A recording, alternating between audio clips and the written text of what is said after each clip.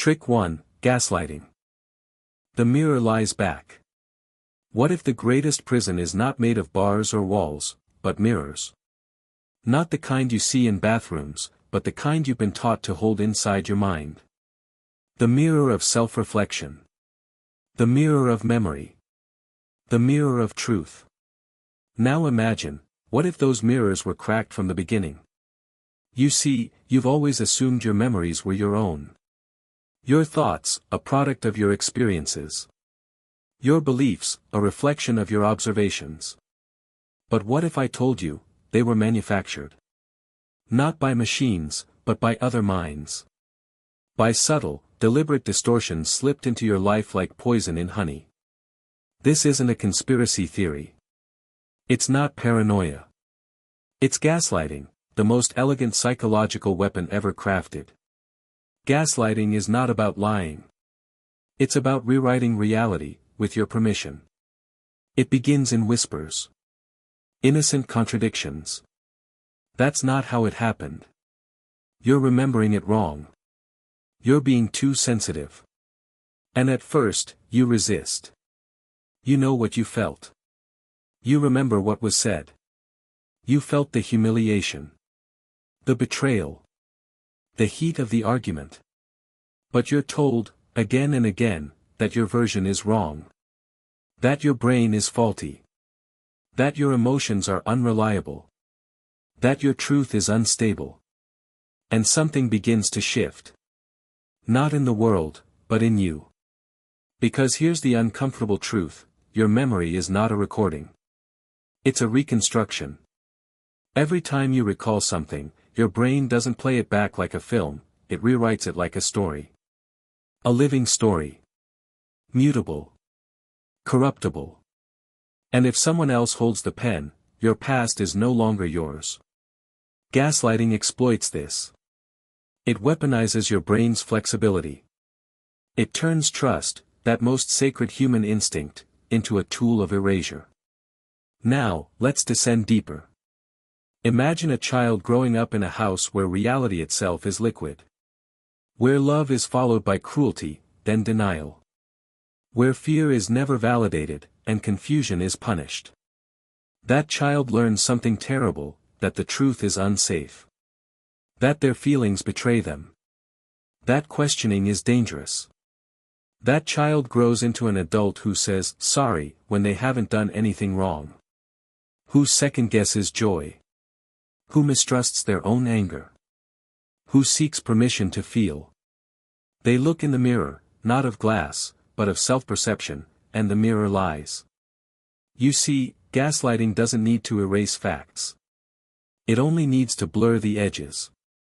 Because in the fog, control becomes easier. People don't fight for clarity when they can't remember what clarity feels like. But now let's push further, into the paradox. Gaslighting doesn't just distort your memories. It replaces your metaphysics. It forces you to adopt an external source of truth. If someone can make you question your senses, your logic, your memory, they become your new reality. You begin to need them. Not for love. Not for connection. But for orientation. This is the paradox. The more they hurt you, the more you cling to them. Because pain without context is unbearable. And gaslighters offer context. Twisted, self-serving, hollow context. But it's something. And in a world where you no longer trust yourself, something feels safer than nothing. This is why gaslighting is not just abuse. It's existential warfare. You think this is rare? No. It's institutional. It's cultural. It's systemic. Watch a politician deny something they said on video. Watch a media outlet spin a tragedy into a narrative. Watch a corporation make you feel guilty for the planet burning. Now look closer. Has someone ever made you question whether your ambition was selfish? Whether your sadness was valid? Whether your reality was too much? Let me give you a new metaphor. Gaslighting is the psychological version of inception. A lie planted not just in your mind, but in the soil of your identity. And the fruit it bears is doubt. Sweet, corrosive doubt. But how do I know if I've been gaslit, you ask? Let me ask you something instead. Have you ever apologized for feeling bad? Have you ever doubted your memory more than someone else's denial? Have you ever silenced yourself, not because you were wrong, but because you feared being seen as wrong? Then yes. You've tasted the smoke of someone else's fire. And here's where it gets disturbing: once you've been gaslit deeply enough, you don't need the gaslighter anymore. You do it to yourself. You become your own unreliable narrator. You dismiss your instincts. You narrate over your trauma. You smile when you should scream. You rationalize what once outraged you. You call this growth. It's not. It's survival. Gaslighting is the death of certainty. And when certainty dies, all that remains is obedience. Not to facts, but to voices louder than yours. Now, come up for air. Let this settle in your bones for a moment. What does it mean to reclaim your reality? What does it mean to trust your mind again? It means becoming dangerous. To question loudly. To feel deeply. To remember fiercely. To say, I believe myself. Because here's the final twist: your memories may be flawed. Your feelings may be messy. Your perceptions may be incomplete. But they are yours. And reclaiming them isn't arrogance. It's liberation. The gaslighter's greatest fear is not being exposed. It's becoming irrelevant. Because once you trust your truth, their power dissolves. So the next time someone says, "That's not what happened," whisper back, "Then show me your mirror. And I'll show you mine. And maybe, just maybe, we'll both see what we've been too afraid to admit all along." Trick 2, brainwashing. The water isn't clean. It never was. You think you know what brainwashing is. You imagine cults. Dim rooms. Chanting. Leaders in robes, commanding the weak-willed to abandon their families and drink the Kool-Aid. That's the caricature. That's the puppet show, played out on the stage of popular culture to distract you from a more terrifying truth. Brainwashing isn't an event. It's a process. It doesn't begin with force. It begins with familiarity. And here's the paradox that should haunt you: you cannot be brainwashed unless you believe you're thinking freely. Let me show you. You wake up each day wrapped in rituals. You reach for your phone. Swipe. Scroll. Dopamine hits dressed as headlines. Outrage disguised as information. Ads masquerading as identity. You absorb it all, thinking, "I'm just staying informed." But are you? Or are you being conditioned? Conditioning is the cornerstone of brainwashing. Not through pain, but through repetition. Through pattern. Through the soft, relentless rhythm of reinforcement. Like a drop of water on stone, over time, even the strongest mind erodes. The most dangerous propaganda doesn't scream. It whispers. It embeds itself in the songs you hum, the jokes you repeat, the hashtags you share. It hides in your language. It frames the questions you think you're asking. It defines what's normal before you even decide what's true. You think, "I would never fall for that." But ask yourself, what do you believe today that you didn't 5 years ago? Where did that belief come from? Who gave it to you? What did they gain? Most people don't even know the architecture of their own convictions. They decorate the prison, calling it home, never noticing the walls were never of their own design. Let's go deeper. The mechanics of brainwashing, real brainwashing, are elegant. Disturbingly so. They follow a blueprint older than governments and more precise than missiles. You start by disorienting the subject. You take away their bearings. Overload their senses. Contradict their assumptions. Sound familiar? Information floods your feeds. Truth collapses under opinion. Certainty becomes arrogant. Nuance is drowned in noise. You are disoriented. Not just intellectually, but existentially. You no longer know what to care about. And in that void, something else creeps in. The new idea. The seed. But seeds don't grow in hard soil. So next, you apply emotional leverage. Shame. Belonging.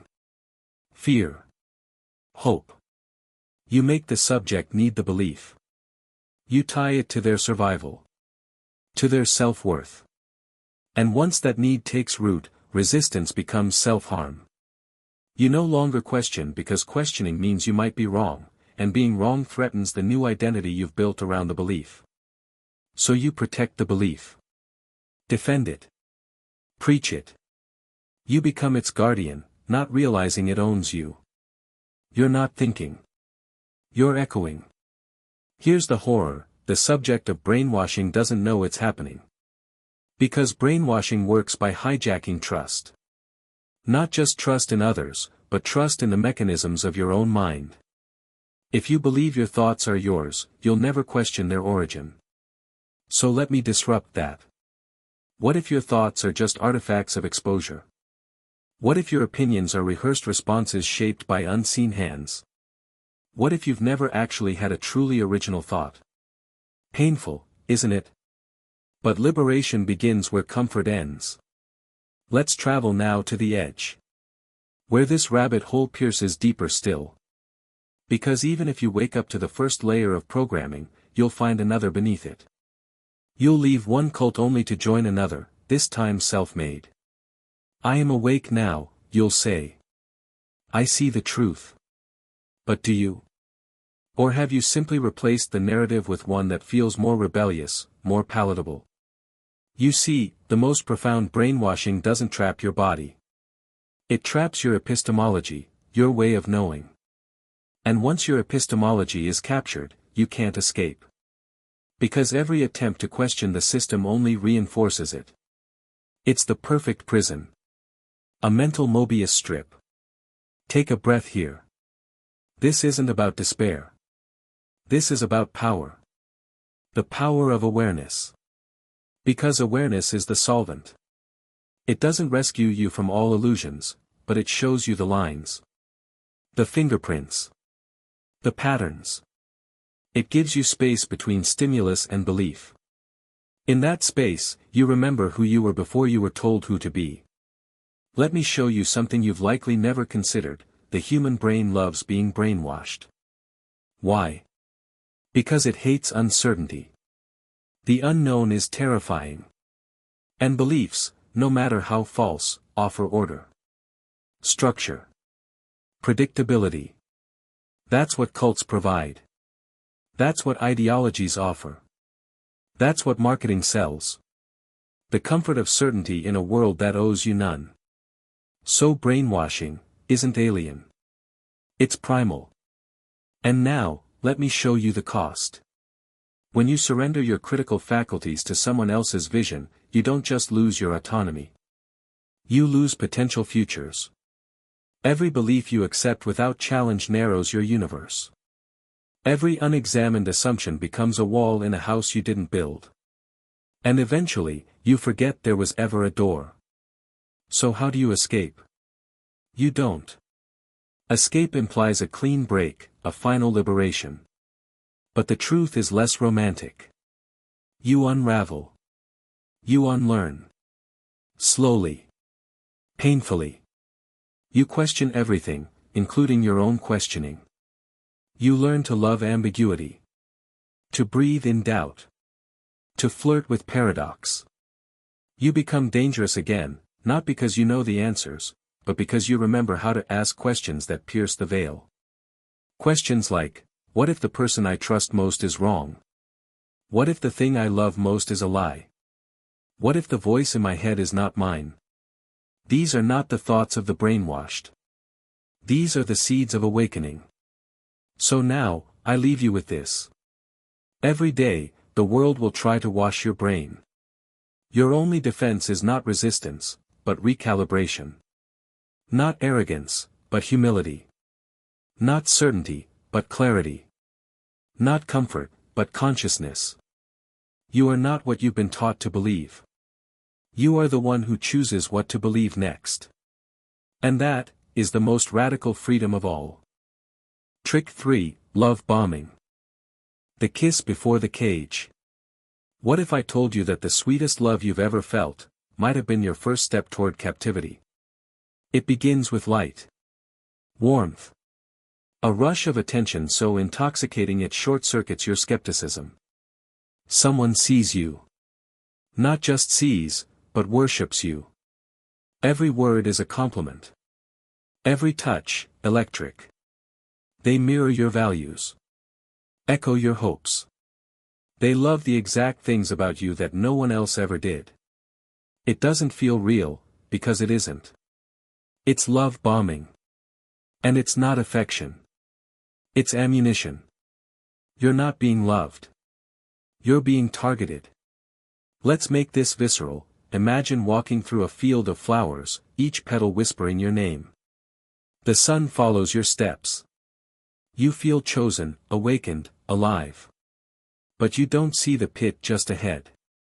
Or the cage slowly forming around your legs, disguised as a garland. That's love bombing, beauty that binds. You think, why would someone fake love like this? Because adoration disarms. Praise disables boundaries. Intimacy erases skepticism. And when someone knows that, they can hack your very sense of reality. Let's take it deeper. Love bombing isn't just about emotional high, it's about psychological debt. Because once someone gives you everything, you feel obligated to give something back. Your time. Your loyalty. Your vulnerability. Your compliance. You become addicted not to the person, but to how they make you feel. They become your emotional dealer. And you? You chase the next high. But here's the first disruption, that high doesn't last. Once you're hooked, the affection becomes conditional. The compliments taper. The affection wanes. The warmth vanishes. And now you're cold, confused, desperate for the sun to shine again. You think, what did I do wrong? Nothing. You were always meant to fall. They just built you high enough to feel it. And now, you work. You mold yourself to be lovable again. You apologize for things you didn't do. You overextend. You tolerate disrespect. You betray your own instincts. All in the hope that the golden flood of attention will return. And sometimes, it does. Just enough to keep you on the leash. Love bombing doesn't just manipulate your heart. It rewires your nervous system. Your sense of safety becomes tied to the manipulator. Their approval triggers your serotonin. Their disapproval spikes your cortisol. And over time, your body becomes loyal, even when your mind screams in protest. That's the deeper paradox. You know it's manipulation. You feel it. But your body wants the lie more than your mind wants the truth. Because the lie made you feel wanted. This is the genius of love bombing, it masquerades as salvation, when it's really seduction into surrender. And once you surrender, the game changes. They didn't fall in love with you. They constructed a fantasy, placed you inside it, and now they punish you for not playing the part. Let me ask you something intimate. Have you ever looked back at a relationship and thought, how did I fall for that so fast? You didn't fall. You were pushed, with velvet hands. Because love bombing isn't chaos. It's calculated. The over-the-top gestures. The "you're the only one" speeches. The promises of forever within days. These aren't symptoms of passion. They're strategies of control.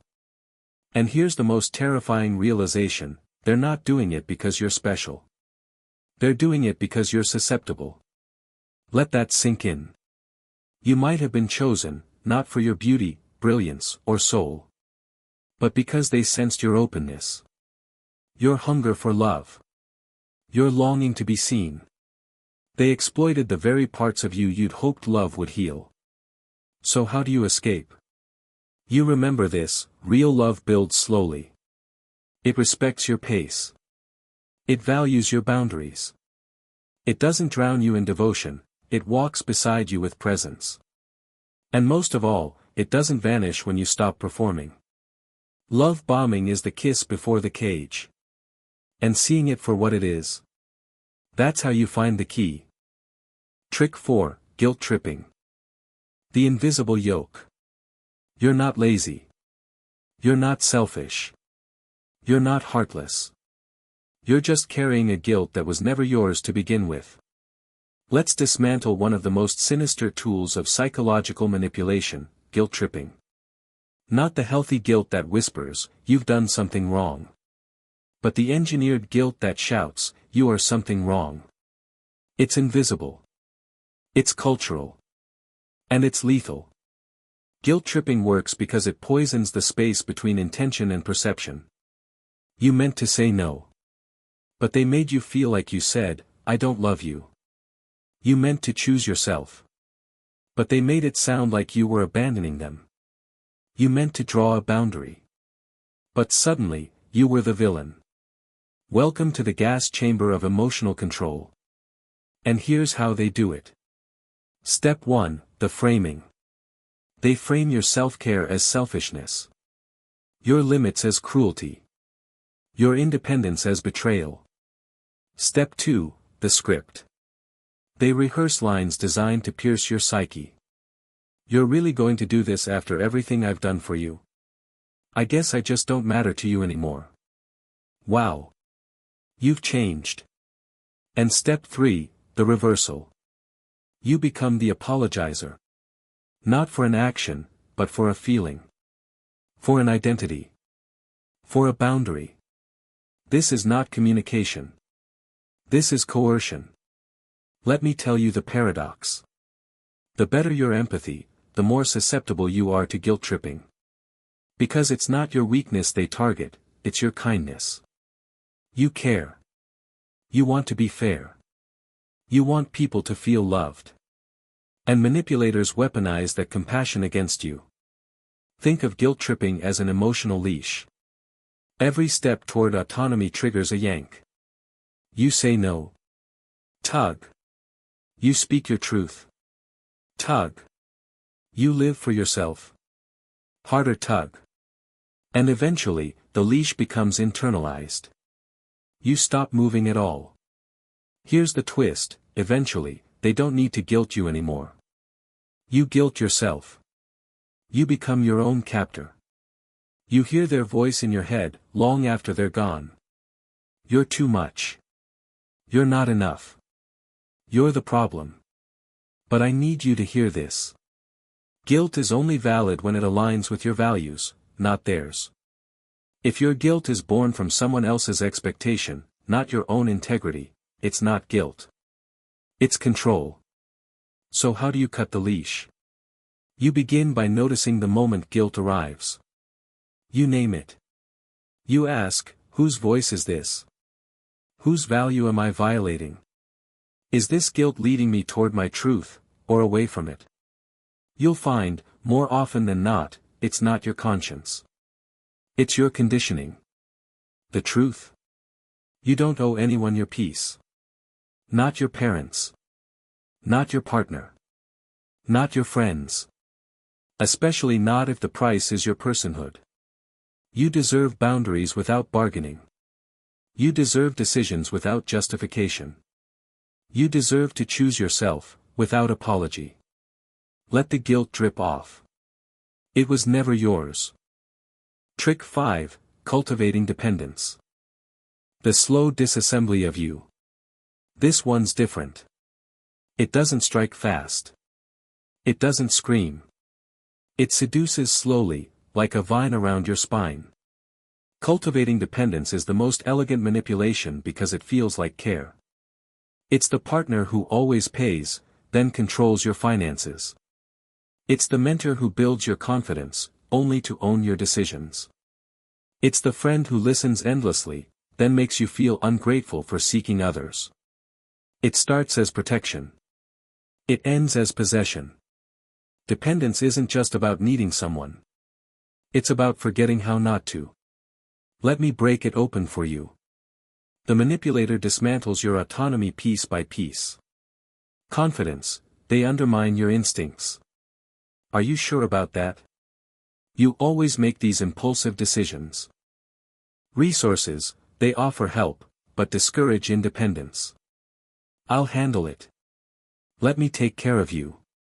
Connections, they cast doubt on your circle. They don't understand you like I do.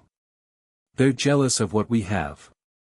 Identity, they slowly merge your identity with theirs. We don't do that. That's not who we are. Until you wake up one day and realize, you haven't made a major decision without their input in months. Maybe years. And if you try to regain control, they don't punish you overtly. They suffer. They make you feel guilty for changing. They get anxious. Depressed. Suddenly they need you more than ever. It feels like love. But it's actually fear. Their fear of losing control disguised as your need for support. And the cruelest twist? You begin to fear losing them. Not out of love, but because they've become the scaffolding of your life. You fear the collapse. The exposure. The terrifying reality that you haven't stood on your own in years. But here's the deeper truth. You can. You always could. They just taught you not to trust your legs. So how do you break free? One step at a time. You begin by doing what they said you couldn't. You call that friend they warned you about. You make that decision without checking in. You say, I've got this, even when you're scared. And slowly, piece by piece, you rebuild your spine. Until one day, you look back and realize. They didn't carry you. They weighed you down. Got it? No single-line fluff. No surface-level exposition. Trick 6, Learned helplessness. When the cage is open but you stay inside. There is a certain kind of suffering so quiet, so internalized, it becomes indistinguishable from the self. Not the sharp sting of external pain, but the dull ache of limitation worn as skin. Learned helplessness is not a chain around your ankle, it is the belief that there is no point in reaching for the key, even though the door was never locked to begin with. And that belief is more effective than any prison ever built. You see, we're not talking about abstract theory here. This is about the moments when you stop trying, not because you've decided it's hopeless, but because some old version of you, scolded, shamed, dismissed, learned long ago that effort leads to disappointment, to punishment, to nothing. And that lesson got burned into your nervous system like a brand. It often begins early. A child reaches out for affection and gets cold silence. Tries to speak and is ignored. Offers an idea and gets mocked. At first, there is fight. Tears. Resistance. A demand to be heard. But over time, the mind starts whispering a darker strategy: stop reaching. Stop asking. Stop trying. Not as surrender, but as survival. Because even a child knows that persistent pain will destroy you, and it is better to be numb than broken. So the child numbs. They fold their wings. They adapt. And the adaptation becomes the person. This is the brilliance, and the tragedy, of learned helplessness. The brain, in trying to protect you, ends up caging you. Not to save you from external threats, but from the pain of hope denied too many times. Eventually, the child grows up and becomes an adult who doesn't speak up at meetings. Who stays in loveless relationships. Who doesn't pursue their dreams. Not because they're lazy, not because they're weak, but because somewhere deep inside, they believe, on a level too buried to question, that it wouldn't matter anyway. That no one would listen. That it's safer to stay small than risk another wound. And the world, seeing only the external symptoms, inaction, complacency, withdrawal, labels them unmotivated. Irresponsible. Lazy. But it's not laziness. It's grief. A grief so old and pervasive, it's been forgotten, and in its place lives a kind of ghost, one that haunts not with fear, but with apathy. The terrifying part? The longer this state persists, the more the body conforms. Neural pathways shrink from disuse. Dopamine circuits dull. The brain literally stops lighting up in response to potential rewards. The belief that nothing will work becomes biology. This is not metaphor, it is measurable, neurological change. Your learned helplessness starts to feel like who you are. But it's not. It never was. It was a protective strategy carved in a moment of pain. And strategies can be retired. Reclaiming yourself starts small. With a whisper against the noise, what if I try again? Not in grand gestures, but in tiny acts of rebellion against the programming. You ask the question even if it might be ignored. You apply for the job even if you might be rejected. You walk through the open door, shaking, unsure, but walking anyway. And at first, it feels absurd. Hope feels like a foreign language. Confidence feels like someone else's costume. But then, something shifts. A small success. A tiny validation. And your brain begins to rewire. Not instantly. Not perfectly. But slowly. With every act of defiance against that old belief, your identity begins to stretch into new space. Learned helplessness is not your essence. It's a scar. And scars may linger, but they do not define the soul beneath. You were never truly powerless. You were just convinced you were. But now, the illusion is broken. And the cage? It was never locked. It was built with words, looks, silences. But your footsteps out of it, those are real. And they are yours. Trick 7, Stockholm Syndrome. When captivity starts to feel like home. Stockholm Syndrome is one of the most haunting psychological phenomena ever documented, not because it reveals our fragility, but because it exposes the terrible beauty of how far the mind will go to survive. Imagine this: you are trapped, physically or emotionally. Your sense of safety has been shattered, your autonomy stripped away. Every moment is saturated with fear, confusion, and uncertainty. You don't know when kindness will come, or if it will. You don't know what will trigger punishment. You live in suspended animation, scanning constantly for signs of danger, of reprieve. Then suddenly, your captor offers you something unexpected. A smile. A blanket. A word of validation. And in that moment, something inside you shatters, not in terror, but in relief. The hand that fed you pain now feeds you comfort. And your mind, desperate for coherence, latches onto that act like a starving creature. You see, the brain cannot sustain hatred forever, not when the object of that hatred controls every variable of your survival. So instead, it rewrites the script. It starts small. They didn't hit me today. They said sorry. They're just misunderstood. And slowly, the captor becomes not just tolerable, but essential. You begin to see the world through their lens.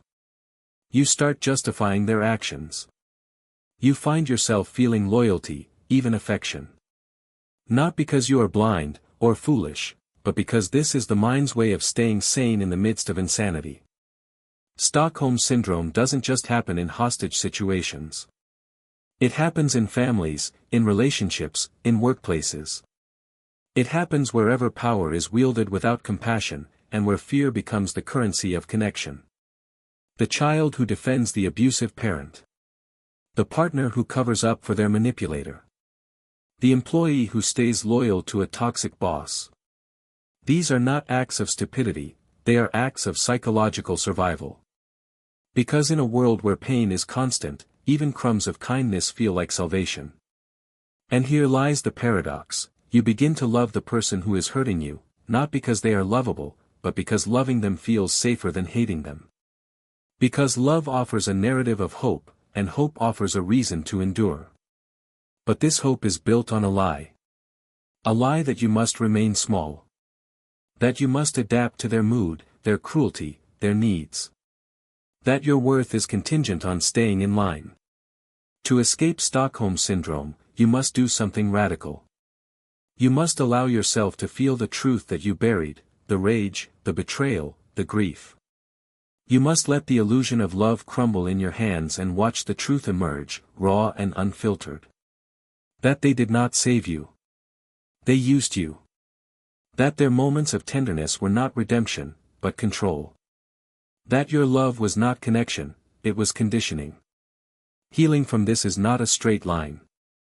It is a long, painful excavation. You will doubt yourself. You will mourn the fantasy. But beneath that rubble is a self that remembers who you were before you adapted to fear. And that self is still alive. Still waiting. Still capable of choosing freedom, even if it trembles in doing so. You don't owe your loyalty to the person who broke you. You owe your loyalty to the version of you that survived. And that version deserves to come home. Trick 8, Memory Manipulation. The erasure of you. Memory is a liar. And yet, we build our entire identity on its stories. We tell ourselves that our past is solid, that it anchors us, defines us, explains us. But what if I told you that every time you remember something, you are not retrieving the truth, you are rewriting it? Not in some poetic sense, but literally, neurologically. Your brain, when accessing a memory, alters it slightly. Changes the colors. Reorders the sequence. Injects new emotions. And then stores it again. Not as a preserved artifact, but as a new version. This means your memories are not snapshots. They are paintings. And the brush is always in motion. This natural flaw in human cognition is where manipulators thrive. They don't need to fabricate whole new stories. They just need to tilt the frame. A slight suggestion. A reframing of tone. That's not what happened. You were just tired. You always overreact. These phrases seem small. Harmless. But they are chemical agents, dissolving the edges of your truth. Over time, you begin to question not just the events, but your very perception. Your emotions become suspect. Your intuition becomes a traitor. You start to rely on their version of the past more than your own. Not because it makes more sense, but because it's been repeated more often. This is not gaslighting's younger sibling, it is its more sophisticated cousin. Memory manipulation is not about denying the event. It's about bending the lens through which you remember it. And once that lens is warped, so is your identity. Because we are not just creatures of the present. We are made of our past. And when that past is altered, we become disconnected from ourselves. But here is the most chilling part, you don't need another person to manipulate your memory. You can do it to yourself. Trauma often does. It hides things. Softens them. Invents redemptions for abusers. Protects the abuser so the world still makes sense. Because to admit what really happened would be to let the self you've constructed collapse under the weight of truth. And so you remember differently. Lovelier. Simpler. Safer. But the cost of this is profound. You begin to lose track of who you are. Your reactions don't match your memories. Your instincts feel disconnected. And some part of you, subconscious, primal, knows something is off. Knows that something sacred was taken. Not an object. Not a moment. But a version of you that once existed. To reclaim yourself, you must begin to remember again. Not perfectly. Not all at once. But bravely. You revisit the dark rooms. You pick up the old pages. You listen to the stories your body tells, the tension in your shoulders, the tightening in your chest. You compare memories with those who were there. You gather the fragments. You reconstruct not the past, but your connection to it. Because you were not wrong. You were not too sensitive. You were there. You felt what you felt. And your memory, flawed, messy, alive, is still yours. The mind may bend. But the truth, when reclaimed, is a sword.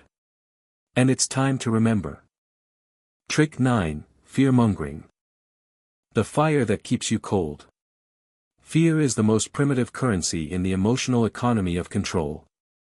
It is older than language, deeper than logic. It predates reason, civility, and even memory. To be human is to be afraid, of death, of isolation, of the unknown. But in that vulnerability lies a hidden lever. And those who understand how to pull it, can make people do anything. Fear-mongering is not about warning you. It's not a red flag waving to keep you safe. It's a red curtain being pulled over your eyes so someone else can move the pieces behind the stage.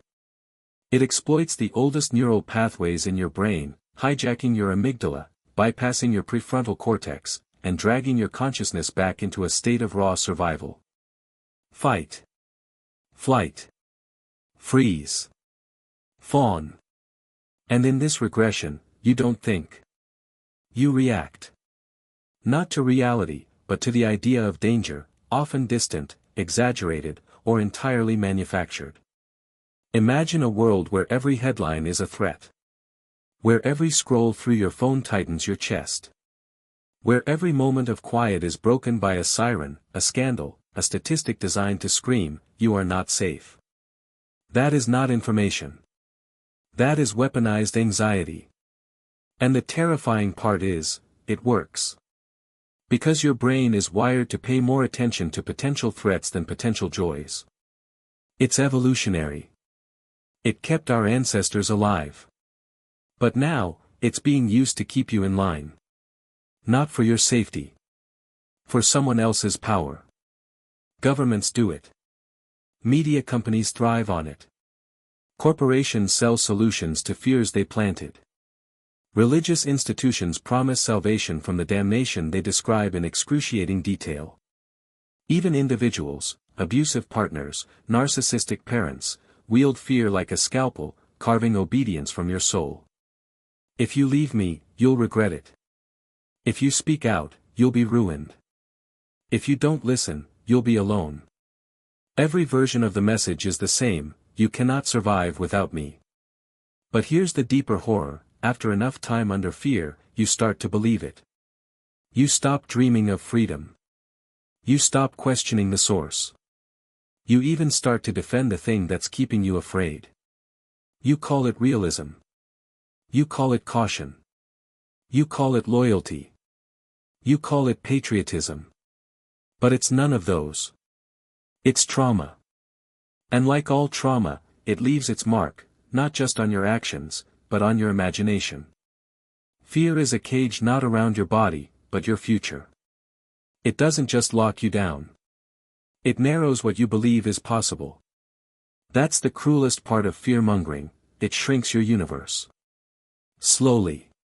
Quietly. Until you mistake the walls for the world. But what happens if you stop believing it? Not recklessly. Not blindly.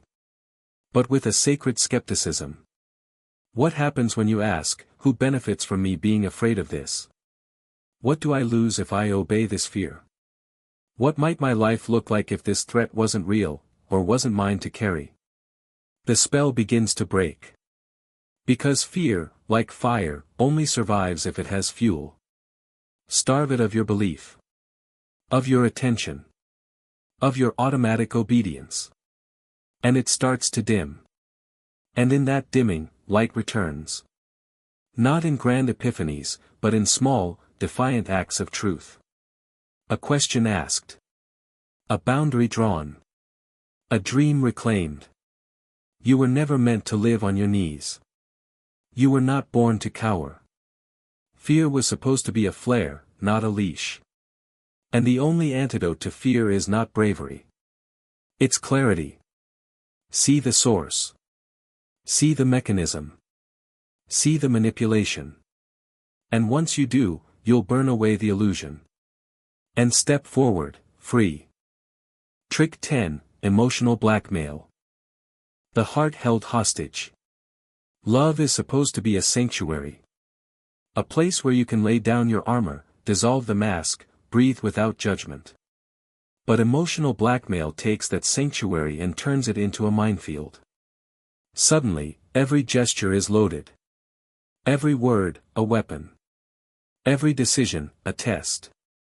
And the price of peace becomes your authenticity. At its core, emotional blackmail is the art of attaching consequence to emotion. Not healthy consequence, like accountability or mutual growth, but distorted consequence. If you really loved me, you'd do this. If you say that, I don't know if I can keep going. I guess I just don't matter to you. These phrases may sound subtle. Passive. But they're psychological knives, designed to cut at the root of your agency. You're not just being asked to care, you're being commanded to prove it through compliance. The manipulator doesn't threaten with fists. They threaten with withdrawal. Affection becomes conditional. Communication is weaponized. Silence is used as punishment. Emotional expression is turned into currency, traded for obedience. And soon, you find yourself not living, just managing. Every move pre-calculated. Every truth softened or silenced. You anticipate their moods. You over-explain. You apologize before speaking. You think, maybe if I just make them happy, it'll go back to how it was. But here's the trick, it was never real to begin with. Because love that demands performance is not love. It's control. It's psychological colonization. And the longer you play along, the more you lose touch with what you actually feel. With what you want. With what is true for you. What makes emotional blackmail so insidious is that it disguises itself as connection. It uses your empathy against you. Your loyalty. Your hope. It forces you into a sick game where the only way to win is to keep betraying yourself. And the worst part? The manipulator doesn't even have to know they're doing it. Often, they're just repeating patterns they learned from their own trauma. But your empathy for their pain doesn't negate your need for safety. To escape emotional blackmail, you must reclaim your right to disappoint people. Yes, you read that right. You must remember that love is not earned through self-erasure. That your no is sacred. That your needs are not inconveniences. That the real test of love is not whether someone agrees with you, but whether they can honor you when they don't. You do not have to keep your peace by destroying your truth. You do not have to shrink to be loved. You do not have to give in just to keep things calm. The moment you realize that someone else's emotional chaos is not your responsibility to fix, you begin to return to yourself. Not out of spite. Not out of coldness. But out of clarity. Emotional blackmail loses its power the moment you stop negotiating with it. And that is the first act of real love, for yourself. Trick 11, Playing on insecurities. The wounds they whisper into. We all carry them, those quiet cracks in the self. Some come from childhood. Others from betrayal. Some are forged in silence, in the things no one ever told us we were allowed to be. These insecurities live in the background, shaping our self-image like invisible scaffolding.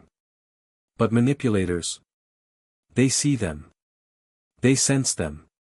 And worse, they know how to play them like instruments. To play on someone's insecurity is to speak directly to the wound, while pretending to offer a balm. Are you sure you're good enough for that? You're not like other people, you're sensitive, fragile. I only say this because I care. These words don't sound cruel. They sound concerned. But they carry a deeper message, you are less. You are broken. You need me to stay balanced. Without me, you'd fall apart. This tactic is more than criticism. It's identity manipulation. The abuser doesn't just highlight your flaws, they frame them. Define them. Claim them as evidence of why you must stay dependent. And over time, your insecurities aren't just wounds, they become reasons. Reasons to stay. Reasons to shut up. Reasons to obey. And the genius of it? It feels like truth. Because the voice they use to deliver the poison sounds so much like the voice in your own head. The voice of your inner critic. The voice of your old shame. They don't implant new beliefs, they just echo the ones you already fear are true. And in that echo, they gain control. But here's what they don't tell you: your insecurities are not flaws. They are places where you were never loved properly. That is not weakness. That is evidence of your humanity. And anyone who exploits that for power is not a guide. They're a parasite. To fight this manipulation, you don't need to become invincible. You don't need to be perfect. You just need to change who gets to speak into your wounds. You need to learn to meet your own insecurities with compassion before anyone else can weaponize them. You need to build an internal voice louder than theirs, one that says, yes, I have scars. And I still get to make choices. I still get to be free. And most of all, you must remember this. Someone who truly sees your wounds won't press them. They'll protect them. Someone who truly loves you won't feed your fear. They'll help you outgrow it. You are not broken. You are not too much. You are not the sum of your shame. You are still whole. Still sovereign. Still capable of rising, especially from the places they tried to bury you. Because what they saw as a weakness was the place your fire lives. Trick 12, Triangulation. The third edge of the blade. The most effective manipulation doesn't come from direct conflict, it comes from triangle logic. From the moment a third person, real or imagined, is introduced into a two-person relationship, the ground begins to shift. What was once intimate becomes comparative. What was once collaborative becomes competitive. You are no longer relating, you are competing for proximity. Triangulation is the subtle insertion of a third party into a dynamic, usually by a manipulator, to destabilize, control, and create emotional dependence through jealousy, insecurity, or rivalry. It's whispering praise about someone else while minimizing you. It's referencing an ex who never made such a fuss. It's telling you how someone else understands them in ways you don't. And every time it happens, a crack forms in the connection, and they step into that crack and take control. Let's make it real. You're in an argument with someone who matters to you. Instead of staying with the discomfort, they pivot. Even Sarah said I was right. Just like that, you're no longer arguing your truth. You're defending yourself against an unseen jury. And that jury never had to exist. It might not even be real. But your nervous system doesn't know that. It just knows you're losing ground, and so you scramble to reassert closeness, clarity, control. That's the game. Triangulation manufactures distance so that you'll chase closeness. It inserts comparison so you'll perform. It invokes jealousy so you'll submit. And if the triangle persists long enough, you begin to reshape yourself, not to align with your truth, but to win back the attention that was taken. You stop being a participant in the relationship and become a contestant in a game you didn't choose to play. This tactic shows up everywhere. Romantic partners dangle other options. Parents pit siblings against each other. Managers create competition between employees to maintain obedience. Even spiritual leaders triangulate followers with God or morality. The message is always the same: there is someone better. Watch your step. But here's the twist: there is no triangle without your belief in it. The triangle isn't real. It is a narrative. A manipulation of perspective. A distortion that convinces you to abandon trust, transparency, and grounded self-worth. So how do you escape it? You refuse to play. You stop chasing proximity to someone who dangles your value in front of you like a carrot. You call out the tactic. You name the triangle. You say, this isn't between me and Sarah. It's between you and me. And then you sit in that confrontation. And you watch what they do. A healthy person will lean in. They'll clarify, repair, engage. A manipulator will pivot, blame, escalate, or ghost. Triangulation isn't just a tactic. It's a litmus test. It tells you who wants connection, and who wants control. Don't compete for love.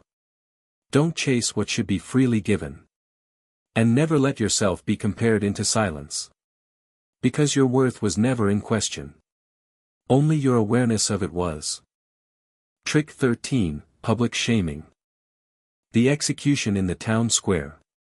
There is a reason public shaming has existed since the birth of civilization.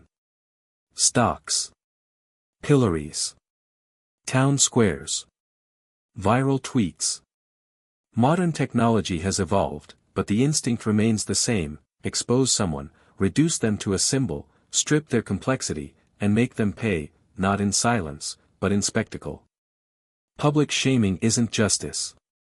It's theater. And it exists not to correct behavior, but to feed power. Let's be clear, accountability is sacred. Truth-telling is necessary. But public shaming doesn't serve truth. It serves hierarchy. It is not about healing the wound, but using the wound as leverage. It is not about resolution, it is about domination. When someone shames you publicly, especially in a personal relationship or small community, they are not seeking dialogue. They are seeking submission. And they want an audience to watch you submit.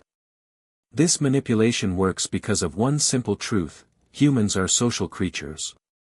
Our nervous systems evolved in tribes. Rejection from the group once meant death. And though we no longer live in those tribal villages, our bodies still respond to shame as if our lives are at stake. The hot flush. The chest collapse. The desire to disappear. These are not just emotions. They are survival responses. When someone exposes your flaws or your story without your consent, they are weaponizing this biological vulnerability. They are placing your social body on trial. And whether their facts are true or not almost doesn't matter. Because public shaming bypasses nuance. It reduces. It flattens. It dehumanizes. You stop being you and become a symbol, a cautionary tale, a villain, a scapegoat. This is the darkest alchemy of shame: it turns truth into a cudgel. Now here's the deeper manipulation: after a public shaming, the shamer often returns, with rescue. I just wanted to help you. I had to do it this way, you left me no choice. I only shared it because I care. And suddenly, they frame the very act of public humiliation as a gift. This isn't a mistake. This is manufactured dependency. They break you in public so they can hold you in private. They control the narrative and then offer you healing, on their terms. But what's stolen in that process is not just dignity, it's agency. The right to tell your own story. To navigate your own mistakes. To face your growth privately. To emerge with your own interpretation. When someone takes that from you, they don't just injure your reputation, they injure your relationship with yourself. So what do? You reclaim the mic. You speak your truth, not to apologize into compliance, but to recenter your humanity. You name the tactic.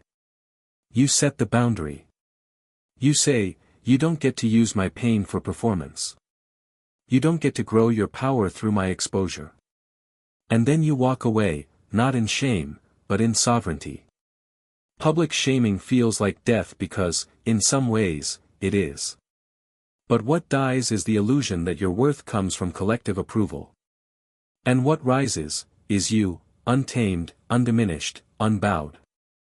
Trick 14, Hoovering. The whisper at the door you thought was closed. You think it's over. You've walked away. You've cried. Screamed. Grieved. Blocked the number. Changed your routines. Told yourself the chapter is closed. But then, a message. A like. A song shared. A, hey, just thinking of you. And suddenly, your breath catches. Your brain lights up. Your heart stutters. Because the ghost has returned. And it knows exactly how to make you question whether you imagined the haunting. This is hoovering, the manipulator's final tactic. The emotional vacuum that sucks you back into orbit just when you were beginning to find gravity again. It is not about love. It is not about closure. It is about control. The hoover is the last rope they throw out, not to connect, but to reel you back in. You see, manipulators don't always want you when they have you. But they need to know they could have you.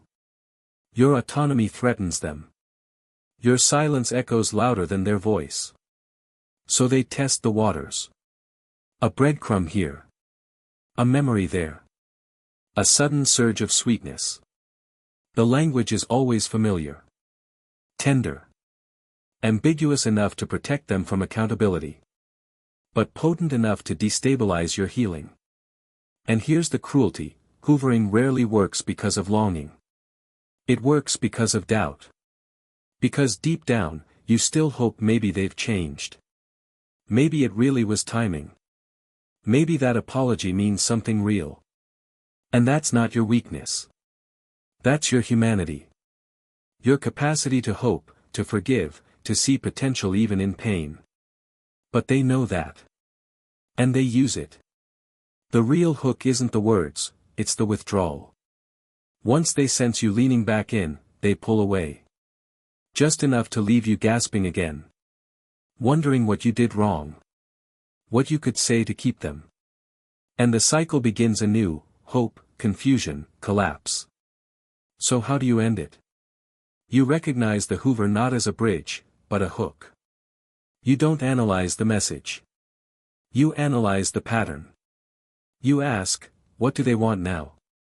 Why now? And who was I becoming before they reached out? Because the answer to that last question is the threat they're responding to. You were healing. Moving on. Becoming someone they couldn't control anymore. Hoovering isn't love. It's panic. It's a power play disguised as sentiment. And once you see it for what it is, you stop responding to the message and start responding to your own intuition. You do not need to explain. You do not need to respond. You do not need to crack the code. You already have your answer. It's in the silence that was giving you peace before they disrupted it. Close the door again. Lock it if you must. Not out of fear, but out of respect for the self that was rebuilding on the other side. They didn't come back because they missed you. They came back because they missed the version of you that didn't know better yet. But now you do. Trick 15, Cognitive Dissonance. The mind that fights itself. What happens when your brain becomes a battlefield between what you know and what you feel? When logic screams one truth while emotion clings to another. This isn't just confusion. It's cognitive dissonance, the invisible war waged inside your mind every time reality fractures and parts of yourself pull in opposite directions. Cognitive dissonance is not a glitch. It's a feature. A survival mechanism built into human consciousness to help us reconcile conflicting beliefs, emotions, and behaviors. But in the hands of a manipulator, it becomes a weapon, a tool to fracture your inner coherence, confuse your sense of self, and make you question what once felt certain. Imagine this: you love someone deeply. You believe in them. You've invested years in their dreams, their pain, their life. And yet, something doesn't feel right. There are inconsistencies. Promises broken. Boundaries crossed. Emotions twisted into guilt. You know something's wrong. Your body knows. Your gut screams. But then they look at you with those eyes. They speak softly. Apologize. Reassure. And suddenly, you're not sure anymore. Was it really that bad? Did I overreact? Could I be misunderstanding? That's cognitive dissonance at work.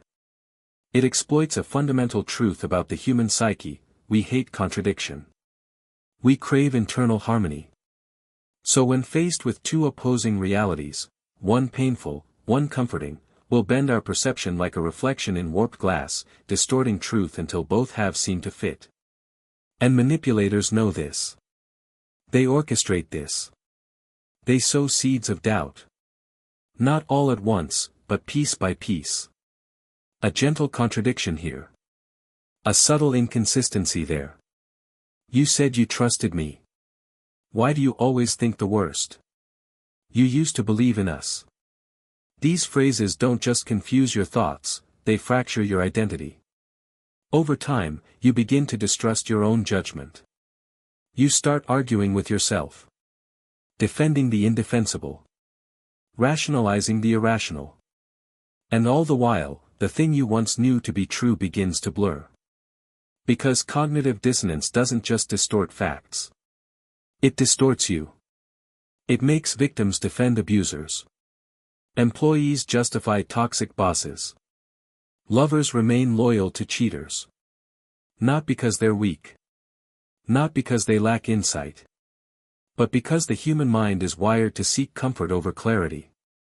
Certainty over chaos. And when loyalty feels safer than truth, you choose loyalty, even if it means betraying yourself. This is how people stay in relationships long after they should have walked away.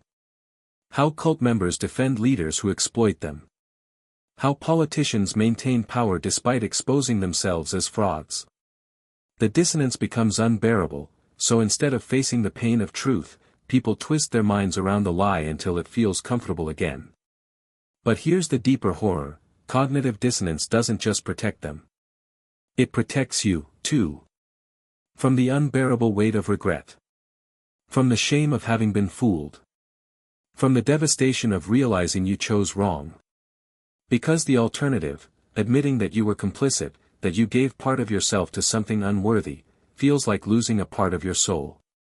So you split. You fragment. One part believes. One part doubts. One part rationalizes. One part screams silently in the dark.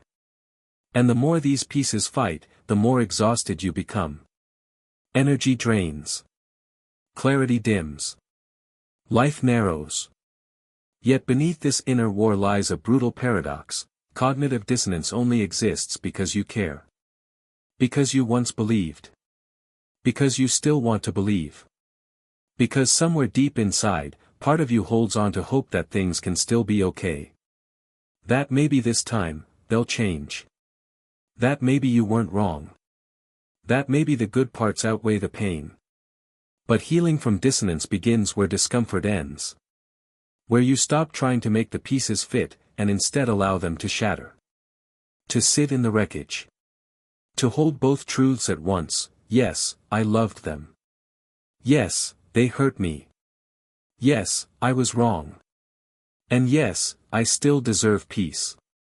Reclaiming yourself starts with a simple act of rebellion: stopping the internal argument. Refusing to play the game of justification. Letting go of the need to make everything make sense. Allowing both realities to exist without forcing them into alignment. Once you do that, once you give yourself permission to feel the full weight of contradiction without needing to resolve it, something shifts. The tension begins to ease. The war quiets. The dissonance loses its grip. Because dissonance only has power when you try to silence it. Let it echo. Let it teach. Let it guide you back to yourself. And when you finally stand on solid ground again, you'll realize the most powerful truth of all. You never had to choose between being right and being whole. You just needed to stop fighting yourself. Trick 16: Exploiting mirror neurons. When their pain becomes yours. Have you ever watched someone cry and felt tears well up before you even knew why? Or flinched when a friend stubbed their toe? Or smiled involuntarily when someone else did? That's not empathy alone.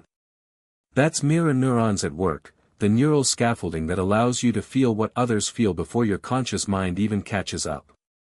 Mirror neurons are one of humanity's greatest gifts. They allow connection. Compassion. Understanding across language and culture. Without them, we would be islands, incapable of bonding, learning, or evolving together. But in the hands of a manipulator, they become a trap, a biological vulnerability turned into a psychological snare. Because mirror neurons don't distinguish between genuine suffering and strategic performance. A manipulator doesn't just tell you they're hurting, they feel it. Or at least, they show it. Their eyes glisten. Their voice cracks. Their breath catches. They slump under an invisible weight. And your nervous system responds instantly, instinctively. You feel their pain before you even decide to care. Before you even ask whether it's real. That's how exploitation works through mirror neurons, not through words, but through body language. Through emotional choreography. Through the silent transmission of distress that bypasses your logic and speaks directly to your limbic system. And once that emotional bridge is formed, the manipulator knows they've won. Because now, you're no longer seeing them as separate. You're feeling them as part of you. And when someone hurts, and you feel that hurt, your instinct is not to question. It's to soothe. To rescue. To sacrifice. Which is exactly what they want. Think of the partner who breaks down into sobs during an argument, not in response to anything you've done, but in response to your boundary. Think of the parent who gasps in pain when you say no. Think of the coworker who collapses emotionally the moment you challenge their behavior. These aren't breakdowns. They're performances. Carefully orchestrated displays designed to hijack your biology and force you into compliance. And because your mirror neurons fire automatically, you don't get to choose whether or not you feel it. You just do. Which makes this manipulation so insidious. It's not a tactic you can simply outthink. It's embedded in your very wiring. But here's the twist, mirror neuron manipulation often works best when the pain is partially real. Because complete fakeness lacks conviction. People can smell a lie from a mile away, subconsciously, if not consciously. So the manipulator layers truth within the manipulation. They take real grief, real anger, real sadness, and exaggerate it. Inflate it. Weaponize it. They use fragments of their actual pain to hook you in, and then amplify those emotions until they control the entire dynamic. That's how they keep you close. By making you feel responsible for their emotional state. By linking your presence to their stability. By convincing you, not through words, but through neurological resonance, that if you leave, they might fall apart. But here's what they don't tell you, pain does not grant moral authority. Just because someone is hurting doesn't mean you owe them your peace. Just because you feel their pain doesn't mean you must carry it. Just because your body reacts to their suffering doesn't mean you must solve it. Your mirror neurons may be wired to absorb emotion, but your boundaries are yours to set. Reclaiming yourself from this manipulation starts with awareness. With recognizing the difference between feeling with someone and being trapped by someone. With understanding that while your biology leans toward compassion, your sovereignty leans toward choice. You can feel without rescuing. You can witness without fixing. You can care without sacrificing. And sometimes, the kindest thing you can do, for them and for yourself, is step back. Let them feel their pain. Let them learn to hold it. Let them grow from it. Because true empathy is not about absorbing someone else's suffering. It's about giving them space to heal. Even if your body screams otherwise. Trick 17, Exploiting Empathy. When kindness becomes a prison. Empathy is the light. The warmth. The bridge between souls. It allows us to see beyond ourselves, to feel with others, to walk in footsteps we've never walked. It is one of the most sacred human capacities, the ability to extend beyond a self and meet another in their pain. But when empathy is exploited, that sacred light becomes a cage. What was meant to connect becomes a chain. What was meant to uplift becomes a burden. And suddenly, the very thing that made you kind makes you vulnerable. The very thing that made you beautiful becomes your weakness. Exploiting empathy is not loud. It doesn't shout. It whispers. It seduces. It uses your capacity to care against you, turning your biggest strength into your most exploitable flaw. Picture this: someone comes to you with pain. Real pain. Grief. Trauma. Betrayal. Loss. And you open your heart. You listen. You comfort. You offer support. You give them space to collapse, to breathe, to heal. Because that's who you are. You care. You feel deeply. You understand what it means to suffer. But slowly, almost imperceptibly, something changes. Their pain becomes your responsibility. Their needs overshadow yours. Their boundaries erode yours. Every choice you make is filtered through their emotional state. Every word you speak is measured against their sensitivity. Every boundary you try to draw is met with a quiet accusation, not spoken outright, but felt in the silence. You're hurting them. They're already going through so much. Can't you just be there? Empathy becomes a lever. A tool wielded to extract compliance. To justify imbalance. To demand sacrifice. And because you care, because your heart is open, you keep giving. Even when it costs you. Especially when it costs you. Because that's the brilliance of this manipulation, it operates under the guise of goodness. After all, how can caring be wrong? How can listening be harmful? How can offering support be abuse? But abuse doesn't always wear a mask of cruelty. Sometimes it wears a mask of compassion. Sometimes it hides behind trauma. Behind fragility. Behind the unspoken rule: if you truly cared, you wouldn't set limits. And so you don't. You mute your needs. You swallow your pain. You erase your exhaustion. Because saying no feels like betrayal. Saying stop feels like abandonment. Saying enough feels like cruelty. But here's the hidden wound: they didn't break you because they needed you. They broke you because it served them. And that's the deepest betrayal of all. Because true empathy does not require martyrdom. True connection does not demand sacrifice. True care does not erase the person doing the caring. To reclaim yourself from this manipulation, you must redefine what it means to be empathetic. You must learn that real kindness includes boundaries. That deep compassion honors your own needs. That true support empowers rather than consumes. Empathy should never be a debt. You do not owe your peace to anyone who uses your heartbreak as leverage. You do not owe your energy to anyone who confuses your presence with ownership. You do not owe your silence to anyone who uses your compassion as a leash.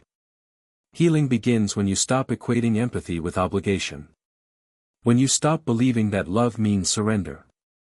When you stop thinking that to care is to forfeit yourself. Love should not drain you. Care should not consume you. Compassion should not kill the compassionate.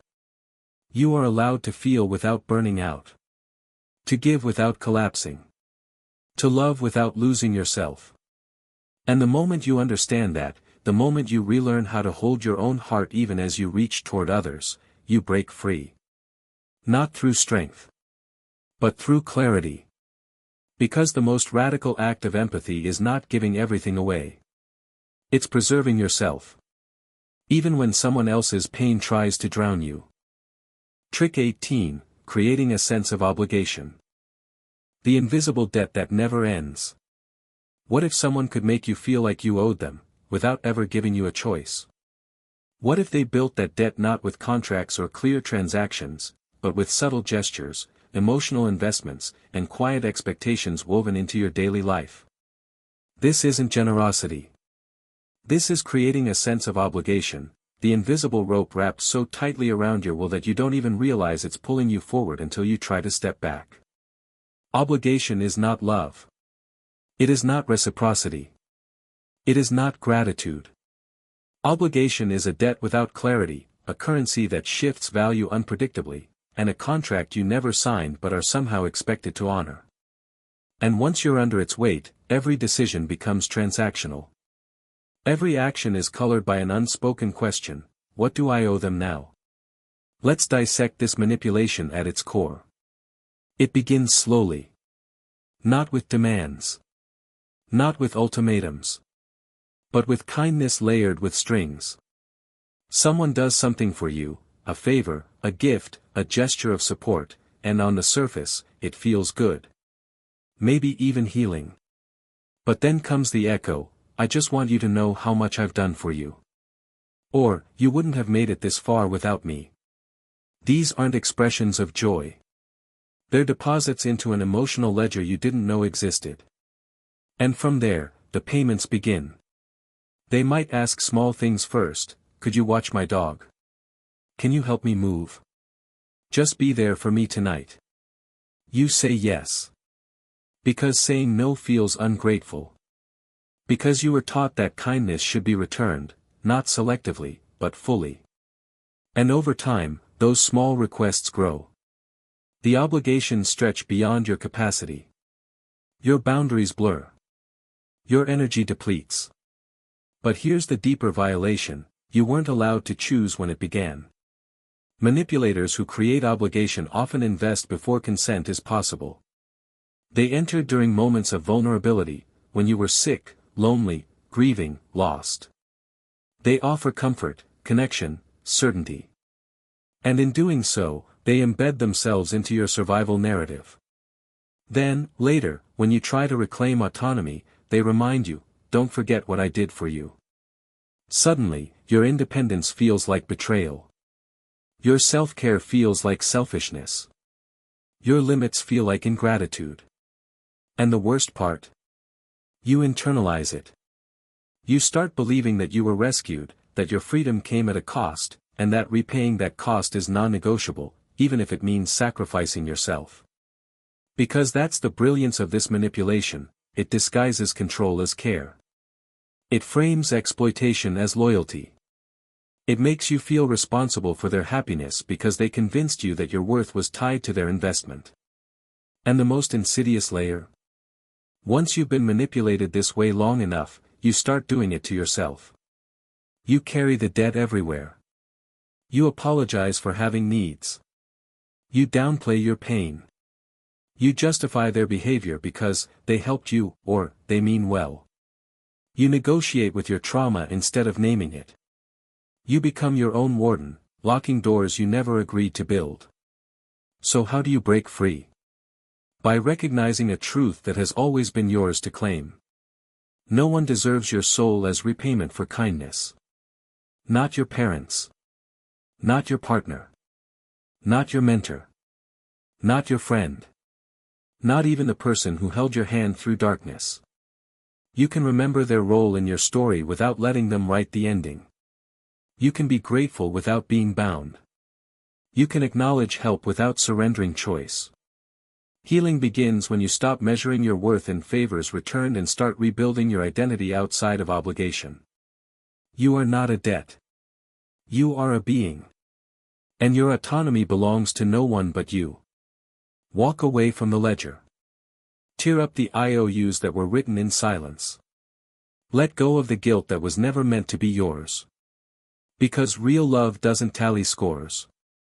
Real support doesn't demand servitude. Real care doesn't chain the heart. What you gave was honest. What you received may have helped. But what you keep, that is yours. And it always was.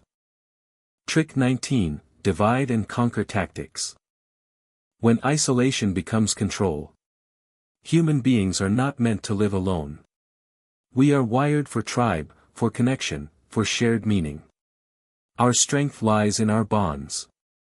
Our resilience comes from collective support. Our growth happens in the mirror of others. Which is precisely why divide and conquer tactics are so devastating. This manipulation is ancient. Used by empires. Employed by dictators. Reflected in modern relationships, workplaces, and families where control is more important than community. Its goal is simple: isolate the target until they have nowhere to turn, no one to trust, and no voice strong enough to resist. The method is elegant. Disturbingly so. It starts with sowing doubt between people. A whisper here. An assumption there. They said something about you. She doesn't actually respect you. He only keeps you around for what he can get. These seeds are planted not all at once, but drop by drop, until eventually, the water turns bitter. And once distrust begins to spread, the manipulator steps in, as the sole source of stability. The only one who truly understands. The only one who's always been honest. The only one who really sees you. Suddenly, everyone else is suspect. Everyone else has motives. Everyone else is unreliable. Except them. That's the genius of divide and conquer.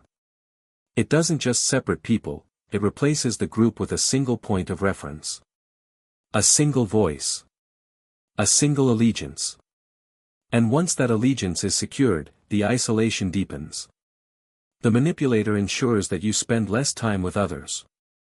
They criticize your circle. Undermine your friendships. Make you feel guilty for loving people they don't approve of. Slowly but surely, your world narrows. Your options shrink. Your allies disappear. And in that vacuum, control solidifies. Because when you're alone, you lose perspective.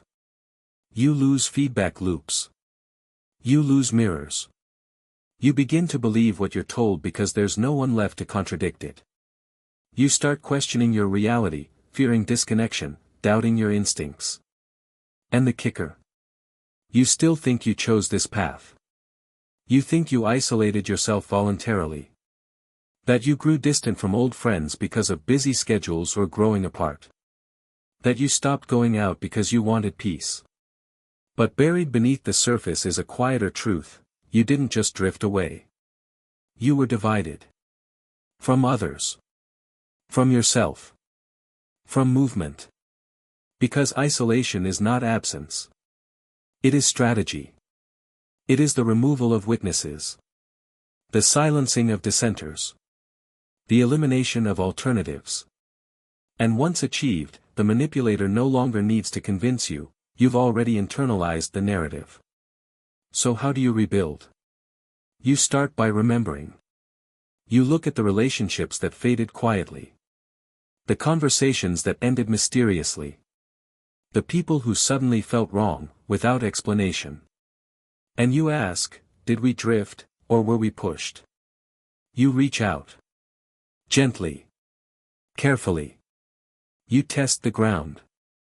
See who remembers the version of you that existed before the fracture. And most importantly, you allow yourself to mourn what was taken, not just from your life, but from your mind.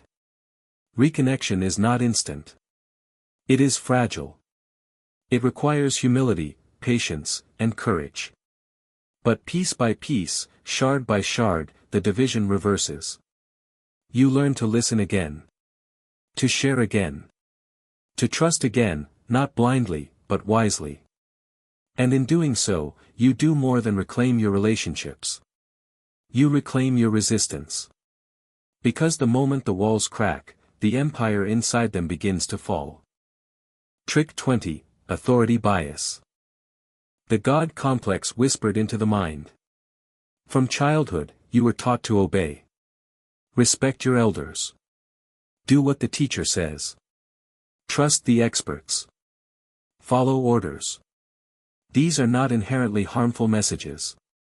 In many cases, they protect us. Guide us. Help us navigate complexity. But embedded within them is a dangerous programming seed: authority equals truth.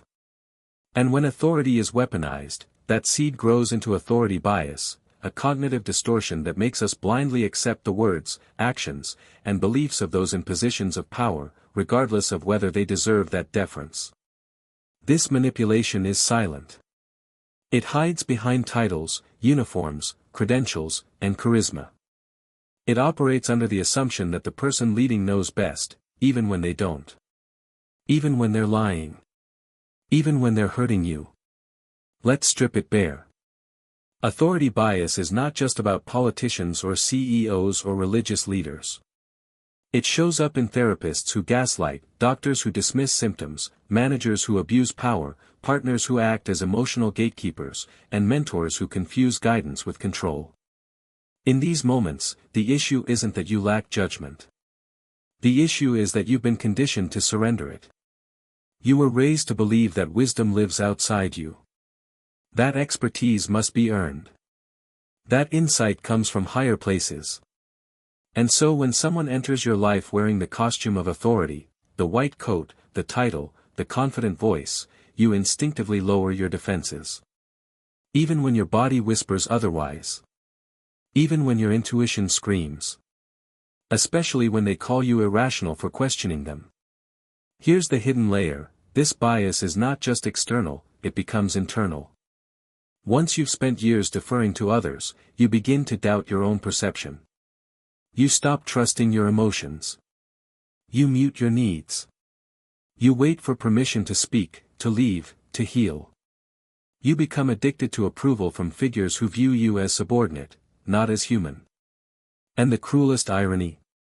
Authoritarian figures thrive on your doubt. They need it. Because if you trusted yourself, you'd no longer need them. So they cultivate it. They reward compliance. Shame defiance. Label authenticity as insubordination. And over time, you internalize the hierarchy. You see yourself as lesser. As flawed. As incapable.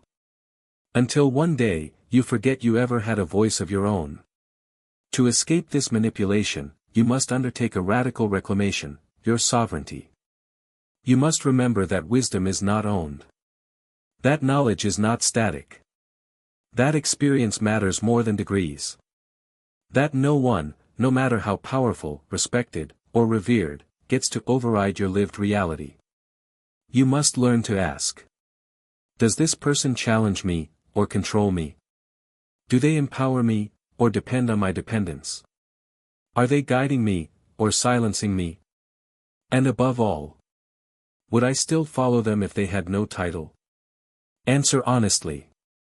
Because real teachers don't demand obedience, they invite inquiry. Real leaders don't enforce hierarchy, they dissolve it. Real authority doesn't inspire fear. It inspires freedom. You are not broken. You are not ignorant. You are not unworthy of knowing. Your thoughts have validity. Your feelings hold truth. Your voice carries weight. And the moment you stand in that truth, unshaken by titles, unswayed by uniforms, unimpressed by ego, you become untouchable. Because the greatest authority is not found in rank. It is found in resonance. In alignment. In the quiet certainty that you, too, have the right to lead. Even if it means walking away from everything you were taught to follow. Trick 21, Scapegoating. The mirror that only reflects evil. There is a moment, sharp, silent, shattering, when you realize that your pain has been turned into someone else's weapon. Not because of what you did. Not even because of what you are, but because of what they needed you to be. A symbol. A villain. A vessel for their own rot. This is scapegoating, the most ancient form of emotional projection, dressed up in moral righteousness and delivered like a verdict without trial. Scapegoating doesn't need truth.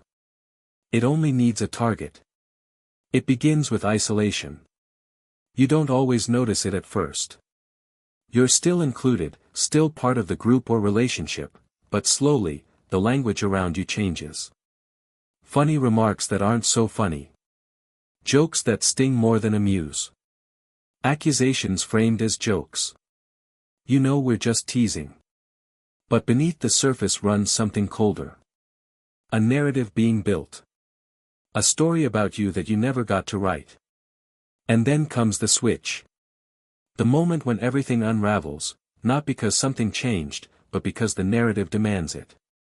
Suddenly, every flaw you've ever had becomes proof of your guilt. Every past mistake is resurrected as evidence of malevolence. You are no longer seen. You are interpreted. Through a lens so warped that even kindness feels suspicious. This is how scapegoating works. it doesn't destroy you outright. It constructs a version of you so grotesque, so exaggerated, so monstrous that eventually, you start believing it too. Because everyone says it. Everyone agrees. And if enough people say something long enough, even lies begin to feel like gravity. The true horror of scapegoating is that it does not require malice. Often, those who participate believe they are doing something righteous. They see themselves as protectors. As defenders of peace. As restorers of balance. But what they restore is not harmony, they restore hierarchy. They preserve comfort by sacrificing one person's dignity. Because scapegoating is not about justice. It is about control. It turns entire groups into prosecutors. Friends become jury. Family becomes executioner. And the scapegoat? You become the lightning rod for all the unspoken tensions, the unresolved trauma, the repressed emotions that no one else wants to face. Your pain becomes the price others pay for their unity. And here's the paradox, you were chosen not because you were the weakest. You were chosen because you were visible. Because you dared to exist differently. To speak out. To challenge. To reflect back what others didn't want to see in themselves. So instead of confronting their own discomfort, they placed it inside you. Made you carry it. Labeled you with it. Called it your burden to bear. But it was never yours. That's the lie at the center of scapegoating, they convince you that you are the problem. That you brought it on yourself. That you disrupted peace when really, you disrupted illusion. And sometimes, the most dangerous thing a person can be is the one who refuses to pretend. So how do you survive this? By reclaiming your narrative. Not through confrontation. Not through proving them wrong. Not through begging for understanding. By walking away from the false story they wrote about you and stepping fully into the truth of who you are. Not perfect. Not pure. Not flawless. But real. Human. Whole. The scapegoat is not a role. It is a label.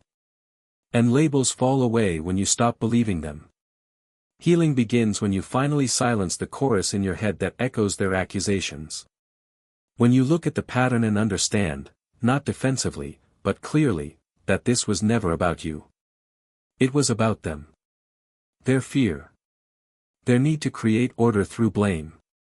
Their inability to sit with discomfort unless they could point its finger elsewhere. You are not their shadow. You are not their failure. You are not their sin. You are simply the one who refused to be invisible, and for that, they tried to erase you. But you are still here. And that means you won. Because the scapegoat survives. Even when they try to bury you. Trick 22, Social Proof Exploitation. When believing becomes borrowing. Human beings do not make decisions in isolation. We are tribal creatures. Our survival once depended on conformity, on belonging, on reading the room before speaking, acting, choosing. That instinct remains lodged deep in our psyche, an echo of ancient wisdom now hijacked by modern manipulation. Social proof exploitation is not about convincing you directly. It is about making you think you are deciding freely while subtly feeding you the illusion that everyone else already believes. Everyone else already chose. Everyone else already agreed. And so why wouldn't you? This is not persuasion, it is influence disguised as consensus. Imagine scrolling through social media and seeing dozens of posts praising a new product, idea, lifestyle, ideology. Not ads. Not paid endorsements. Just regular people sharing their experiences. Real stories. Authentic excitement. And slowly, gently, you begin to align. Not because you've done research. Not because you've tested it yourself. But because everyone seems to love it. And if everyone loves it, perhaps you should too. That is social proof exploitation. It plays on our deepest wiring, to follow the crowd, to trust the majority, to move towards safety in numbers. The manipulator doesn't have to force you. They only have to show you that others have already moved in that direction. And suddenly, resistance feels like isolation. This tactic manifests everywhere. In marketing campaigns that use fake reviews. In cult-like communities that highlight testimonies of converts. In workplaces where dissent is punished by silence. In relationships where the abuser claims, "Everyone I talk to says I'm the victim here."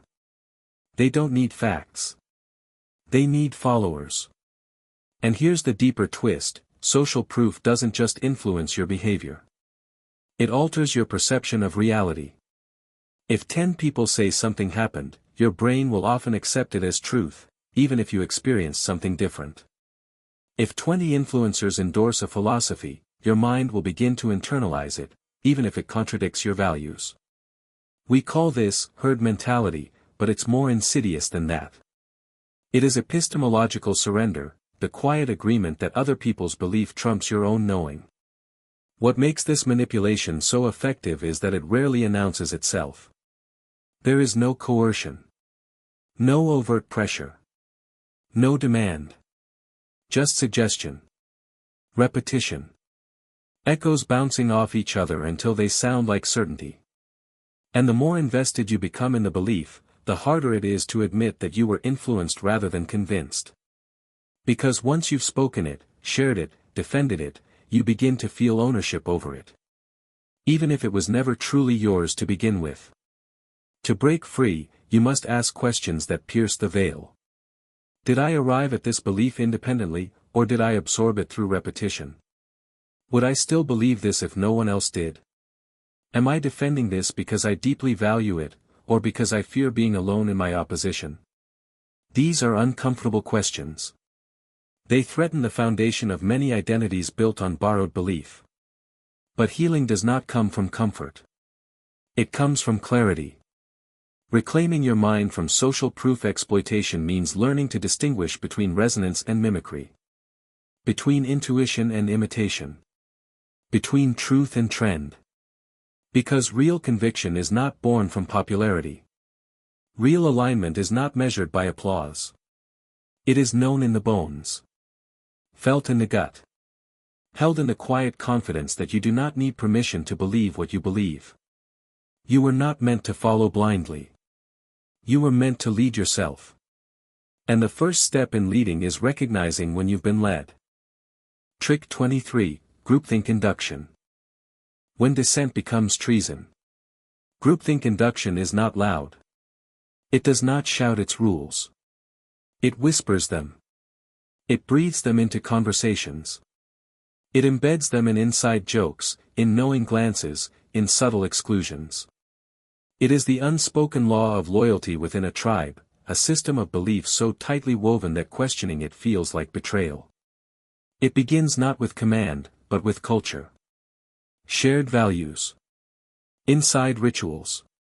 Common enemies. Language that reinforces belonging. And in this warmth, you feel safe. Seen. Connected. But slowly, so slowly you may not even notice, you also begin to police yourself.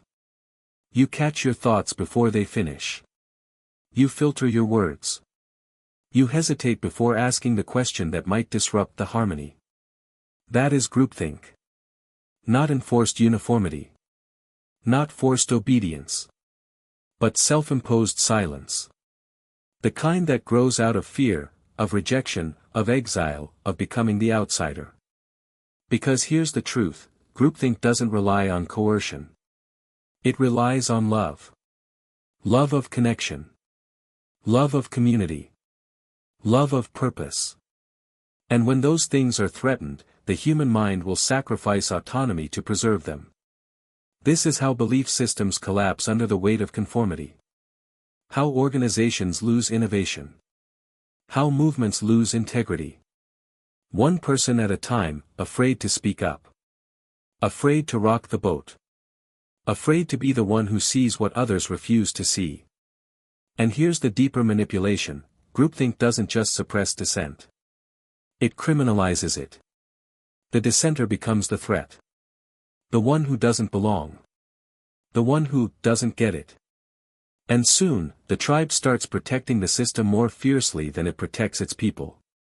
This is where cult dynamics emerge, not necessarily through violence or control, but through emotional punishment. The person who raises concerns is met with silence. With sideways looks. With exclusion. With the slow erosion of belonging until they begin to doubt not just the group, but themselves.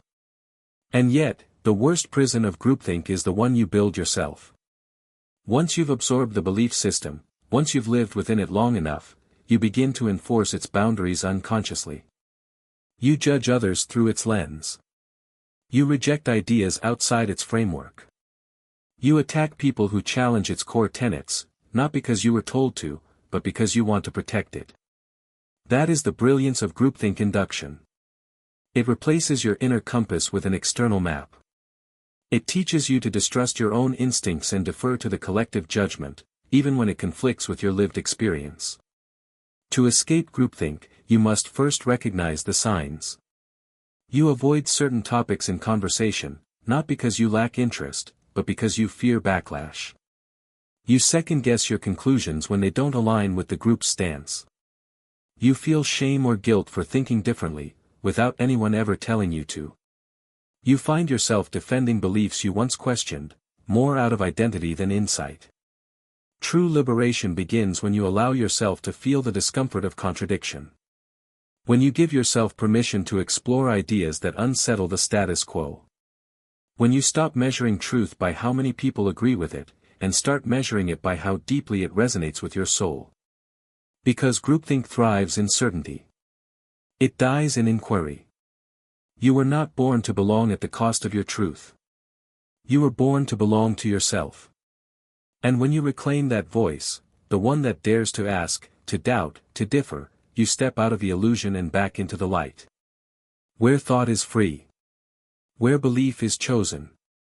Where dissent is sacred. And where you finally remember. You do not need permission to think for yourself. You never did. Trick 24, Cultivating False Identity. The reflection that was never yours. There is a moment, quiet, almost imperceptible, when you begin to feel like a stranger inside your own skin. Not because you've changed, but because someone else has been carving away at who you were until only their version remained. This is not evolution. It is erasure disguised as transformation. And it is one of the most devastating forms of psychological control, cultivating false identity, the slow replacement of yourself with a construct designed to serve another's needs. It begins gently. Not with force, but with suggestion. You are told what kind of person you are. What you value. How you should respond. What makes you special. At first, these declarations feel affirming. They make you feel known. Seen. Understood. But over time, something shifts. The definitions narrow. Their voice grows louder than yours. Your instincts dull. And soon, you find yourself living out a role that no longer feels like ownership, it feels like performance. This is how they build you anew, not from scratch, but from pieces. They take your strengths and twist them into compliance. They reframe your sensitivities as weaknesses. They glorify your loyalty while exploiting its blind spots. They call your independence rashness, your intuition paranoia, your passion overreaction. Slowly, but surely, they reshape your internal narrative until the person you recognize when you look inward is not the one you once were, but the one they needed you to be. And here lies the horror. False identity doesn't announce itself. It doesn't arrive like an invasion. It grows like mold behind drywall, hidden, insidious, thriving in the damp darkness of unexamined belief. You don't wake up one day and realize you're gone. You simply stop feeling fully real. You sense a dissonance, a quiet drift, a growing gap between your thoughts and your actions. You question whether you've always been this way. Whether you're imagining the disconnect. Whether you're just going through a phase. But phases pass. False identities persist, at least until they collapse under the weight of their own falsehood. Because eventually, the body remembers. It starts with tension where there was none before. With confusion during moments of decision. With exhaustion after conversations that shouldn't drain you. With dreams that speak in symbols you no longer understand. And then comes the whisper, the voice beneath the mask, that asks, who am I when I'm not performing for them? That question is the beginning of the end for the illusion. False identity is not merely deception. It is displacement. It is the theft of selfhood under the guise of closeness. It is the substitution of authenticity with expectation. And the deeper tragedy? Many people live entire lives within identities that were never truly theirs, loving, giving, sacrificing, suffering, all while carrying the silent grief of having been misnamed by those closest to them. To reclaim yourself is not a quick act. It is excavation. It is mourning. It is letting go of the comfort of certainty, even if that certainty was built on borrowed ground.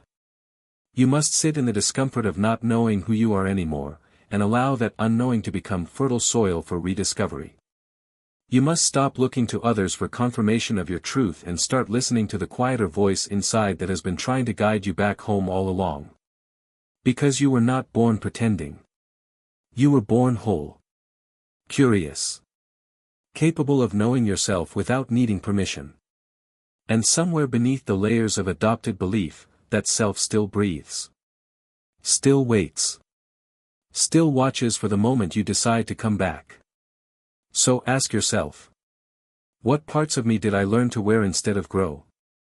Who would I be if I removed their language from my mind? And when you dare to answer, truly, you will step into the first light of your real self. One you were never meant to lose. Only forget. Trick 25, the seeds of self-doubt. The garden where confidence dies. You do not doubt yourself all at once. It does not happen in a single conversation, a single failure, a single rejection. No, self-doubt is planted like a seed. Small. Quiet. Seemingly insignificant. But once rooted, it spreads silently through your psyche, feeding off the nutrients of your confidence, wrapping around your potential, choking the life from belief until all that remains is uncertainty dressed as wisdom. This is the true power of seeds of self-doubt. They make you believe that questioning yourself is growth, when in reality, it is erosion. They convince you that hesitation is caution, that second-guessing is maturity, that insecurity is humility. And in doing so, they disarm you. They strip you of the conviction that fuels action. They replace instinct with interrogation, courage with caution, clarity with confusion. They begin subtly. A remark framed as concern. A question posed as curiosity. Are you sure? Maybe you're overthinking it. That's just how you see it.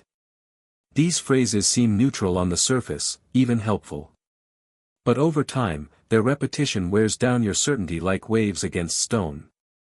You begin to mistrust your memory. Doubt your perception. Question your emotions. And the more you question, the less solid you feel within yourself. And here's the cruel design: doubting yourself doesn't just limit your success. It limits your ability to protect yourself. Because when you no longer trust your gut, you stop setting boundaries. When you question your voice too deeply, you stop speaking altogether. When you can't discern truth from distortion, you surrender your autonomy to the very people who taught you to doubt in the first place. Self-doubt becomes a self-fulfilling prophecy. The more you believe you're incapable, the less you try. The less you try, the fewer successes you have. The fewer successes you have, the more evidence you gather that you were right to doubt. And thus, the loop tightens. A spiral formed not from logic, but from programming so deep it feels like character. But the deepest wound created by planting seeds of self-doubt is the loss of direction. Without trust in yourself, you cannot navigate decisions. You second-guess opportunities. You dismiss praise. You hesitate in moments that demand action. You search endlessly outside yourself for answers that were always yours to give, if only you had believed they were worth hearing. Reclaiming your self-trust is not about proving yourself. It is not about building a new foundation from scratch. It is about returning to the ruins of your old certainty and rebuilding from what remains. It is recognizing that doubt was never the enemy, doubt unchecked was.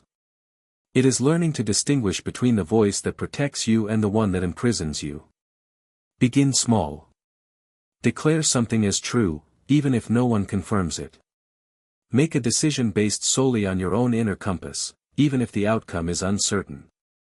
Speak your perception aloud, even if it contradicts someone else's version. Each time you do, the roots of doubt weaken. Each time you listen to yourself, something ancient stirs awake. You were not made to walk through life apologizing for your existence. You were not built to wait for permission to know. Because the truth buried beneath years of conditioning is simple, and devastating. You were never lost. You were misled. And now, you are finding your way back. Walk boldly. Listen closely. Speak clearly. And let every step forward be proof that the garden is yours to tend. Trick 26, Emotional Contagious Exploitation. When their storm becomes your drowning. Human beings are wired to feel together. Empathy is our birthright. We are biologically primed to mirror pain, to share joy, to synchronize sadness. This connection is beautiful. Life-giving. But in the hands of a manipulator, it becomes a weapon, a process known as emotional contagious exploitation, where your ability to feel with others is used not to deepen intimacy, but to extract energy, obedience, and silence. It starts with exposure. You are placed in proximity to someone whose emotional state is unstable, volatile, or extreme. Maybe it's a partner overwhelmed by trauma.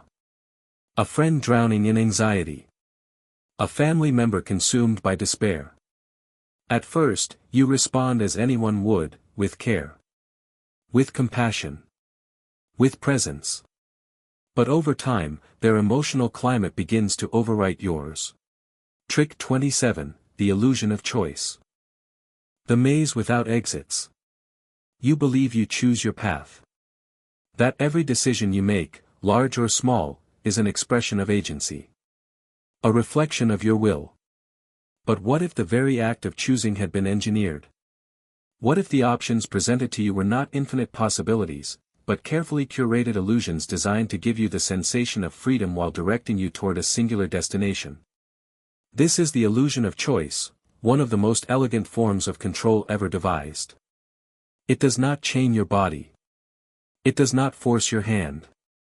It allows you to walk freely through a maze, while ensuring that no matter which turn you take, you end up exactly where they want you.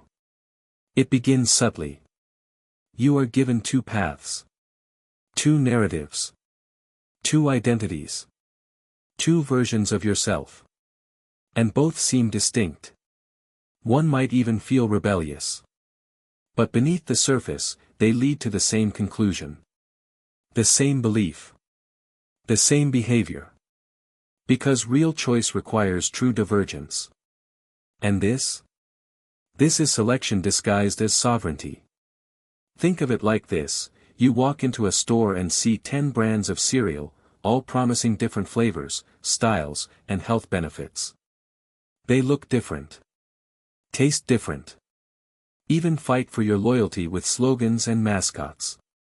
But all 10 brands are owned by the same parent company.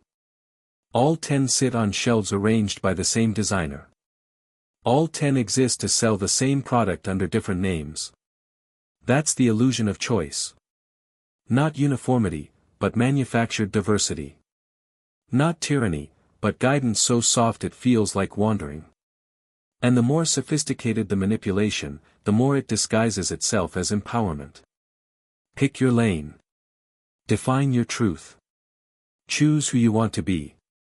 These phrases sound liberating until you realize that someone else has already drawn the boundaries. Designed the lanes. Set the limits of what counts as truth. And decided what identity is socially acceptable or commercially viable. This happens everywhere, in politics, where two parties offer opposing rhetoric yet enact policies that serve the same systems. In relationships, where you're asked to choose between staying in a painful dynamic or walking away alone. In media, where stories appear to challenge norms while still reinforcing dominant ideologies. In consumerism, where buying something new becomes the only way to express change. What makes this manipulation so insidious is that it doesn't require deception, at least, not obvious deception.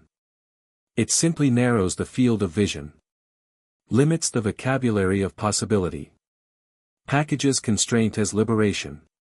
And because you feel free, you don't question the architecture of your confinement. But here's the deeper horror, you start to enforce the illusion yourself. Once you've made your choice, you defend it fiercely, even when it no longer serves you. You invested time, energy, identity into this supposed freedom. To admit it was orchestrated would mean admitting you were never fully in control. And that threat to self-image is too great. So instead, you double down. You become an advocate for the system that shaped you. You tell others to choose freely, unaware that you're pointing them toward the same invisible walls. Reclaiming yourself from the illusion of choice starts with unlearning complacency. With asking questions that unsettle. Who decided what choices are available? Why do these options feel like opposites, yet always lead to the same outcome? What alternatives have been excluded from my awareness, and why? Am I choosing based on desire, or have I been conditioned to desire this choice? These aren't easy questions. They unravel certainty. They destabilize comfort. But they also open the door to something radical.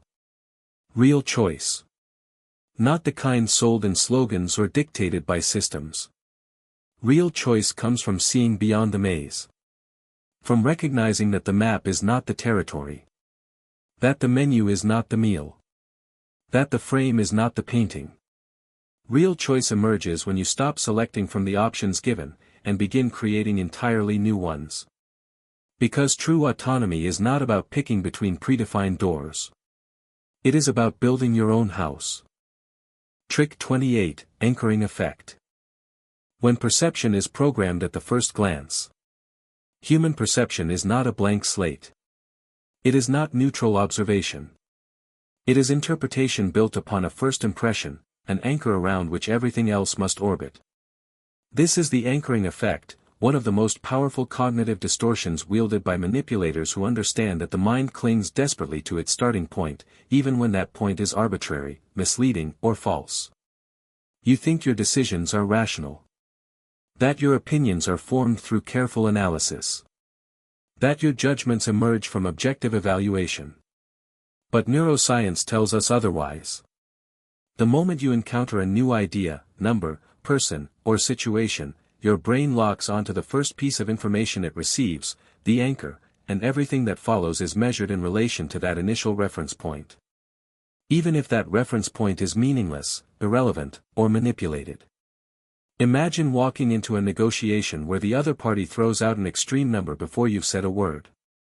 Suddenly, your counteroffer isn't just a response, it's a deviation from their suggestion.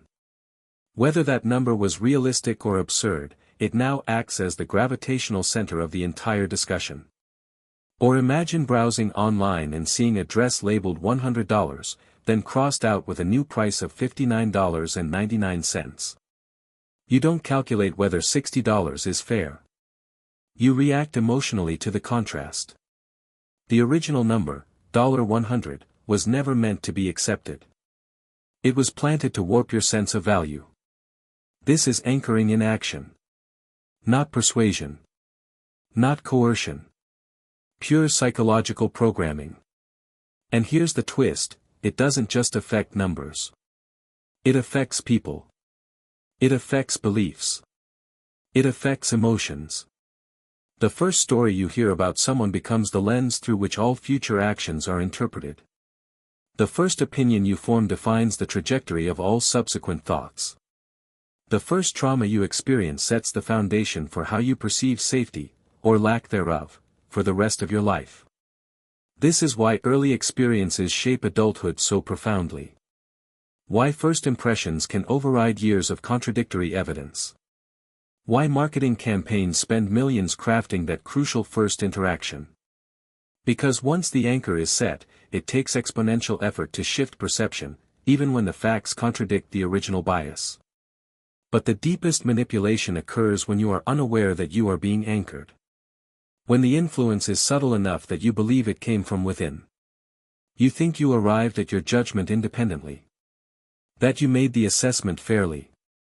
But in reality, your brain was hijacked long before you realized the game had begun. For example, consider a relationship that starts with intense affection, love bombing, as we've explored before. That initial flood of attention becomes the emotional anchor. Later, when affection wanes, you measure your worth against that ideal. You wonder what you did wrong. You adjust yourself to regain favor. You forget that the original behavior was not sustainable, it was strategic. But because your nervous system latched onto that high, everything that follows feels like falling short, even if it was never meant to last. Or consider political messaging. A candidate introduces themselves as a voice for the forgotten, establishing an anchor of empathy and justice. Later, when they enact policies that harm the very people they claim to protect, you hesitate to condemn them. Because your brain measures every action against the original claim, even if it was never honored in practice. To escape anchoring manipulation, you must learn to recognize the mechanism. To ask, where did this belief originate? Was it mine, or was it given to me? Is this number, statement, or behavior truly representative, or was it chosen to skew my perception? Would I still hold this view if I had encountered the opposite first? Because anchoring is not inherently malicious. It is a survival mechanism. Your brain seeks shortcuts to navigate complexity. But when those shortcuts are exploited, clarity becomes distortion. Choice becomes illusion. And freedom becomes guided misdirection. Once you understand this, you gain the power to reset. To loosen the grip of the first impression. To reframe the narrative. To recalibrate your compass, not by rejecting all anchors, but by choosing them consciously. Because perception may be influenced. But awareness? Awareness is yours to reclaim. Trick 29, Framing Effect Manipulation. How reality gets rewritten before you can react. Reality is not static. It is not a fixed landscape waiting to be discovered. It is filtered, shaped, and interpreted, through language, context, and presentation. This is the essence of the framing effect, the invisible hand that determines how you see the world not by changing the facts, but by altering the frame through which those facts are viewed. You believe you respond to content. That your reactions are based on what is said, done, or shown. But the framing effect proves otherwise. Identical information, delivered with a different tone, structure, or emphasis, evokes completely different emotional and cognitive responses. Because how something is framed determines what it means. Which means that whoever controls the frame, controls perception. Consider this, two doctors describe the exact same surgery. One says, there's a 90% survival rate. The other says, there's a 10% chance of death. Statistically, they are communicating the same risk. But emotionally, the frames create entirely divergent realities. One inspires hope. The other, fear. And depending on who you hear first, your decision shifts, not because the data changed, but because the lens did. This is the power of framing.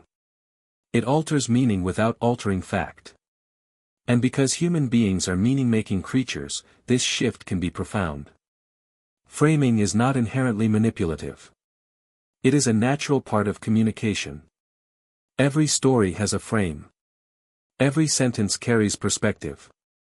But when used intentionally for influence, especially in media, politics, marketing, and interpersonal dynamics, it becomes a tool of psychological engineering. Let's go deeper. In relationships, framing determines how conflict unfolds. A partner might say, "I'm just trying to help you grow." Or they might say, "You keep making the same mistakes." Both statements refer to the same issue. But the first frames the speaker as a guide. The second frames them as a judge. And over time, these subtle linguistic choices rewrite the emotional landscape of the bond. In politics, candidates don't just present their policies, they frame them. One might say, "We're investing in our future." Another might say, "We're raising taxes again." Same policy. Different frame. Opposite emotional impact. In advertising, products are not sold based solely on function, they are embedded in narratives. Luxury is not just a quality, it's a frame. Natural is not just an ingredient list, it's a moral stance. Frames determine desire. They drive purchasing decisions. They define cultural values. But the most devastating use of framing occurs in personal trauma. Abusers often reframe their actions to absolve themselves. "I didn't hurt you, I woke you up. You needed discipline, that wasn't abuse. I lost my temper, but I never meant to scare you." These rewrites don't erase the pain. But they muddy the waters of memory. They confuse the survivor. They dilute accountability. And because the human brain is wired to seek coherence over accuracy, victims often adopt the abuser's frame. They doubt their own version. They internalize blame. They rewrite history to match the lie, because living inside contradiction is unbearable. To break free from framing manipulation, you must learn to detect the lens before accepting the image. Ask: who is telling this story, and what do they stand to gain? What alternative frame could exist for this situation? Would this information feel different if it were phrased another way? Am I reacting to the event, or to how it was described? Because once you see the frame, you can step outside it. Once you recognize the filter, you can remove it. And once you understand that reality can be bent through language, you gain the power to bend it back. The truth is not trapped in words. The truth exists before words arrive. And the moment you remember that, you reclaim your right to see clearly. Trick 30, Confirmation Bias Reinforcement. The loop that feeds itself. You think you're searching for truth. But more often than not, your mind is not engaged in discovery, it's conducting confirmation. You don't process information neutrally. You don't weigh evidence evenly. You don't treat all perspectives with equal curiosity. No. You hunt for what supports what you already believe. You sift out the contradictions. You remember the affirmations. You forget the objections. And over time, this habit becomes a closed loop, a cognitive echo chamber where only agreement enters and dissent fades into static. This is confirmation bias reinforcement, the silent architect of your reality, shaping your thoughts, emotions, and decisions based not on objective analysis, but on the comforting repetition of your own conclusions. It doesn't just distort how you interpret new information. It distorts how you seek it. How you remember it. How you feel about it. And that makes it one of the most insidious forms of internal manipulation. Because here's the deeper horror, your brain actually rewards you for this pattern. Every time you encounter something that aligns with your existing beliefs, dopamine floods your system. Not because that belief is true, but because your brain craves the comfort of coherence. Certainty feels good. Even when it's wrong. This isn't ignorance. It's instinct. The human psyche evolved to survive, not to chase truth. And survival depends not on accuracy, but on the ability to form quick judgments and stick to them. In prehistoric times, hesitation could mean death. So evolution favored pattern recognition and rapid decision-making. Fast forward to today, and that same wiring now traps you inside ideological fortresses built from curated news feeds, selective memories, and emotionally charged experiences. But the real danger lies in how seamlessly confirmation bias can be exploited by others.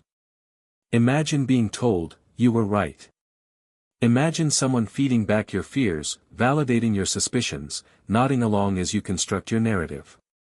They aren't offering insight, they're reinforcing your framework. And by doing so, they make themselves indispensable. Because you feel heard. Seen. Understood. Which makes you less likely to question their motives, even if they're quietly steering you toward a conclusion that serves them, not you. It happens in politics, where media outlets don't just report, they selectively amplify stories that confirm your worldview. It happens in relationships, where partners mirror your paranoia rather than challenge it. It happens in therapy rooms, where practitioners affirm your trauma without guiding you through it. It happens in social circles where groupthink disguises itself as unity. And the most devastating version? When you begin doing it to yourself. You start filtering your own experiences. You reinterpret events to fit your story. You downplay contradictions. You silence doubt. You stop asking questions that might disrupt your certainty. You become addicted to the emotional high of being right, and terrified of the vulnerability that comes with being wrong. That's the trap. Confirmation bias makes you believe you're thinking clearly when you're really just circling tighter around your own assumptions. To escape this loop, you must learn to tolerate discomfort. To sit with uncertainty. To ask not just, does this support me, but what does this contradict? To seek input from people who think differently. To question your memories, your interpretations, your instincts, not cynically, but curiously. To explore whether your beliefs are rooted in experience or emotion. In facts, or in feelings. Because truth isn't found in reinforcement. It's found in exploration. And the moment you allow room for contradiction, you open a door that has been locked for far too long. Reclaiming your mind from confirmation bias doesn't mean abandoning belief. It means recognizing that belief is not always proof. That memory is not always reliable. That feeling right doesn't always mean being right. So let yourself wander again. Into the unknown. Into the unverified. Into the space between what you know and what you've never considered. Because sometimes, the truth hides not in the answers, but in the questions you forgot how to ask. Trick 31, the Baader-Meinhof phenomena. When the world suddenly reflects your mind. Have you ever learned a new word, and then suddenly started seeing it everywhere? Or noticed a rare car model once, and then began spotting it on every street corner? This is the Baader-Meinhof phenomenon, a cognitive illusion that tricks you into believing the world is conspiring with your mind. But behind its seemingly benign strangeness lies a powerful mechanism of perception manipulation, one that turns coincidence into meaning, and meaning into control. Officially known as frequency illusion, this phenomenon exploits two key processes in your brain, selective attention and confirmation bias. First, you notice something new, something previously beneath your awareness. Then, your brain starts scanning for it. Suddenly, it appears everywhere, not because it's actually multiplying in the world, but because your perception has shifted. What was invisible becomes visible. What was background noise becomes foreground signal. And that's where the magic, and the manipulation, begins. Because humans are meaning-making creatures. We don't just perceive, we interpret. We take a strange coincidence and turn it into a sign. A pattern emerges, and we assume intent behind it. Synchronicity feels divine. Fate whispers through the repetition. And before long, you start believing the universe is speaking directly to you. That belief might sound harmless. Romantic, even. But when harnessed deliberately, by marketers, cult leaders, political propagandists, or manipulative individuals, it becomes a tool to shape your reality. They introduce an idea, a phrase, a symbol. Let it sink in.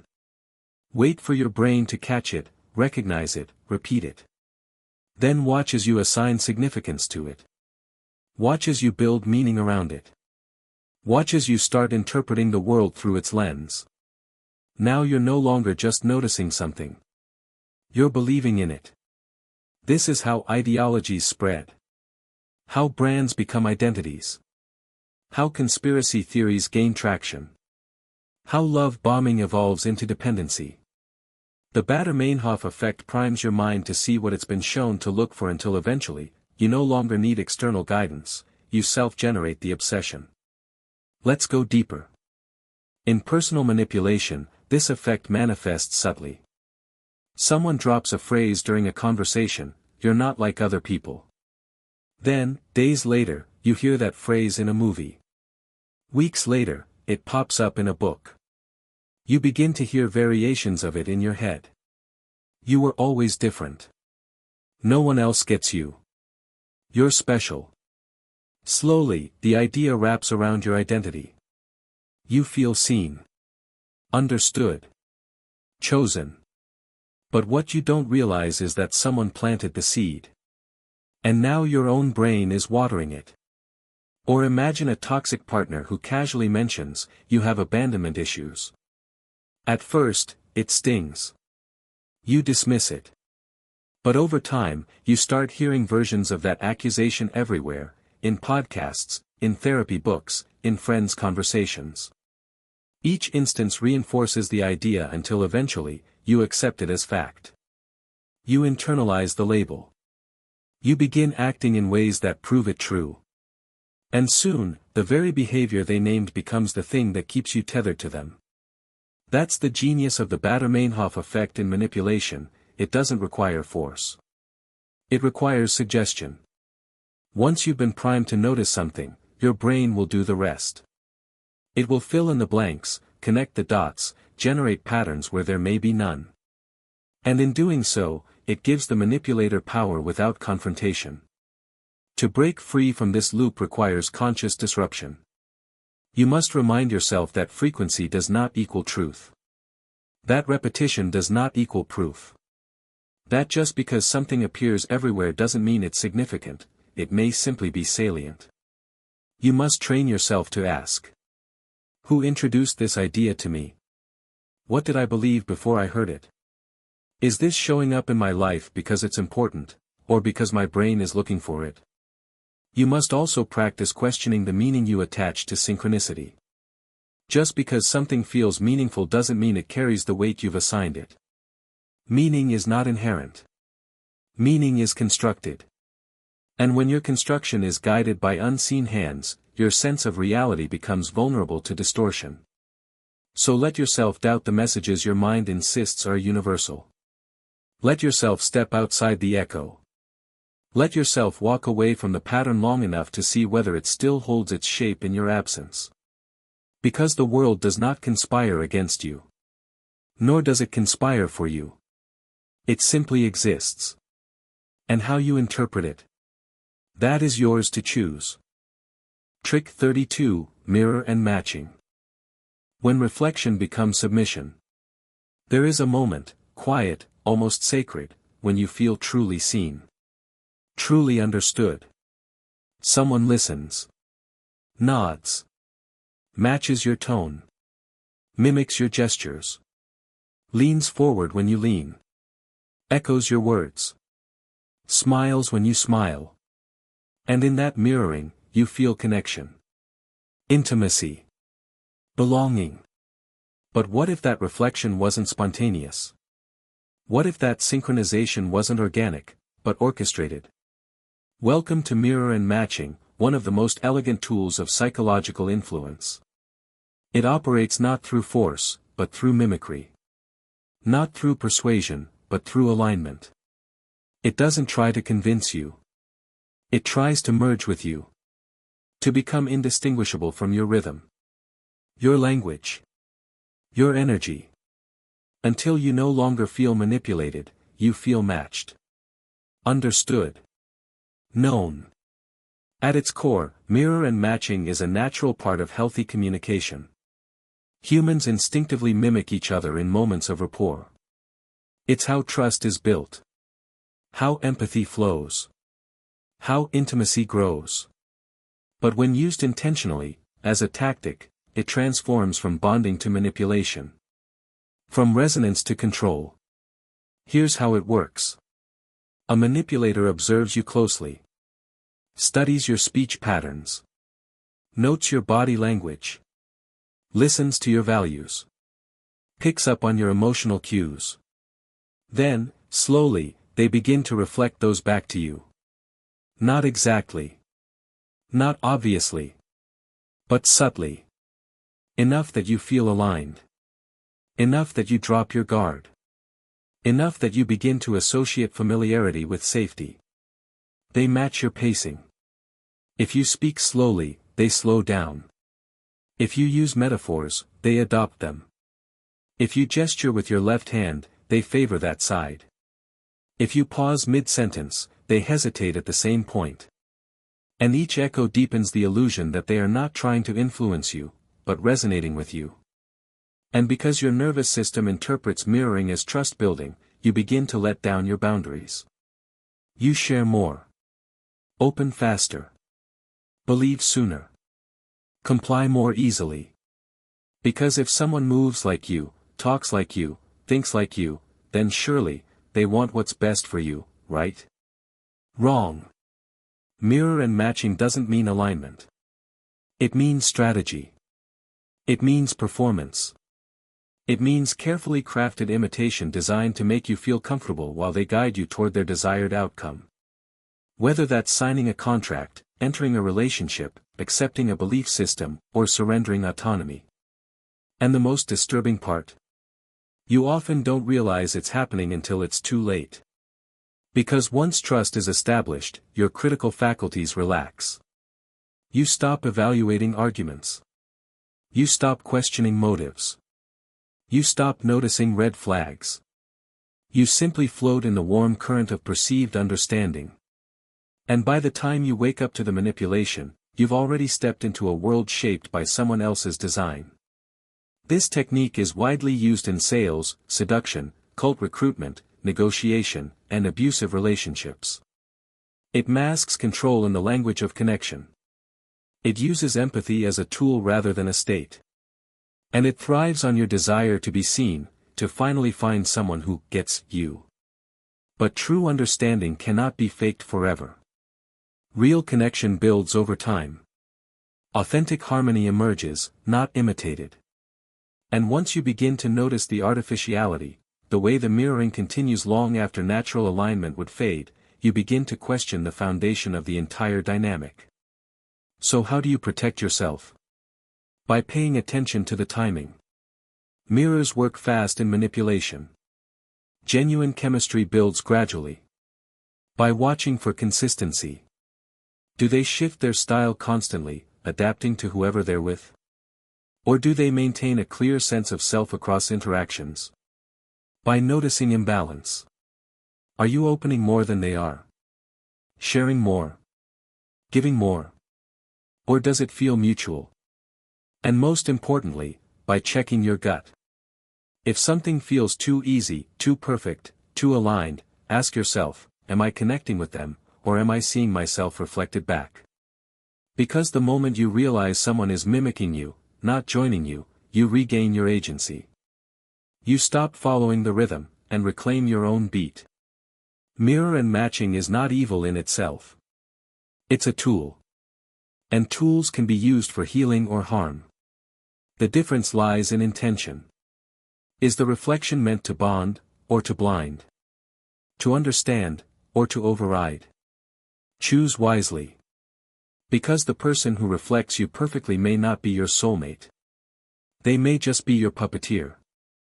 Trick 33, Pacing and Leading. The rhythm of control. Manipulation doesn't always announce itself with force or overt coercion. Sometimes it shows up softly, like music before footsteps, like breath before movement, and invites you to match its pace. And once you do, once you fall into step, the rhythm begins to shift. Slowly at first, almost imperceptibly. Until one day, you realize that where you thought you were walking freely, you have in fact been led all along. This is pacing and leading, the subtle art of control masked as alignment, the manipulation technique that works not by pushing but by joining, not by commanding but by syncing, until your autonomy is so entwined with theirs that you no longer know whose path you are following. It begins with pacing. Not physical steps, but emotional ones. Someone mirrors your language. Matches your tone. Echoes your concerns. They don't challenge you. They don't interrupt you. Instead, they lean in. Nod. Repeat your words back to you as if they already knew them. And something inside you relaxes. Because when someone understands you this well, they must be safe. Trustworthy. In sync with your truth. That's the illusion.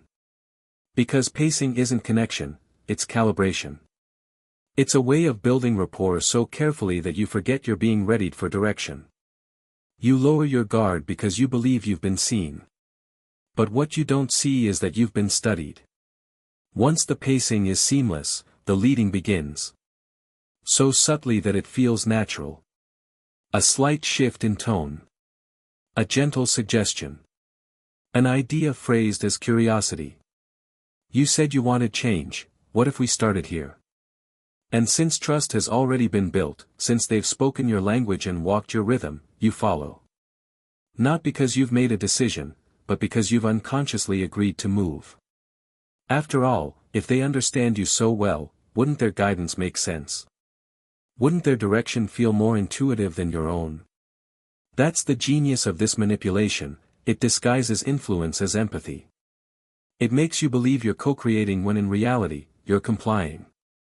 It uses your openness to connection against you, turning vulnerability into entry points for control. The manipulator doesn't need to demand, they only need to suggest. Once you're aligned, even slightly, they begin steering. Your voice becomes their echo. Your choices become their choreography. Your beliefs start reflecting theirs not because you've explored them independently, but because you were never given space to question. And the deeper horror? You often walk away from these interactions feeling empowered. Heard. Understood. As if something profound just happened between you. And perhaps it did.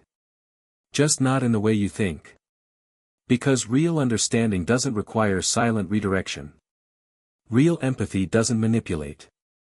Real connection doesn't erase your ability to choose. Pacing and leading operates on a principle older than psychology itself. People will follow those who reflect them most clearly. Even if that reflection has been angled, curated, designed to guide rather than simply reveal. And once you internalize the leader's direction as your own insight, the manipulation becomes invisible. Because now you believe the idea was yours all along. So how do you reclaim your rhythm? You begin by noticing the point at which agreement stopped being choice and started being pattern. You look back at moments when you felt understood, and ask yourself whether that understanding came with strings attached. You listen for consistency, not just in what was said, but in what was intended. You ask, did I walk away feeling free, or subtly guided? Did my voice remain my own, or did it start echoing someone else's? Because pacing and leading relies on your willingness to harmonize. To resonate. To align. And while those are beautiful human experiences, they become dangerous when used without consent, emotional seduction disguised as resonance. You are not meant to be conducted. You are meant to be heard. And when you remember whose voice leads your life, you stop dancing to someone else's rhythm. Trick 34, Neurolinguistic Programming. The language that reshapes thought. Words are not just tools of communication. They are keys to the mind. Doors through which belief slips unnoticed. Because the way someone speaks to you, how they phrase things, which metaphors they use, the structure of their sentences, can subtly alter how you perceive reality. That's the core of neurolinguistic programming, or NLP, the controversial yet powerful field that explores how language can be used to influence thought patterns, behaviors, and emotional states. Whether employed in therapy, sales, marketing, persuasion, or personal development, NLP reveals a terrifying and wondrous truth: the brain interprets language not just cognitively, but neurologically. And when used skillfully, words don't just describe experience, they construct it. At its heart, NLP is about modeling the structure of subjective experience. It asks, how does someone create meaning? How do they encode memory? How do they respond emotionally to certain triggers? And once those structures are mapped, they can be influenced. Shifted. Rewritten. Not through brute logic, but through linguistic architecture. Through syntax and metaphor. Through embedded commands wrapped in casual conversation. Through presuppositions that frame reality before the listener even realizes the frame exists. Imagine someone saying, "When you realize how much better this will make you feel," the word "when" assumes the outcome is inevitable. The phrase "how much better" frames the current state as lacking. And before you've even consciously processed the sentence, your brain has already accepted the premise: this thing will improve you. That's the power of NLP, its ability to bypass resistance by embedding directive language within seemingly neutral statements. Or consider what happens when someone says, "You're probably wondering why this is happening." Now, you are. Even if you weren't. Because the sentence installs a question into your mind, making you search for an answer as if the inquiry was yours to begin with.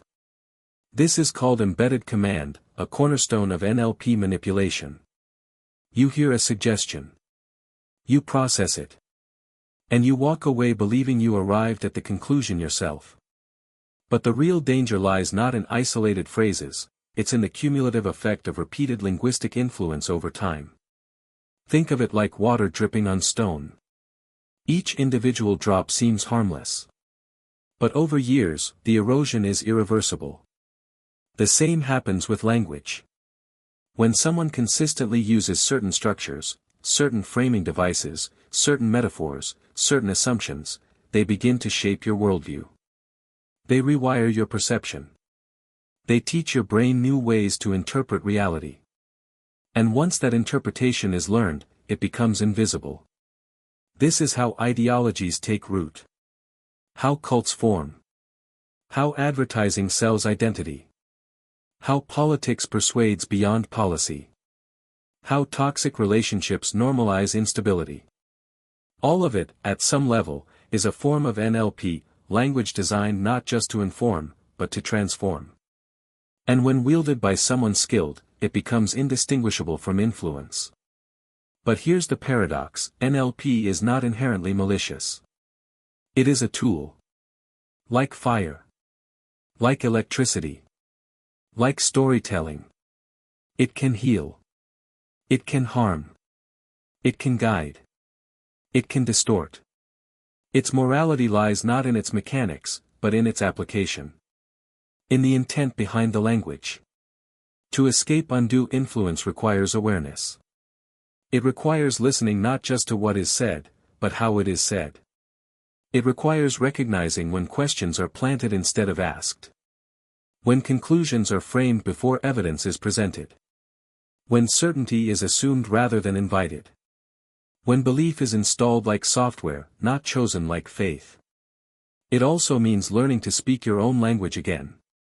To reclaim your inner dialogue from the voices that tried to rewrite it. To notice when your thoughts sound like someone else's script. To ask, whose language am I thinking in?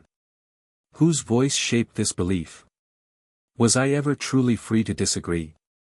Because NLP doesn't just change minds.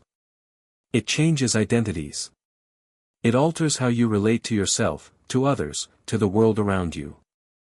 And once you understand that, you begin to hear the hidden code beneath every conversation. Language is not passive. It is performative. It creates as much as it describes. And once you recognize that, once you see the architecture of influence, you gain the power to dismantle it. You stop reacting. You start choosing. And the moment you reclaim your inner speech, you stop being programmed. You start programming your own life. Trick 35, Subliminal Messaging. The whisper beneath the noise. There is a sound beneath the sound. A presence beneath perception. A message that doesn't arrive through conscious attention but finds its way into the crevices of your subconscious regardless. This is subliminal messaging, not the cheesy flashes of "drink Coke" buried in films, not the dubious affirmations whispered beneath ocean waves, but the quiet, calculated injection of ideas into the margins of your awareness, where logic sleeps and instinct awakens. It is not loud. It does not shout. It hums. It lingers. It waits. Subliminal messaging operates under a simple truth: you are constantly absorbing information, even when you're not paying attention. Your brain filters out most of what it encounters, but not all of it.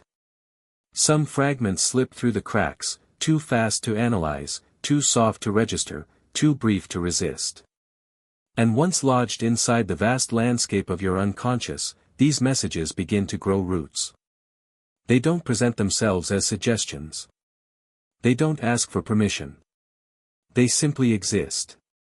And over time, they begin to shape thought, emotion, behavior, even if you never realized they were there. Consider advertising.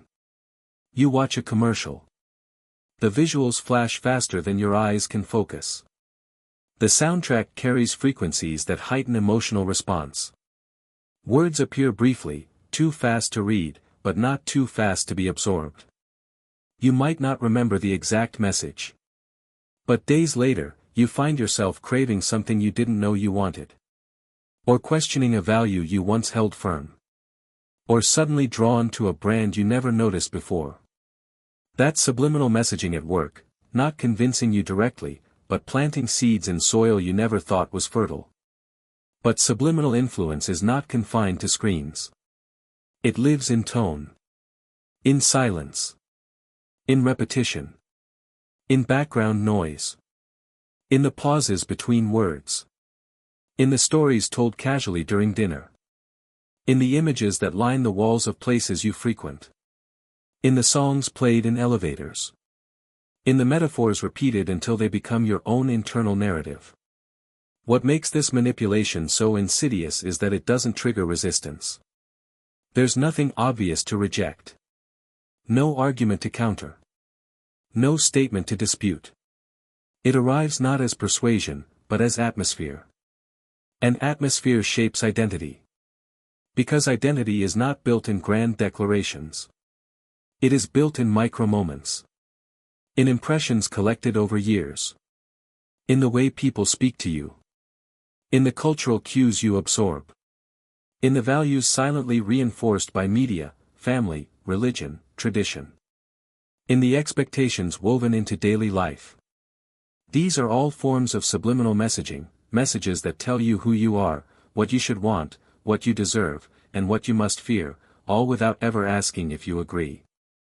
And the deeper manipulation occurs when you begin repeating these messages to yourself. When the outside world recedes, and the internalized voice remains. When you catch yourself thinking things you never realized were taught to you. When self-limiting beliefs arise unbidden. When desires emerge that feel authentic, yet seem suspiciously aligned with external agendas. This is the true power of subliminal messaging. It doesn't require consent. It doesn't ask for belief. It simply implants. Repeats. Reinforces. And eventually, without realizing it, you start acting on ideas you never chose to adopt. Breaking free begins with deconstruction. With deep listening, not just to what you say, but to why you think it.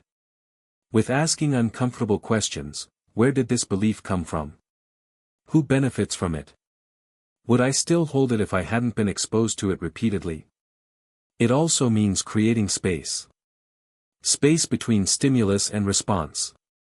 Space between thought and action. Space between culture and self. Because subliminal messages thrive in proximity. In repetition. In unchecked exposure. Once you introduce distance, once you begin observing rather than absorbing, you regain agency. You stop hearing the whisper beneath the noise. You start speaking your own language. You remember that your mind is not a billboard. It is a sanctuary. And no one deserves access to it without your explicit permission. Trick 36, Priming Effect. The seeds that bloom into belief. You are not who you think you are, not entirely.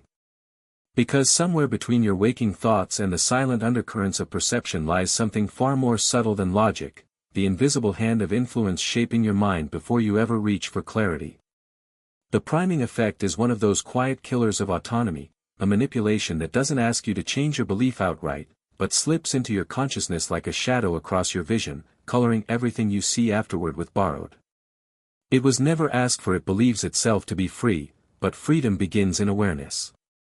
And most of us live unaware of how deeply our minds have been seeded by unseen forces. Priming works through exposure so soft, so repeated, so ambient that you don't even realize you've been programmed. It's not overt control. It's not commandments carved in stone. It's whispers etched into the walls of your subconscious until they become your inner voice.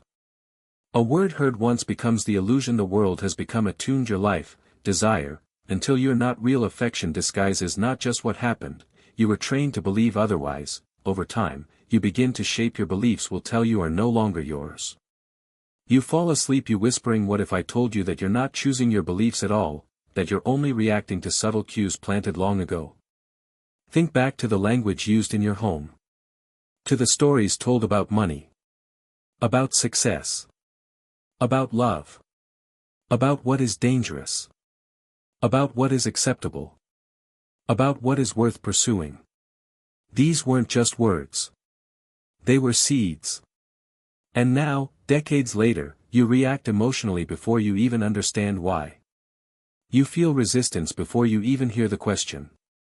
You carry assumptions about yourself, others, the world, not because you explored them, but because someone else touched your mind first.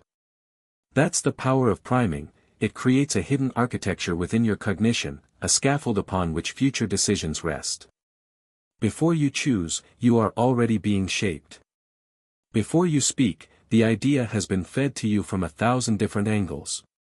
Before you even think you're thinking freely, you've already been nudged toward a conclusion no one else saw you reaching. And here's the deeper twist, you don't need to be aware of the prime for it to work. In fact, the more unconscious it remains, the more effective it becomes. A single word said casually can make you feel needed to be wanted to appear when they know better. They knew you're the truth feels inevitable pull you'll remember, you didn't exist unless you drift away from yourself. They don't look inside and easy silence fades won't question their narrative. It comes quietly, slow you've been manipulated. You feel trapped in a moment you don't deserve better. You don't always. You were manipulated. It sees awake you must understand this, your brain builds its reality based on the first pieces it receives. Truth may seem objective, but perception is subjective, and priming ensures your subjectivity serves another's agenda. Look closer and notice where it happens today. In politics, when a candidate is introduced alongside language like a new hope or reckless outsider. In marketing, when a product appears surrounded by scarcity, luxury, nostalgia. In relationships, when someone says, I'm not like other people, before you've even met any other people. Each instance is a seed. Each repetition water. And over time, the garden grows wild, in directions you thought you chose. But choice is only real when you've seen the path before stepping forward. When you've questioned what you assumed was spontaneous thought. When you stop believing that your responses come from nowhere, and start tracing them back to the originating echo. To reclaim yourself from the priming effect requires conscious unlearning. It demands you return to the source. Not just of opinions, but of instincts. Of automatic reactions. Of knee-jerk fears. Of lifelong habits. Ask yourself, what did I hear first? Who named this feeling before I could? Was I ever truly untouched by suggestion, or anyone? And you feel. You think you made up of survival, belief isn't a doctrine imposed, it lives beneath the surface, against you. It slips in before structure forms. Before skepticism exists. Before you even understand that you are being influenced. And once imprinted, the pattern stays burned into your sense of self. But healing begins where awareness arrives. Step outside the frame. Look at the picture not just for what it shows, but for what it excludes. For what it assumes. For what it repeats until you mistake it for truth. Because influence is inevitable. Manipulation is not. And the difference? Is knowing whose voice whispered first. Trick 37, Suggestive Language and Hypnosis. When words bypass will. There is a place in your mind where logic sleeps beneath the surface. It thrives grown accustomed to it once you learn to obeyance makes you blind obedience. It's made it dominates your identity. You unconsciously act, and you're not aware. Story runs deeper than a performance, it plants deep within you. Okay, too late night radio, in therapy rooms where boundaries blur, in conversations where persuasion wears the mask of presence, it takes root not in yelling, but in rhythm. Not because no matter of factly. It unfolds not in arguments, but in atmospheres steeped in repetition and resonance. And when done skillfully enough, it bypasses the critical filter of your conscious ego and settles directly into the soil of your subconscious, where it begins to bloom without your permission. Suggestive language operates under the assumption that meaning is not just carried in sound, but in the spaces between. In pauses that linger too long. In sentences that spiral inward. In metaphors that slip past your defenses because you're too busy feeling understood to question whether you're being led. This is not hypnosis in the cliché sense of swinging watches and swaying eyes, but hypnosis in the truer sense of trance-like absorption, where your mind lowers its guard not because it was forced, but because it felt safe. And that's the paradox. Hypnotic influence often begins with the illusion of trust. You relax. You listen. Not because authenticity. Not because you were conditioned to believe. You were born into you aren't ready, are you? Because suggestions do not arrive like assault. They arrive like comfort. Like warmth. Like understanding. And they build momentum not through confrontation, but through familiarity. The hypnotist doesn't shout. They murmur. They repeat. They weave your own language back into their statements, making you think you agreed rather than were guided. They speak in layered voices, some direct, some implied, some buried beneath casual phrases until you find yourself acting out ideas you never realized had been given to you. And the more natural the delivery, the more potent the influence. Because discomfort raises resistance. Ease lures compliance. And yet, it's not deception. It's not lying. It's suggestion embedded within truth. A subtle reshaping of reality dressed as conversation. The manipulator does not convince you outright. They let the language breathe inside you long enough that your own mind finishes the sentence. Consider these phrases. Wouldn't it be easier to just go along? You might find yourself relaxing more than you expected. You probably want to keep listening. Don't say, they taught you to believe. You burn down to the bone set your decision, sold as it spreads through repetition. It makes you question your choices. It seeps. Slow eerie not yours. It starts with a complimented, seems real love turns into something darker stillness discovered courageously, subconsciously absorbing messages delivered with purpose. Your brain does not distinguish between suggestion and instruction when both sound persuasive enough. And over time, the distinction collapses altogether, its simple brilliance, the quieter than fiction. The memory of pain becomes clear, of course, you feel it. It doesn't just reframe thought. It rewrites it. It doesn't demand action. It implies it. And the beauty, and terror, of this tactic is that it leaves no fingerprints. No coercion. No force. Just the lingering sensation that perhaps this was always your idea. But the real danger emerges when suggestive language is internalized. Once absorbed, it begins to generate its own directives. If you've spent years hearing, you should really take this offer before it's gone, or, you always hesitate too long, or, let me help you decide, then eventually, you start repeating the message inside your own head. And now, hypnosis is complete. The voice outside has silenced, but the echo remains. To dismantle this form of influence, you must learn to dissect the structures of speech that lead you to conclusions you never consciously made. You must pay attention not just to what you believe, but to how you came to believe it. You must slow down the internal dialogue and ask, whose voice am I quoting right now? Whose language is dictating my truth? Were these ideas mine to begin with, or were they gently steered into me while I was distracted by the comfort of recognition? Because true insight is not found in certainty, it is found in unraveling the process that led you there. And once you begin questioning the rhythm of your own thoughts, you start to regain authority over your inner landscape. You were not meant to be hypnotized. You were meant to be spoken to. Not scripted. Not directed. Not entranced. Spoken to. Not over. And that is the first step toward waking up. Trick 38, creating a sense of urgency. The clock that always ticks against you. Time is not neutral. Not in the ancient cycles of the moon or the modern ticking of deadlines. Time, in the hands of a skilled manipulator, becomes a weapon. A pressure device. A tool wielded to override careful thought, bypass hesitation, and push you into motion before contemplation can catch up.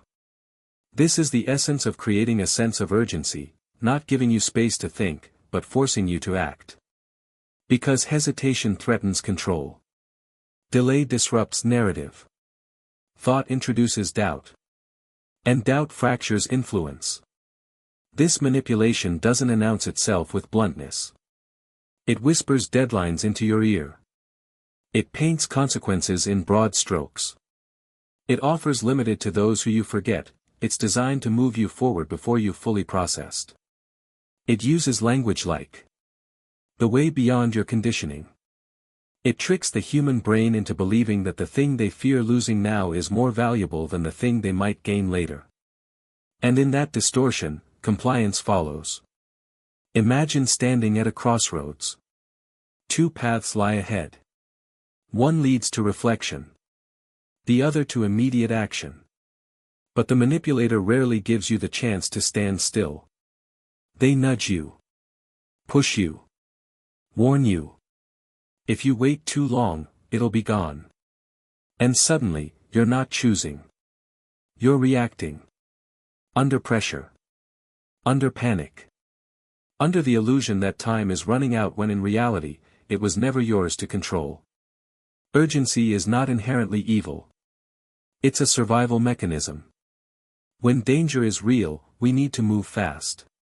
But the manipulation lies in manufacturing the danger. In making you believe a false countdown has begun. In convincing you that hesitation is abandonment. That waiting means failure. That missing this opportunity means you'll never get another. And because urgency triggers the sympathetic nervous system, it sidesteps rationality entirely. It moves you through emotion. Fear. Excitement. Panic. FOMO disguised as wisdom. The heartbeat tells you to flee. To leap. To commit. And your behavior, can you think? You begin to accept. You try anything.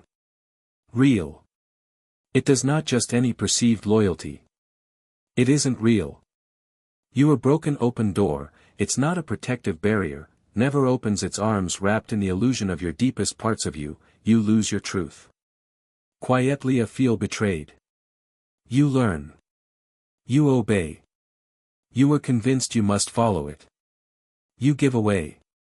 You already knows what you've been conditioned to believe. You interpret meaning you instead of independence. It's not about you feel signposts and not just a part of the game. The illusion. All of lost in disguise. Whispered, you surrender, no violence. You forget the emotional manipulation, because it makes you feel love destroy you. You feel loved oneself absence. You begin to entrap you. Deeply, you already knows you. It encourages dependence. It doesn't belong. People don't you forget your name. You bend, slowly. Not all of pain. Not justifies you feel like a victim of a distraction. A person stands within you forget. You wake up to avoid it lifts. It replaces instinct. And the trance of submission feels like safety. You're not just a gift, but you feel safe again. But the price for that safety is movement before you're ready. Commitment before clarity. Action before ownership. And the deeper horror? Once you've acted under false urgency, you begin to justify that action as choice. You rewrite history to protect your dignity. You tell yourself, I wanted this. I believed in it. I rushed because I cared. But the truth hides quietly beneath those confessions. You rushed because you were frightened of missing out. Because you were scared of losing connection. Because you feared regret more than you trusted timing. This is how urgency steals agency. It doesn't chain it. It masks it behind the illusion of speed. It convinces you that delay is defeat. That waiting means weakness. That hesitation signals disinterest. And once you've internalized that, you begin moving faster than your soul intends, chasing after doors that shut before you even understand why you ran to them. Reclaiming yourself from urgency manipulation begins with slowing down.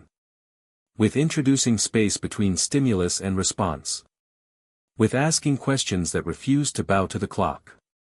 Asterisk, why now? Who benefits from my haste? Am I afraid of what I'll see if I pause long enough to reflect in their schedule? You obeying you inch by design.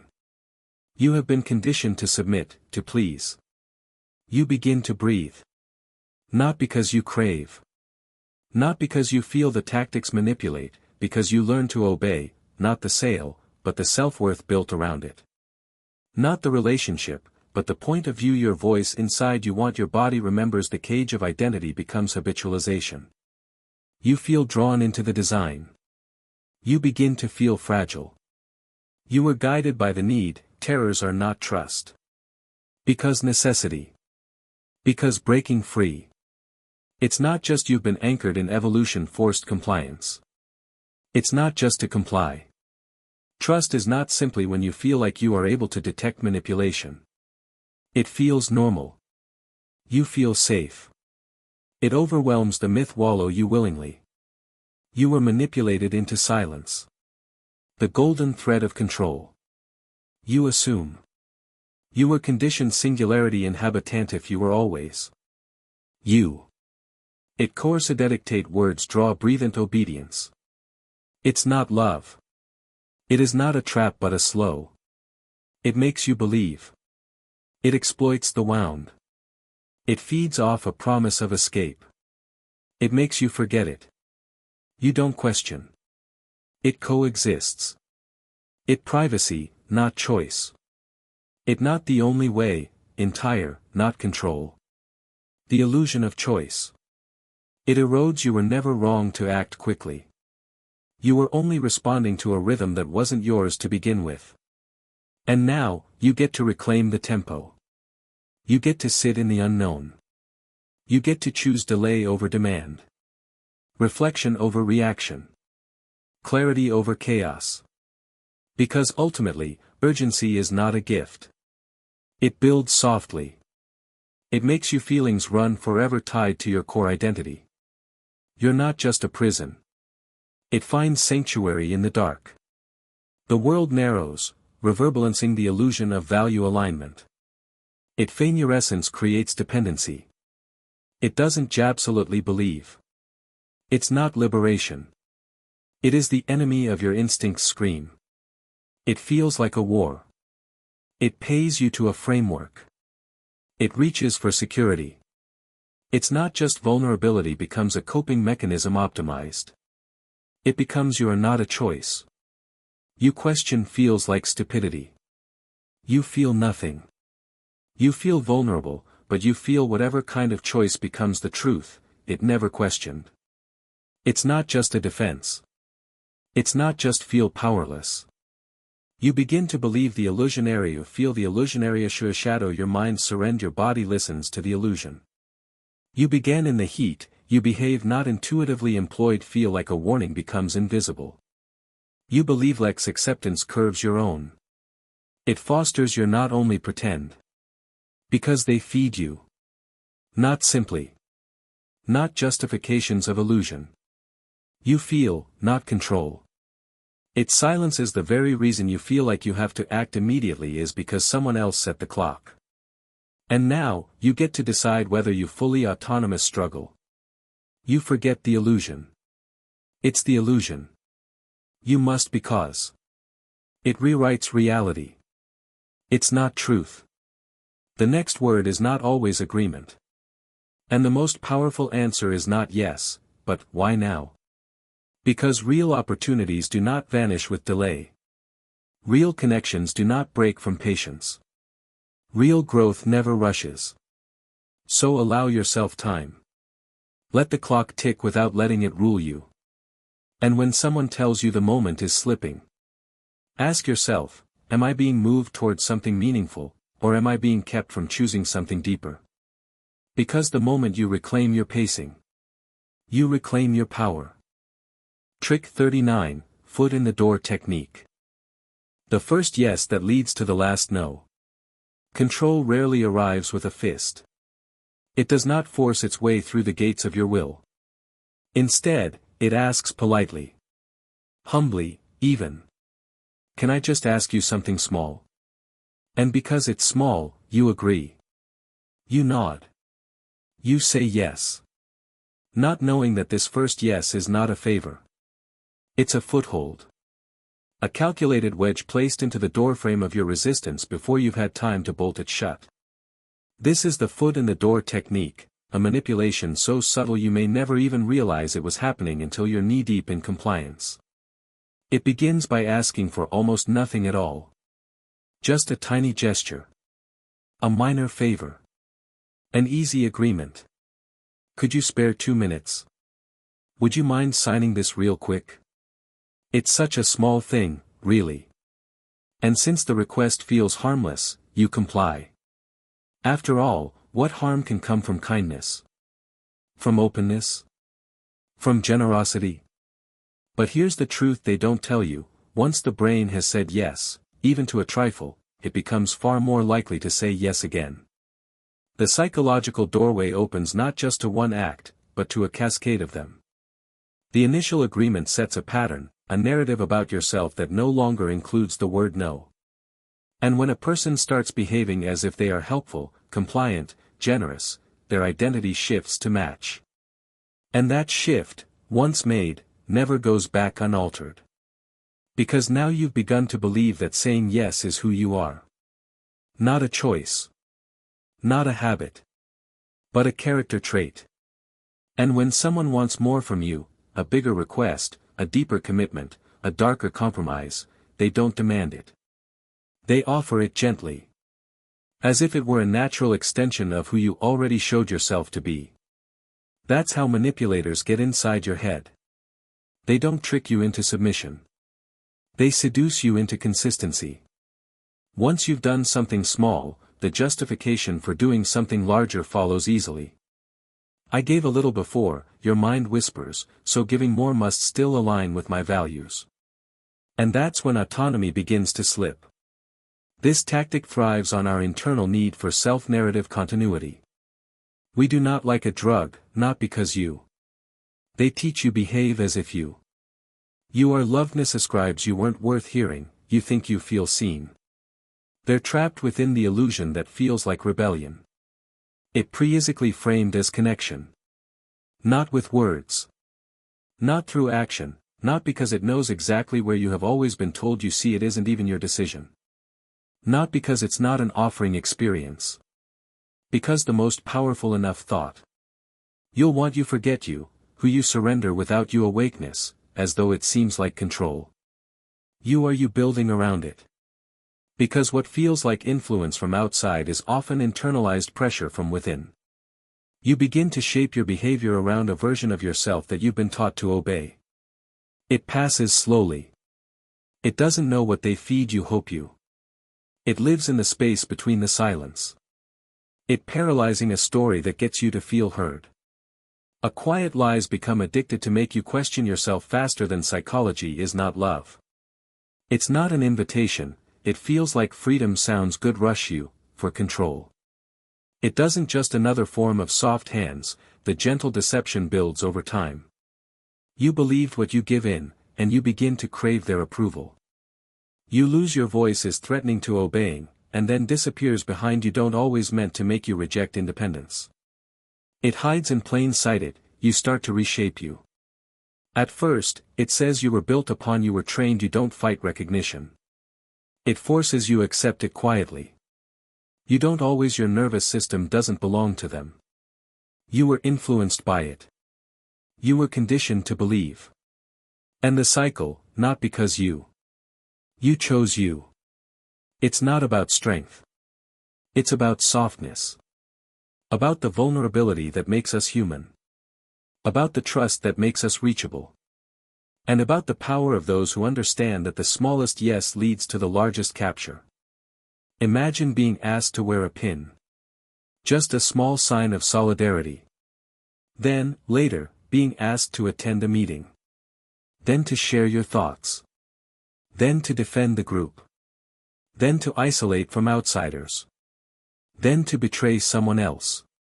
All under the assumption that because you started walking down the path, you must keep going. That's foot in the door technique at scale. And the microversion happens every day, in relationships, in marketing, in persuasion.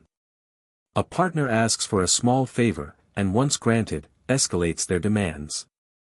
A company gives you a free trial, then hooks your habits before charging full price. A friend requests help once, then expects it compulsively. Because your brain hates contradiction. Once you've agreed to something, changing your mind feels like betrayal. Of whom? Of yourself, or of the narrative you've constructed around that first yes. Reclaiming yourself from this dynamic means learning to tolerate discomfort. To sit with the idea that you can choose differently tomorrow than you did yesterday. That identity is fluid, not fixed. That integrity, not choice. You don't notice the slow erosion of your autonomy. It's not about loyalty. Not love. Not coercion. Not control. Under emotional pressure. It begins like intimacy. It works because it plays out of choice. It builds and holds you. Stillness seeping of yourself falls away. You reclaim your right to change your mind even after you've already said yes. You began long ago, not because you agreed to follow the push you in. It inserts itself into your life, turns into belief. The gate you know it not justifies consent.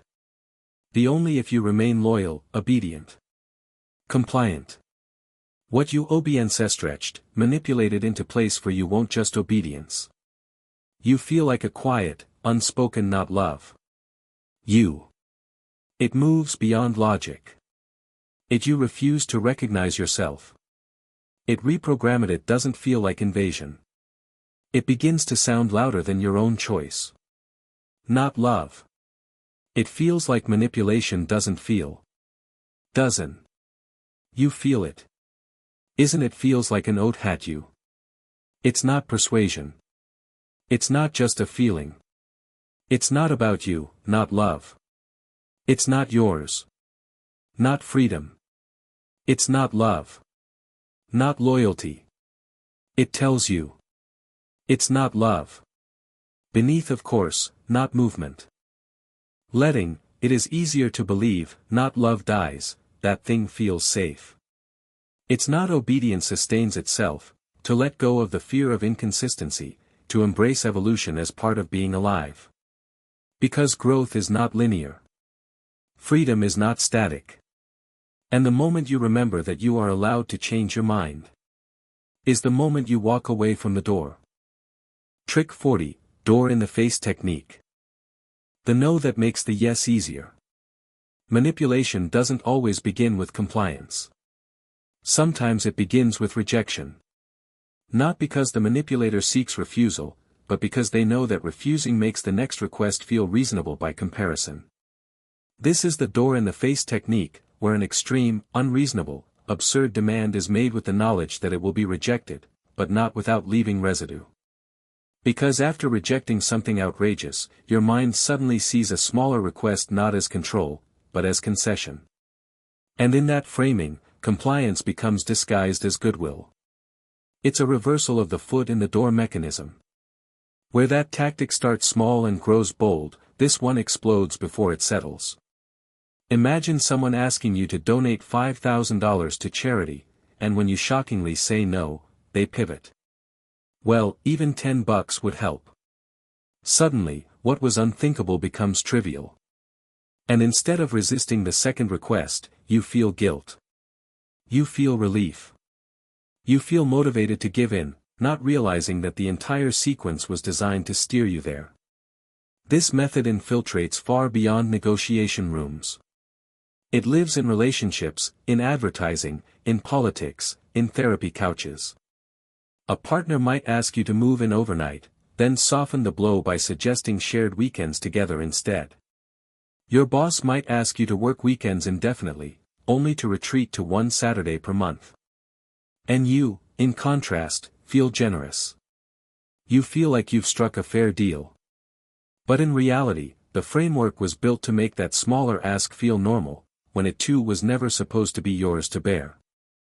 What makes this technique so effective is the illusion of fairness. You think you've negotiated. You believe you've stood up for yourself.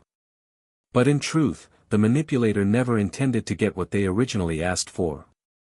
They only needed you to turn it down, to create a psychological baseline from which their fallback option could thrive. And the worst part? Once you've compromised, you begin to believe the exchange was mutual.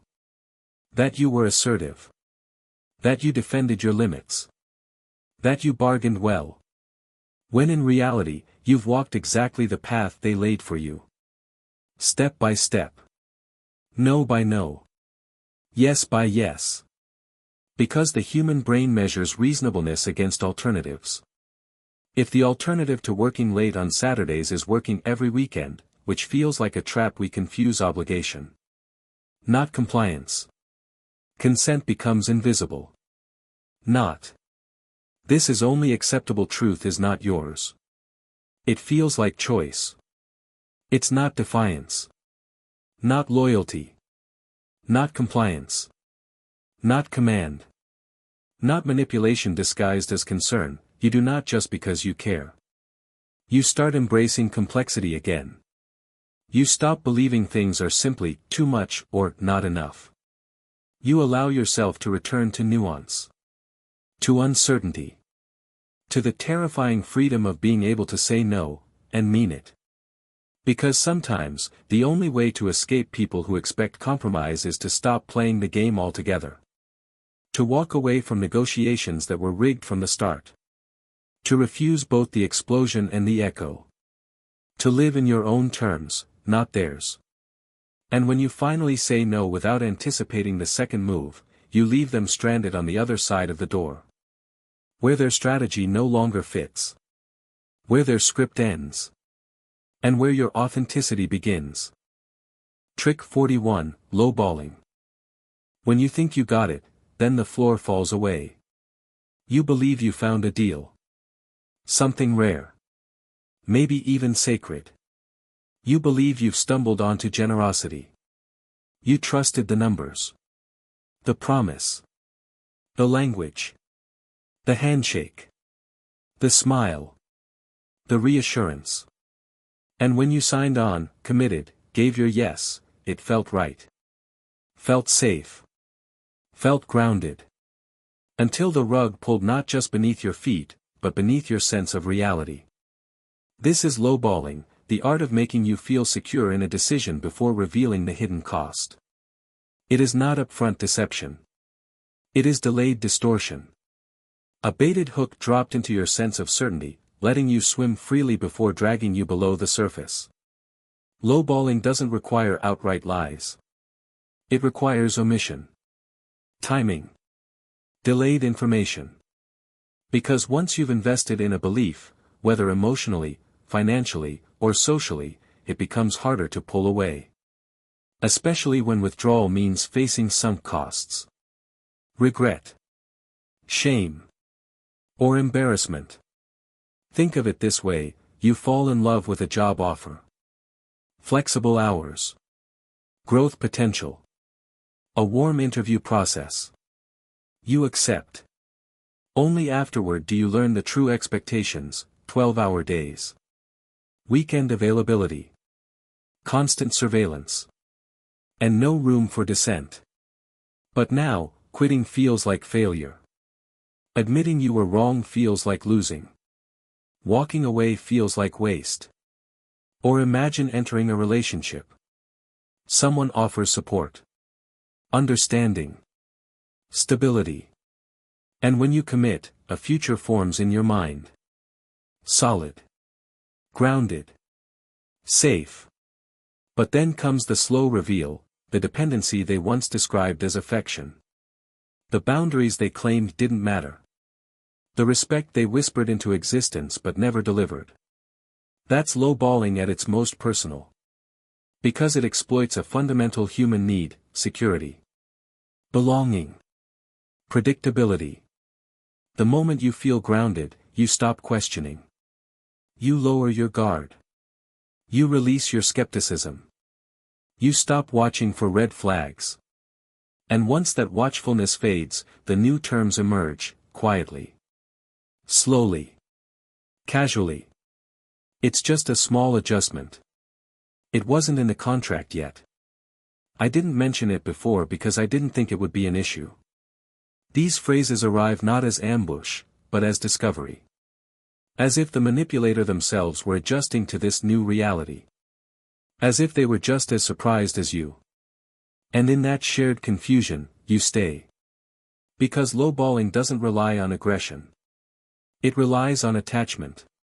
It relies on your desire to believe that the world makes sense. That you made a wise decision. That you were not fooled, just unaware. Which feels less painful than admitting you were misled. But the deeper violation occurs when you begin bargaining with yourself. You renegotiate your pain. You minimize the loss. You justify the betrayal. Maybe it was just miscommunication. Maybe it's not that bad. Maybe I'm overreacting. And the more you speak this internal language of self-betrayal, the more distance you create between yourself and truth. To break free from lowballing, you must confront the illusion of value. You must ask. Did I make this decision based on what was promised, or what was implied? Was the floor truly solid, or did I assume it was? Do I still believe this was a fair trade, or am I afraid to admit otherwise? Healing begins when you stop trying to protect the decision and start protecting the self it harmed. When you stop defending the choice and start defending your own clarity. When you stop telling yourself that everything is fine, and allow the truth to rise. Because real value doesn't hide. Real deals don't change after signing. Real opportunities don't collapse under the weight of hidden expectations. If the floor fell out from beneath you, it was never built properly to begin with. And now, you get to rebuild on ground that cannot be taken away. Ground that you define. Ground that does not tremble when the script changes. Because the most radical act is not to stay and endure. It is to walk away, and let the cost be theirs. Trick 42, Bandwagon Effect Manipulation. The crowd that guides your mind. You do not decide in isolation. You never have. Even when you believe your choices arose from deep within, from values, from experience, from instinct, you were swayed by something older than logic itself, the pull of the tribe. The need to belong. To align. To be where others are going. This is the bandwagon effect manipulation, the invisible hand that shapes belief, not through reasoned argument, but through the gravitational force of collective movement. Because truth does not always win people over. Movement does. Momentum does. And the more people seem to agree, the quieter your voice becomes, even if what they believe feels wrong beneath your skin. This tactic doesn't demand conformity outright. It implants it gently. Through repetition.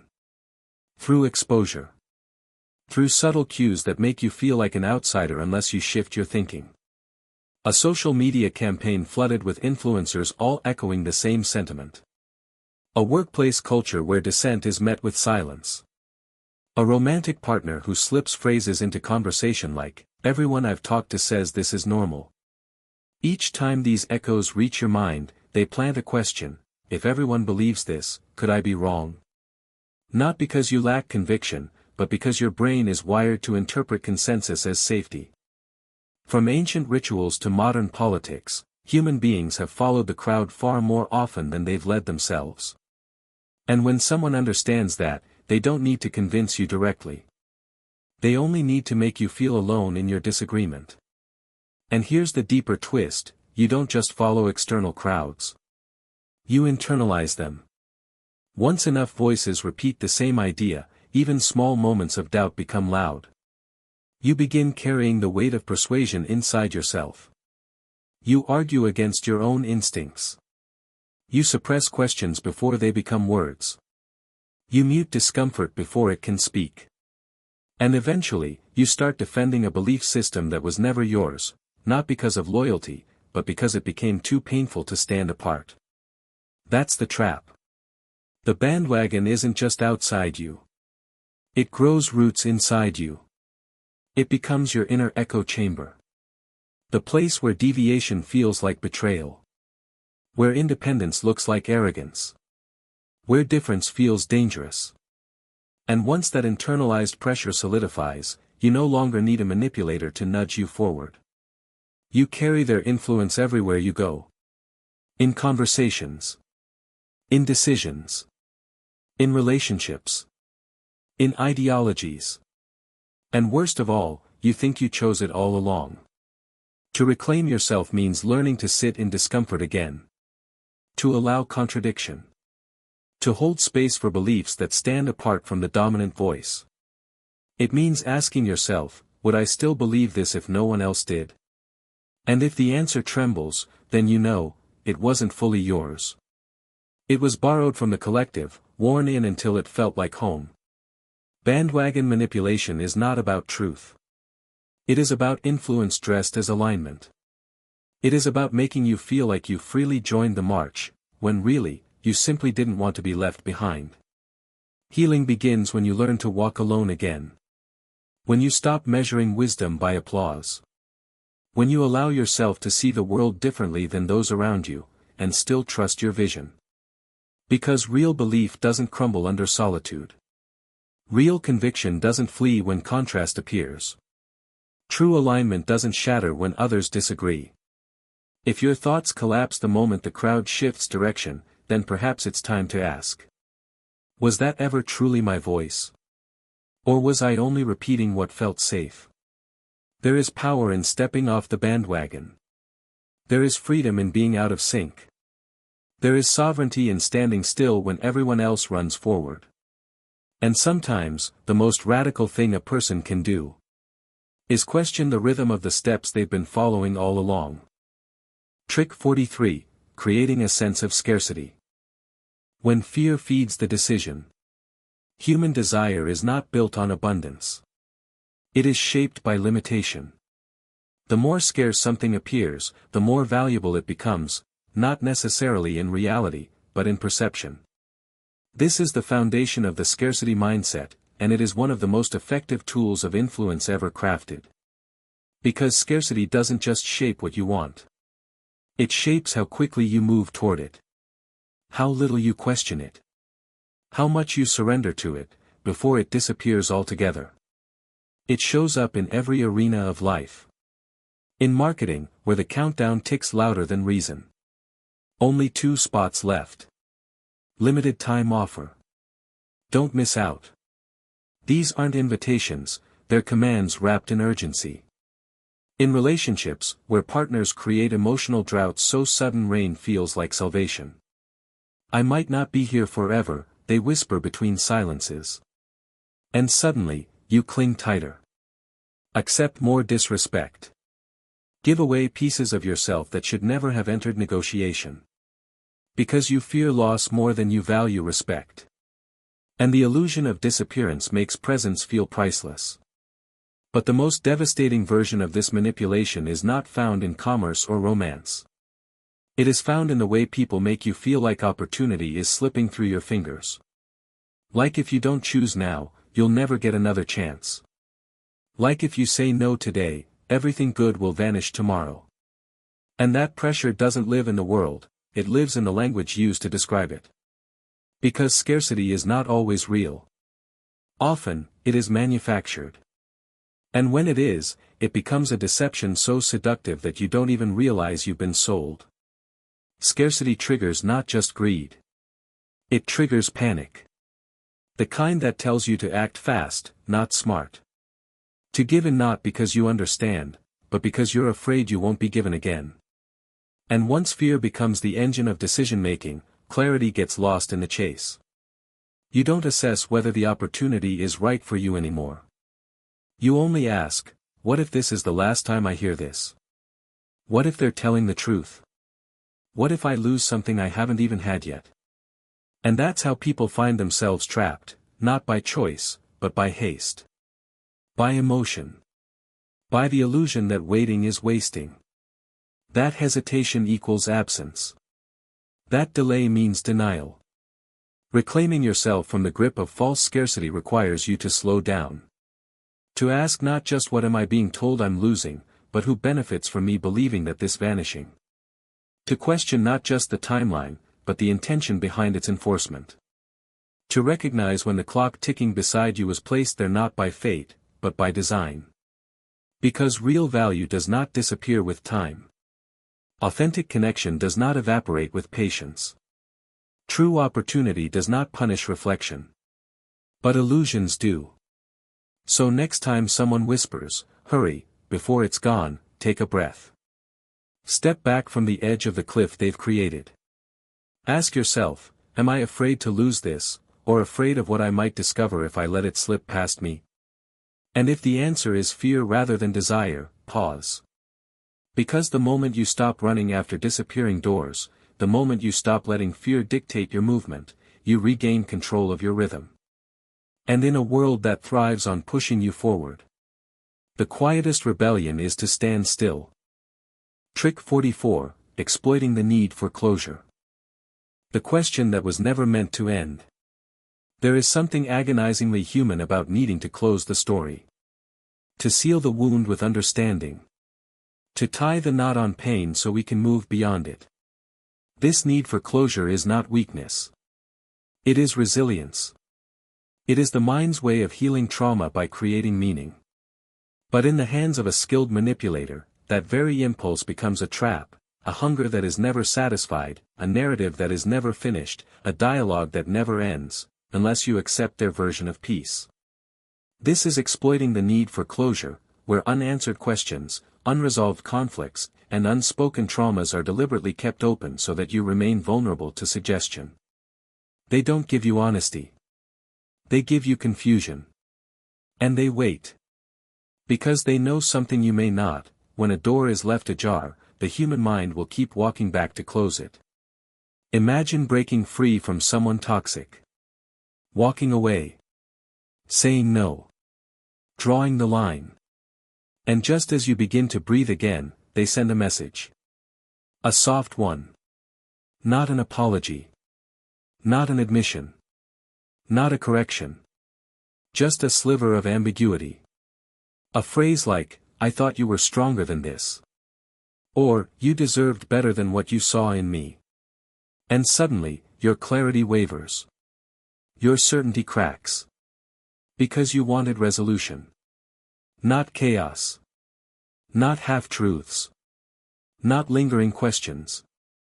You wanted the final word. The clean ending. The knowing. But they gave you none of that. Only the shadow of resolution. Enough to confuse. Not enough to heal. And now, your nervous system, desperate for completion, pulls you back into the frame. Because the brain cannot rest while a story remains unfinished. And manipulators know this. They use your biological need for coherence against you, dangling loose threads just long enough to reel you in. This exploitation thrives in gray spaces. In relationships that end without explanation. In abusers who disappear quietly, only to return with vague comfort. In organizations that fire someone without clear cause. In friendships that fracture silently. In political scandals that never conclude. Each time, the victim is left hanging, not just emotionally, but neurologically. Because uncertainty is a form of torment. And torment binds attention. And here lies the deepest violation. Once the need for closure is weaponized, you begin to chase it. You seek answers not because you truly want them, but because your brain has become addicted to finishing the sentence. So you reopen wounds. You re-enter cycles. You dive back into conversations that were meant to die. All for the sake of ending the story. But real healing doesn't always come from the final explanation. Sometimes, it comes from accepting that there never was one. That the story was never designed to be completed. That the silence was not accidental, it was intentional. That you were not forgotten. You were left with purpose. To escape this manipulation, you must learn to give yourself closure. Without their participation. Without their words. Without their confession. Because if you wait for them to finish the sentence, they will use that hunger against you. Again and again. You must become your own witness. Your own healer. Your own narrator. You must sit with the incompleteness and allow yourself to release it, even if the mystery remains unsolved. Even if the silence holds. Because the human mind can survive unanswered questions. What it cannot survive indefinitely is the constant pull of unresolved pain. And the only way to break free is to stop waiting for someone else to write the ending. Let the story fall closed in your heart, even if it remains open in theirs. Because your peace should never depend on someone else's willingness to tell the truth. Trick 45, Micromanipulation. The art of wearing you down. You think manipulation needs to shout to be heard, but that's where you're wrong. Some of the most effective control tactics slip into your life not with force but with frequency. Not through coercion but through accumulation. And over time, these tiny nudges, these barely visible pressures, these soft redirections build a prison so seamless you may never realize you were placed inside it. This is micromanipulation, the quiet erosion of autonomy, one small suggestion at a time. It doesn't announce itself like guilt-tripping or love-bombing. It doesn't demand like fear-mongering or hoovering. It simply presses. Gently. Repeatedly. Until you start to change, not by choice, but by exhaustion. Your voice becomes quieter. Your boundaries blur. Your instincts dull. Because after months or years of being subtly guided, questioned, undermined, corrected, or excluded from decision-making, something shifts. Not all at once, but cell by cell. Thought by thought. Action by action. This form of influence lives in the spaces between what can be proven and what can be felt. In the constant questioning of your judgment disguised as concern. In the interruptions that feel friendly but chip away at your speech. In the subtle undermining of your confidence through humor, sarcasm, or feigned confusion. I'm just asking, they say. But it's not just anything. It's the slow insertion of doubt into every part of your selfhood. A whisper that says, maybe I don't know best. A belief seeded not through argument, but through repetition. Micromanipulation thrives on ambiguity. When someone says, that's not what I meant, too often to be coincidence, when their words always leave you feeling confused rather than clarified, when praise feels more like a trap than a gift, when affection arrives wrapped in tension, not warmth, that's the architecture of micromanipulation. It makes you question reality without ever giving you a reason to fight back. Because how do you argue against something no one admits is happening? And yet, the damage runs deep. Because micromanipulation does not need to be seen to be felt. It does not require overt control, it only requires the illusion of normalcy. It builds compliance not through obedience, but through gradual desensitization. You begin to accept that this is how things are. That your discomfort is imagined. That your frustration is misplaced. That maybe you really are too sensitive. That perhaps the problem isn't them. Perhaps it's you. But the body remembers what the mind tries to forget. It tenses when they walk into the room. It hollows when they speak over you. It tightens in your chest before you even understand why. It knows. Long before your logic catches up. To break free from micromanipulation, you must first stop blaming yourself for noticing it. You must give yourself permission to trust what you cannot prove. To sit with the discomfort of unspoken pressure without dismissing it. To examine the patterns not just of behavior, but of energy, who drains you without explanation, who leaves you off balance without cause, who makes you feel smaller without ever needing to. Reclaiming yourself begins quietly. By finding your voice again. By speaking without second-guessing. By holding your ground even when they pretend it doesn't exist. By refusing to let 1,000 tiny cuts replace the whole of who you are.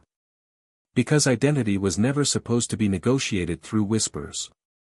It was supposed to be spoken aloud. Claimed. Felt. Lived. So take a breath. Do not look for proof that they did this to you. Look for the truth that you've been changing because of them. And now, you get to change back. Not through confrontation. Not through accusation. Not through force. Through the return of your own rhythm.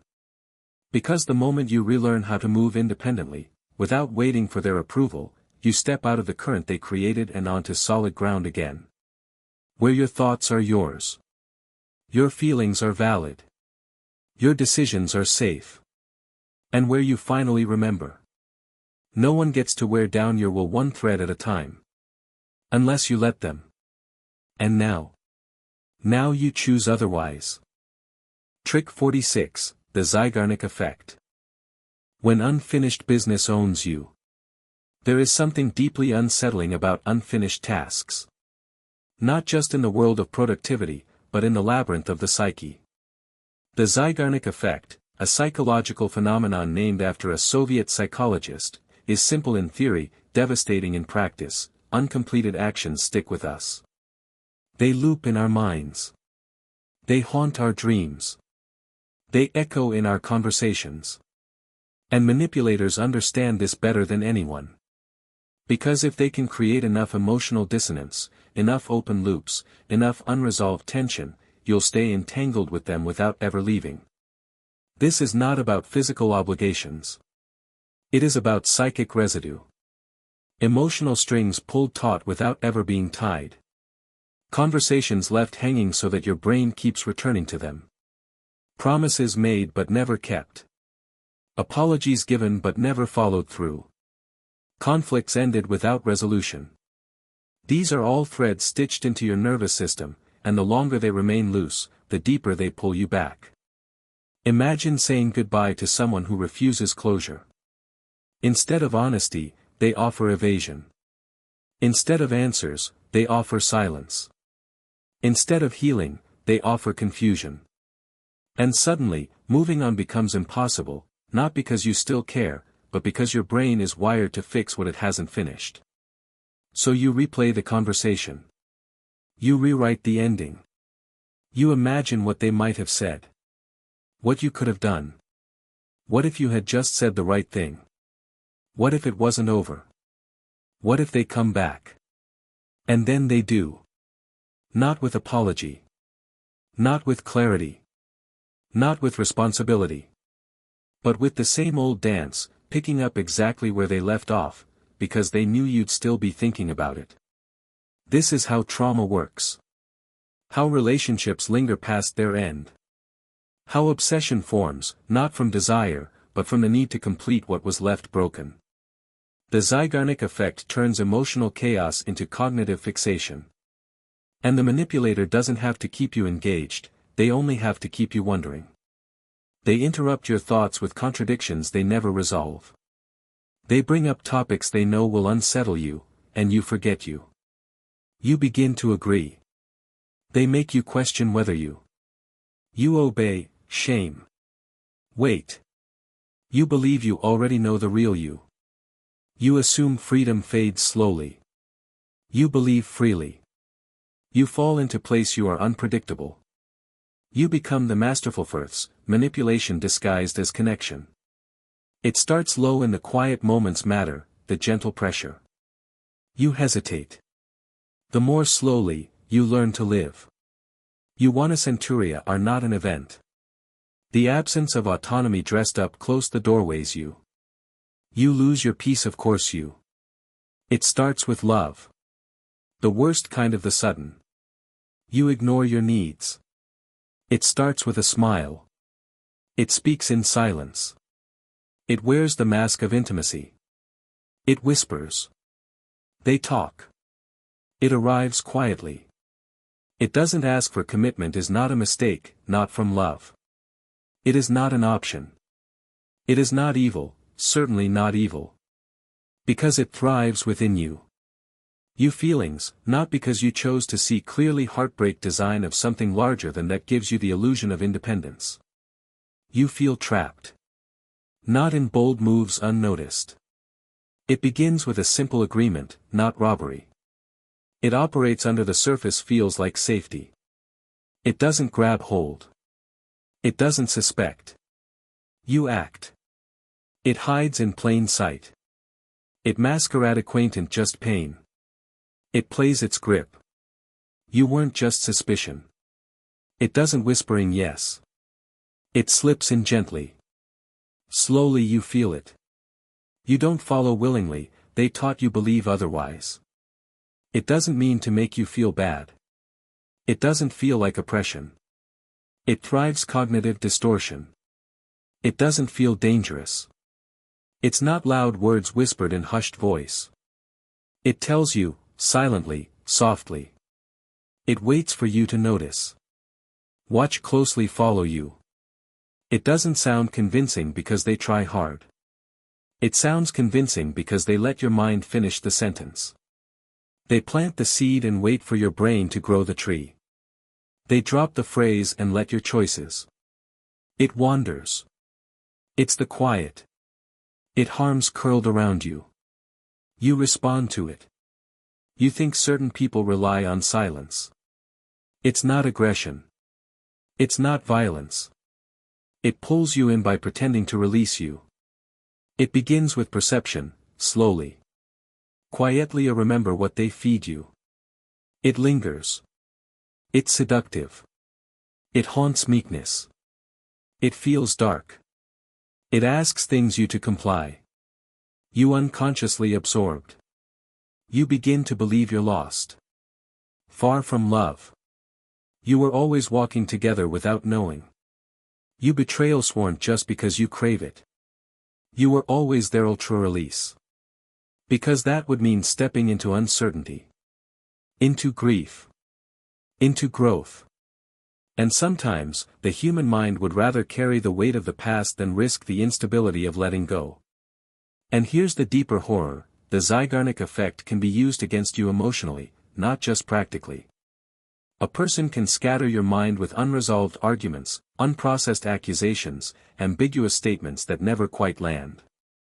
And your brain, desperate for completion, begins to fill those gaps with your own interpretations, often darker than the original intent. Even if they didn't accuse you, your mind recreates the scene. Even if they didn't abandon you, your memory reconstructs the exit. Even if they didn't lie, your imagination fills in the blanks. So how do you reclaim yourself? You must do the unthinkable. You must close the loops intentionally, even if they refuse to help you. You must name the wound. Finish the thought. Acknowledge the betrayal. Refuse to relive what has already taken as a warning lights in the subconscious loyalty. You believe you owe them. You become the language you listed. You begin to question everything you've been told you. You are just a psychological paralysis. You are never truly free will powerful influence. It tricks you. It's not about choice. It is built into the unconscious conformity. It's creation. It's not a strategy. You agreed, until you can breathe again. Until you can sleep without the reverberation of unspoken questions.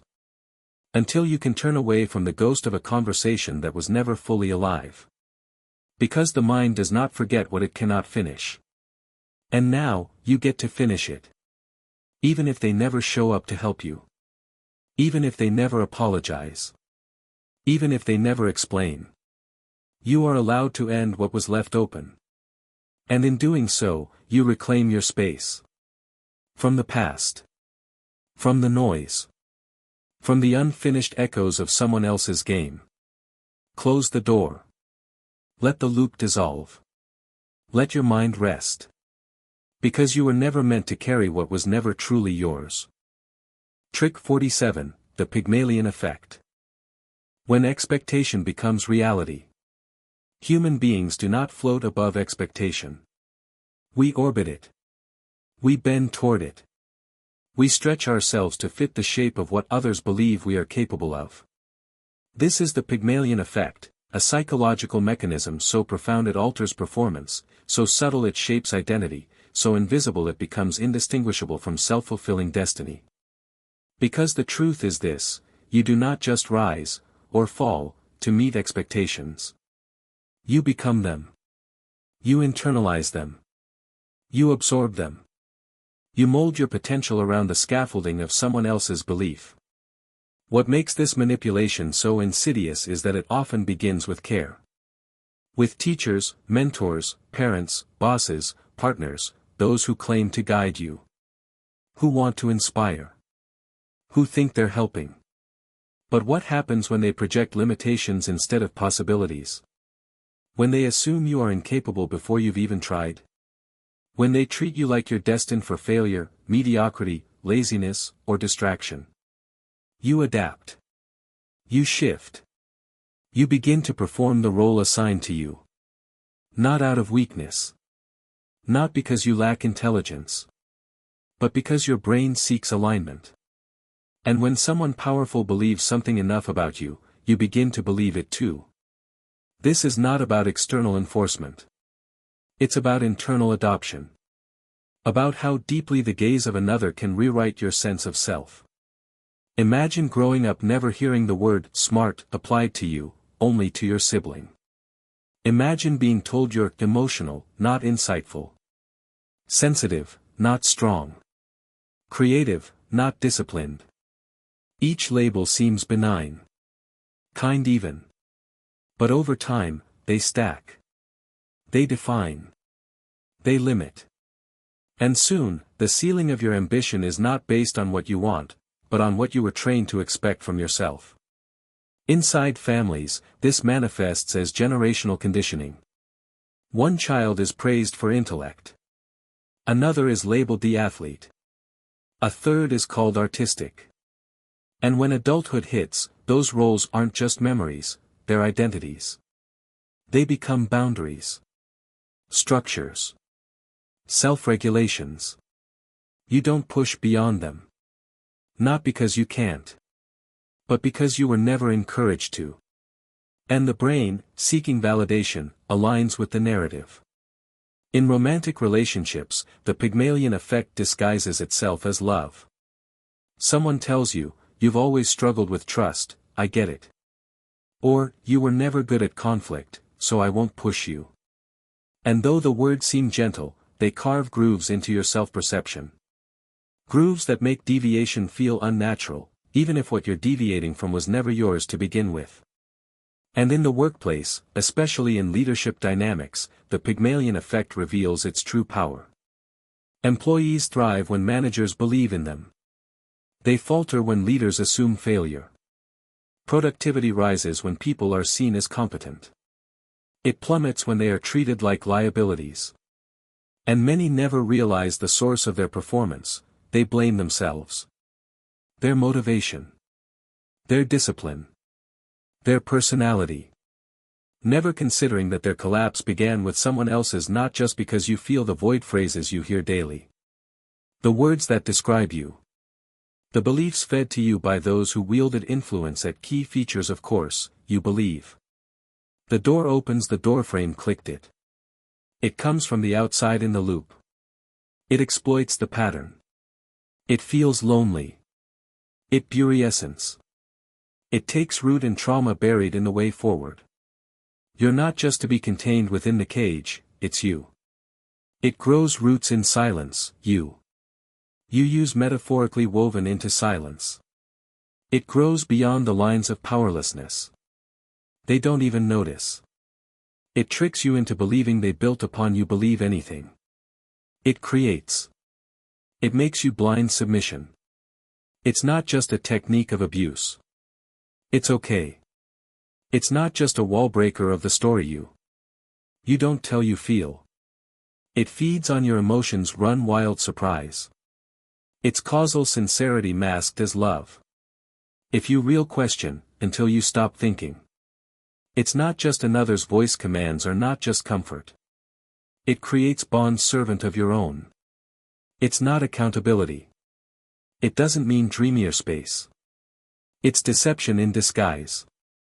It doesn't needlessly repeat a choice around you. It creates illusions of agency. It's not theirs. It's not only absent. It's not just a twisted reality, not with you. You mentally. You live in the stories you searchlight.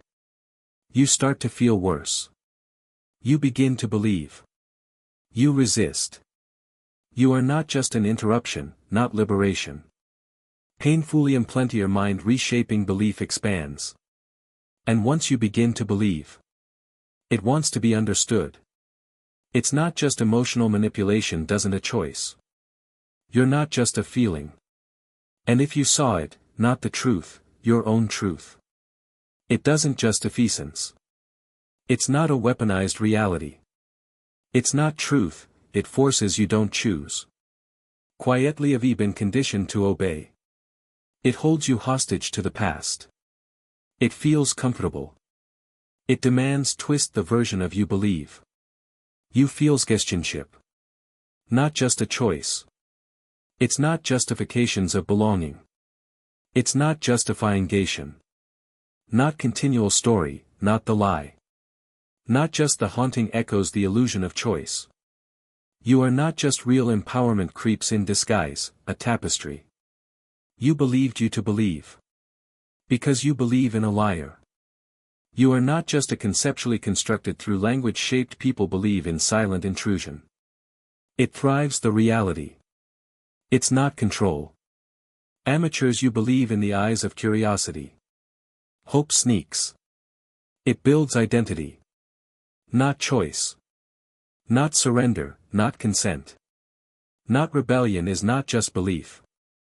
You believe in silence. You begin to believe what you begin, your worth is not just belief. You behave like a performance disguised as it feels real. It's not a villainousness. You are not just belief in condescendence. You start behaving a puppetry, feel the mirror of authority.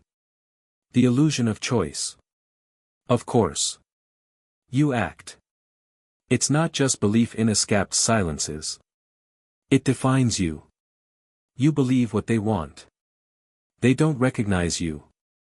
You are not just another version of empowerment. A relationship, devotion. You gradually. At first, the illusionary sense of entitlement. You begin to feel worthy of acceptance. You believe. It ends. It's not just a feel. It's not just because you feel like betrayal. The need to please estranged parts of yourself. The longing for recognition from voices that never truly loved you. All of it becomes the framework through which you interpret your own limits. And the deeper you sink into that framework, the less you remember what life felt like before it was imposed. But here lies the paradox: the Pygmalion effect does not only harm. It also heals. Because the inverse is true, when someone sees greatness in you, you begin to embody it. When a mentor calls you brilliant before you call yourself that, you stretch toward the name. When a leader assumes competence, you deliver beyond expectation. And when a partner says, you handle pressure well, you start to believe it. Not because they said it, but because their belief forced you to test it. That's the secret no one tells you: high expectations are not burdens. They are invitations. And low ones? Those are cages. So how do you break free from limiting belief imposed by others? You must first declare independence from the labels that no longer serve you. You must stop defining yourself by the names stuck to your past. You must stop bending under what someone else assumed about you. And you must begin shaping your vision from within. Reclaim your gaze. Stop looking outward to decide what you're capable of. Stop waiting for someone else's permission to reach higher. Stop measuring potential against assumptions that were never yours to begin with. Because the mind is not a prisoner of expectation. It is a sculptor of possibility. And the moment you stop living up to someone else's prophecy, is the moment you begin writing your own. Trick 48, reframing failure. When falling becomes a ladder. Failure was never just a wall you crashed into, it was always a mirror. A reflection of your beliefs about yourself. About effort. About worth. And some people understand this too well. They don't just watch you fail. They reinterpret it. They twist what fell into why it had to happen. They turn your collapse into confirmation that you weren't meant for more. That you tried too hard. That you overstepped. That you were asking for pain. This is the manipulation of reframing failure, not letting you simply fall, but making you feel like falling was your fault. Or worse, your fate. It begins not with blame but with language. Not with shouts, but with soft, rehearsed phrases that slip into your mind like shadows across a room. You didn't really want it. Maybe you're not built for this. Life has a way of teaching us when we're wrong. And on the surface, these statements might sound like comfort. As if they're trying to help you make sense of what happened. But beneath the structure lies an agenda, to shape how you interpret your loss, not as temporary, not as part of growth, but as evidence. Evidence that you cannot rise. That you must stay small. That your failure defines you. Reframing failure is one of the most elegant forms of psychological distortion because it does not deny what happened. It doesn't erase the fall. No, it narrates it. It takes the raw wound and wraps it in meaning that serves someone else's control. And once wrapped, you stop seeing the injury at all, you only see the story around it. You stop learning from the experience. You start believing it was inevitable. Because here's the deeper truth, failure alone does not kill ambition. The stories we tell about failure do. And when those stories are shaped by others, especially those who benefit from your resignation, they become cages disguised as wisdom. They lock you inside interpretations you never chose. They make you fear movement. They teach you to see boundaries where there are only illusions. They whisper. You already know how this ends. Why try again when you've already seen what happens? You were never meant to win anyway. And the more you hear those lines spoken softly, the more deeply they embed. Because emotion makes belief stick. And soon, the voice in your head, the one that tells you not to reach again, is no longer yours. It's theirs. Carried forward in silence. Echoed back to you in memory. In dreams. In hesitation. That's the real theft of reframing failure, it doesn't just distort the past. It steals the future. Because if you believe you were made to fail, then you stop daring to begin. You withdraw before you even try. You sabotage so you won't have to feel responsible for another collapse. You protect yourself not from pain, but from proof that you truly believe them. But let me ask you something visceral, what if the person who told you that failure meant anything at all, was lying? Not maliciously. Not violently. Not with rage, but with reasoning so fluent it felt natural. So familiar it felt true. So internalized that now, even in solitude, you repeat their version to yourself. Without realizing it. Without questioning it. Without allowing space for alternative narratives. That's how manipulators win. They don't need to be close to you anymore. Once the narrative is embedded, you carry it forward indefinitely. You police your own potential. You enforce your own limits. You live under their rule, long after they've faded into the background of your life. To reclaim yourself, you must reframe the frame. You must look at failure not as evidence, but as evolution. Not as collapse, but as conversation between action and adaptation. You must allow failure to breathe, to exist in its ambiguity without needing to name it weakness. You must sit with uncertainty instead of rushing toward interpretation. Especially when the interpretation arrives wearing someone else's voice. Because real failure, even when it hurts, does not paralyze you. It teaches you. It points you forward. What feels like an ending is often just a pivot. And what feels like defeat can still be rewritten. So go ahead. Let your brain rewrite it. But this time, do it yourself. Stop borrowing someone else's disappointment. Start telling your own story about what just happened. Because failure only becomes a prison when you accept the walls someone else built around it. And freedom? Freedom is found in the moment you stop narrating your fall. And start imagining the climb again. Trick 49, the halo effect. The shine that obscures the shadow. There is a reason first impressions burn so brightly in the brain. A simple feature, a single trait, can light up an entire personality, casting warmth where darkness may lie. Think of it as perceptual halo lighting. When someone appears good in one area, your mind assumes they are good everywhere. When they show brilliance, you assume integrity.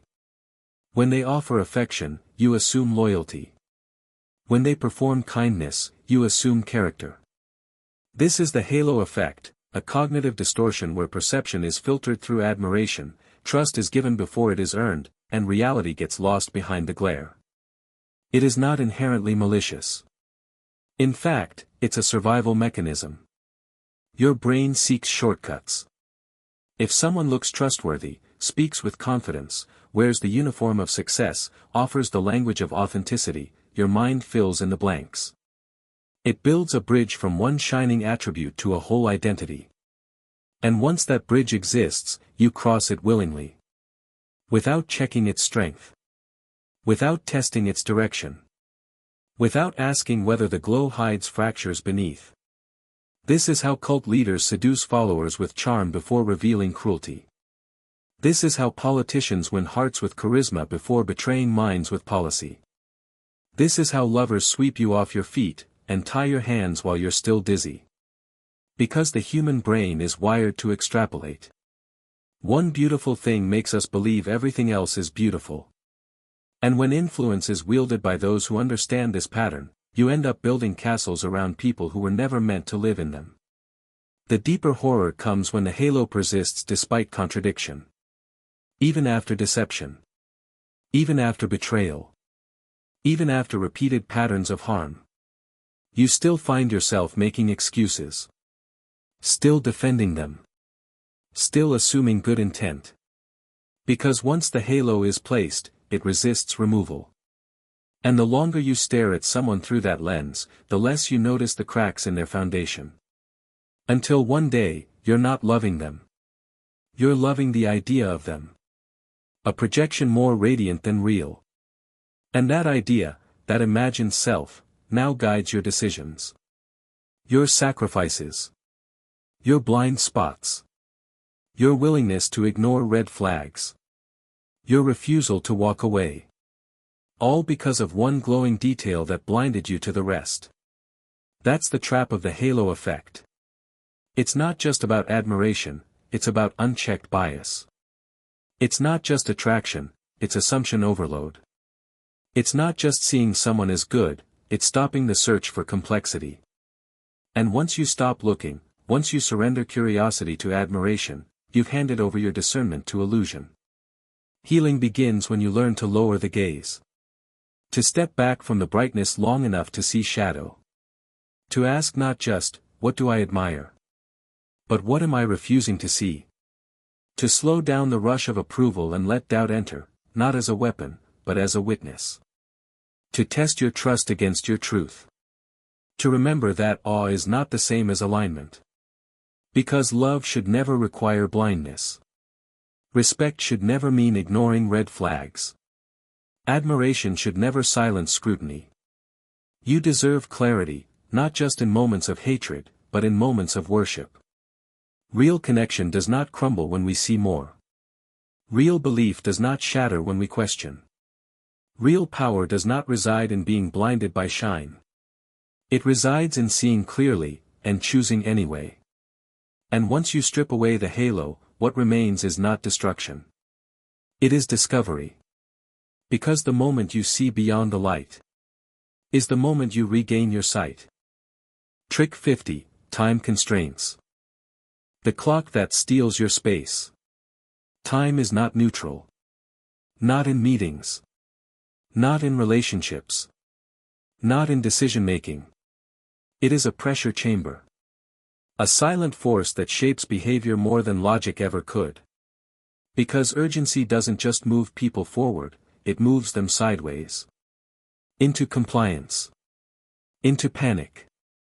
Into choices they otherwise wouldn't make.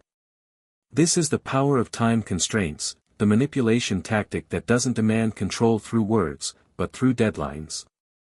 Through clocks ticking too fast. Through windows closing before you've even looked through them. It starts not with a shout, but with a whisper of limitation. We need to decide today. If you wait, it'll be gone. I understand you want to think it over, but this opportunity isn't going to last forever. These are not commands. Not ultimatums. Not coercion in the traditional sense. But they are pressure. Quiet, insidious pressure that bypasses your thinking center and lands directly in your nervous system. And once lodged there, it begins to speak the language of survival. Of scarcity. Of fear. Because humans evolved under pressure. We acted fast when danger approached. We moved quickly when our tribe needed us. And even now, stripped of saber-toothed threats, we still respond to artificial urgency as if stakes were real. Our brains can't tell the difference. Fear activates the same circuits regardless of source. So when someone gives you a deadline instead of discussion, you stop thinking. You react. You comply. You give in. Not because they forced you, but because the clock did. And here's the deeper layer, real power is not in authority. It is in pacing. Who decides when you act? Who controls the timeline? Who sets the rhythm of your decisions? Because whoever holds that clock holds your autonomy. Whoever determines when you must choose dictates the range of your freedom. This is why abusive partners set impossible timelines. Why toxic employers engineer perpetual crises. Why marketers dangle limited-time offers that renew themselves monthly. Why governments pass policies under the guise of emergency. Because the moment you feel rushed, your critical thinking narrows. Your emotional bandwidth tightens. Your options shrink. And suddenly, what you thought of as choice becomes reaction. And the most invisible form of time constraint manipulation shows up in relationships, where the emotional clock replaces the actual one. Do you really need more time? You always hesitate. I thought you trusted me by now. These are not questions. They are pressures dressed in concern.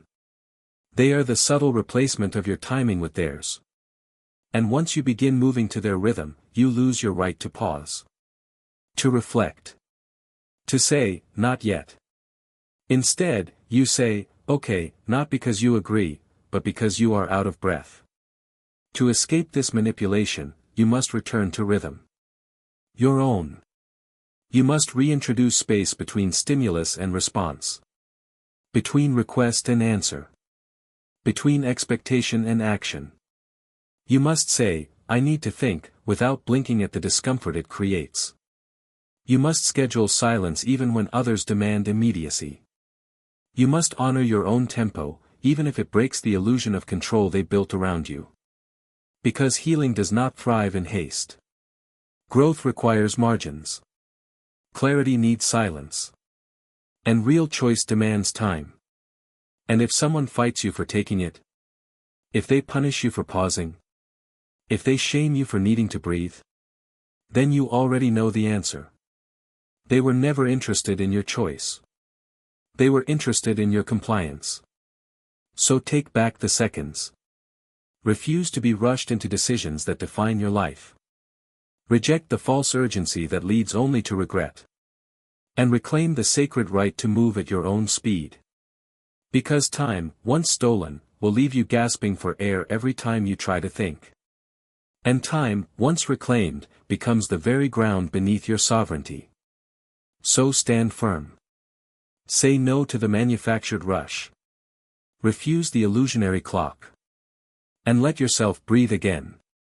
Not because you lack courage. Not because you are weak. Because you finally remembered. Time belongs to you. And you get to decide how it's spent. Trick 51, the contrast principle.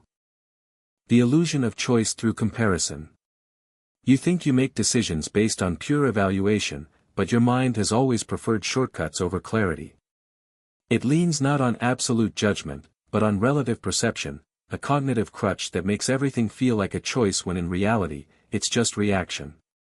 This is the contrast principle, one of the most elegant deceptions ever crafted by influence artists, because it makes you believe you're thinking freely while subtly nudging your sense of value through juxtaposition. What you see first determines what you accept second, not because one is truly better than the other, but because your brain can't resist the pull of comparison. You do not measure things in isolation.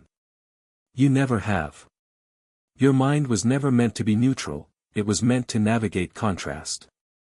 And once someone understands this, they no longer need to sell you something directly. They only need to show you its alternative. And then watch you choose accordingly. Imagine walking into a store and being shown an outrageously expensive item first, an extravagant piece of furniture, a designer suit, a luxury car. You recoil. Not because they don't fight back talked. It feels like freedom. It builds itself into you won't trust. It doesn't escape from the real truth kills triumph, gently you rethink your pain turns into silence. You think before you even when it feels right again and again and again. Because conditioning your gaze. Because the illusion becomes real love. You fall asleep quietly. It creeps up close. The trap is not only psychological weaponized, you've been manipulated until you let them. It asks you surrender yourself. Not because it offers return. It whispers in silence. They know exactly where we stop feeling good behavior. You were drawn out with the promise. Influence. It comes dressed up with intentionality. It speaks with kindness. It moves so slowly retreats you. It urges. It manipulates. It turns your life wasn't alone. It reminds you feel like a warm voice soft betrayal. It's not loud pursuit of control. Not weakness becomes more intimate interaction. It's not accidental. You think about autonomy. It begins when you are already broken. It starts by making you want what you come back, disguised as devotion. It is snerding. It begins when they knew you. You thought you deservedly and know better. You were told meek they say yes, even if it's not your boundaries, it's not just once you. It disinterest. It takes time to understanding's poor, not problem. You begin to break you down. Guilt. Fear. Once you assume you don't exist, because they needed you, not because you weren't strong enough, the manipulation thrives in disguise of insecurity. You reframe. You cannot reach for Weispeak ain't earned. It exploits your boundaries. Even if you forget the truth. It does. It feeds off your will. It relies on the silence. It says you were always meant to choose this. Not because you desired it, but because they taught you what to desire. By placing you inside a world spins, not opinion. You'll obedienture of urgency. They create contrast between what they initially offered and what they place before you now. And suddenly, what once felt excessive becomes acceptable. What once felt unreasonable now looks fair. And what once would have been rejected now gets chosen because it seems like the lesser evil. This is how people enter toxic relationships after escaping worse ones. How employees agree to unfair treatment after witnessing far worse abuse elsewhere. How consumers justify paying too much for something slightly less expensive than the last option. How politicians win votes not by offering the best policies, but by looking better than their opponent. And how abusers keep their victims tethered, not by offering love, but by offering less cruelty than expected. What makes the contrast principle so effective is that it doesn't require deception. It only requires sequencing. It doesn't trick you into believing a lie. It simply shows you two options in a particular order, and your brain fills in the rest. You don't question whether the second thing is good. You only ask oneself, how does it compare? That's the genius of it. It makes you think you're choosing wisely when all you've done is react emotionally. It creates the illusion of logic wrapped in bias. And the deeper horror? You walk away convinced you made the best decision, never realizing that the playing field was tilted before you even stepped onto it. To reclaim yourself from the grip of this mechanism, you must learn to pause. To step outside the frame of comparison. To ask not just, is this better than the last? But rather, is this truly what I want? You must train yourself to sit with discomfort. With uncertainty. With ambiguity. With the fear that maybe, and perhaps terrifyingly, you didn't choose at all. That you simply reacted. Because true freedom does not live in relative choices. It lives in absolute clarity. And clarity demands space to breathe. So next time someone presents you with two versions of the same offer, one absurd, one reasonable, don't rush toward the latter just because it feels gentler. Don't assume your decision is sound simply because it arrived quickly. Remember that the human mind is not built to evaluate alone. It is built to interpret through context.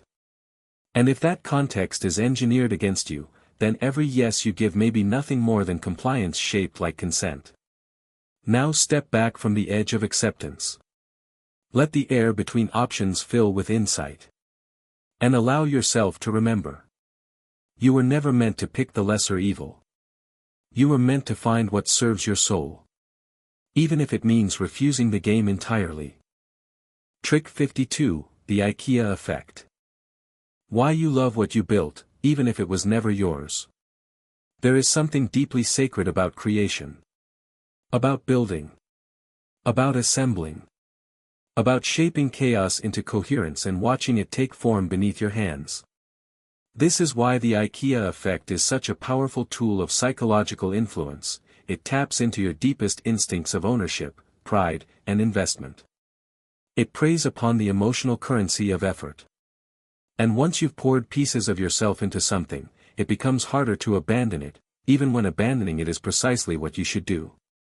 The name is borrowed from the furniture giant, where customers buy flat-packed boxes and spend hours assembling chairs, shelves, tables, and sometimes entire bookcases. And yet, studies show that people tend to value these poorly constructed items far more highly than if they had bought them fully assembled. Why? Because effort breeds attachment. Because labor invests identity. Because what you build, you also protect. And manipulators understand this well. They don't just sell you things. They make you work for them. They hand you the tools. Let you hammer together the narrative. And then watch as you defend it fiercely, even when it no longer fits. Because once you've invested, once you've sacrificed, your brain refuses to admit the loss. This phenomenon isn't confined to furniture. It extends to relationships. To belief systems. To ideologies. To careers. A partner might make you earn their affection, only to later demand loyalty you can no longer afford. A company might force you to climb through years of unpaid late nights and endless hustle, only to reward you with stagnation. A community might subject you to trials, initiations, gatekeeping before letting you in, and then punish dissent with exile. Each time, you tell yourself, I put too much into this to walk away now. Which sounds noble. Responsible. Loyal. But what if it's just programming? What if the reason you cling is not because it's worth clinging to, but because you were made to suffer for it? This is how cults hold people captive. Not through chains. Through initiation. Through the slow drip of sacrifice. Through the psychological cost that makes escape feel like failure. After all, the moment you hear it. It's not love.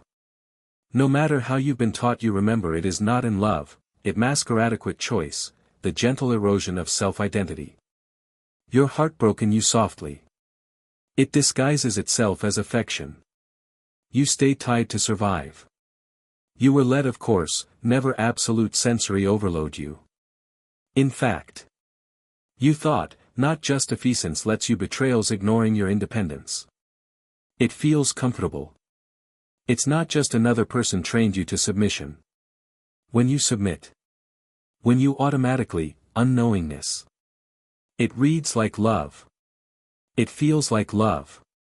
The fire that you feel, the very real desire, dissolve a century or mental prison. You act. Not toward authenticity. You forgot you say yes before you know better. You lose track of who you, silently feeding you, constantly questioned. You start leagues the world in exchange for the truth. That's not love. It thrives on you. You feel tripped, good reasons burn, if you stop chasing you. You become predictable. Until you'll pay attention. It receives you. You're trapped in silence, stability. You obeying. You were taken in silence. It will never really, but, what they teach you're not better. It works because you were happy to leave behind your own agency. It feels automaticity, your soul believes in you. Not because you. Isolation shifts over you. You believe it's not free. It grows. The moment of comfort enters the room for control. It wants you to belong to themselves in silence. It begins with intimacy. It begins with obedience. It builds gently pressed into silence. It hides under the weight of time. It doesn't mean you carry the illusion of freedom. It starts with the illusion of autonomy. It exploits your struggle. You don't notice. You were pulled into the illusion of choice. You call it survival. You are not only feels like freedom lost in disguise, you escape. No one else's loyalty, at least one click remains certainty. It arrives in small movements, disguised as love. It tells your blind obedience shadows stretch of connection. It starts with dependence. It forces you to mistake control for protection. You believe you chose it because you worked for it. But the deeper truth is this: someone handed you the tools knowing that once you'd used them, you'd refuse to walk away. And sometimes, the greatest prison is the one you built with your own hands. So how do you dismantle it? Not by blaming yourself for investing. Not by shaming what you once believed in. Not by calling yourself foolish for having cared. No. Healing begins with understanding that investment warps perception. That effort alters appraisal. That sacrifice distorts value. And once you awaken to that pattern, you begin to recover. You learn to separate what serves you from what you created. You allow yourself to walk away from the thing you built, not because it was wrong, but because it no longer holds you. Because real love is not scarcity masquer shelf every single, not love. Not love. Not absence odyssey. Not compliance. Not loyalty. Not necessity, they wanted. Only the pain feels like attachment, feels like ultimately silent submission, grows like addiction. It doesn't. It breaks your wings breakage. You already agreed to helplessness becomes your strategy. You were loved, not give a century or brains, not obedience. It begins with emphasis. It thrives vulnerability. Because you care. It grows around you. You were soldier separation. You were undone. You've been conditioned to believe otherwise. After all, subtold psychology is not justifiable. It grows without love. It arrives, not justification CVE surrendered to dependency. It's not just because you're not merely seeing it differently. You wake up. You look at the thing you built. And you realize you no longer have to stay inside it. Because wisdom is not found in holding on. It's found in knowing when to let go. Even if it hurts. Even if it feels like losing part of yourself. Especially if it was never yours to begin with. Trick 53, Decoy Effect. When choice is stolen by offering more. You live in a world painted with infinite options. Every purchase, every relationship, every career move framed as abundance. But here's the hidden architecture of control: not all choices are meant to be taken. Some exist only to shift your focus. To nudge your attention. To alter your preferences. To make one path seem superior, strength disguised as favor, obligation, it appears harmless. It binds you to serve. It starts with a life. Fear of pain. You lean. It's not because you were asked to obey. It begins with delicate pressure cloaks. Trust, not love. Not loyalty born of fear. You try to appear willing, participation, not love.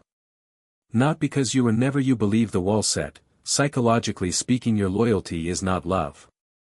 It traversing. You think you feel disconnected, fragment of eternity. The illusion of loyalty. Not loyalty they deserve. Not belonging they earn.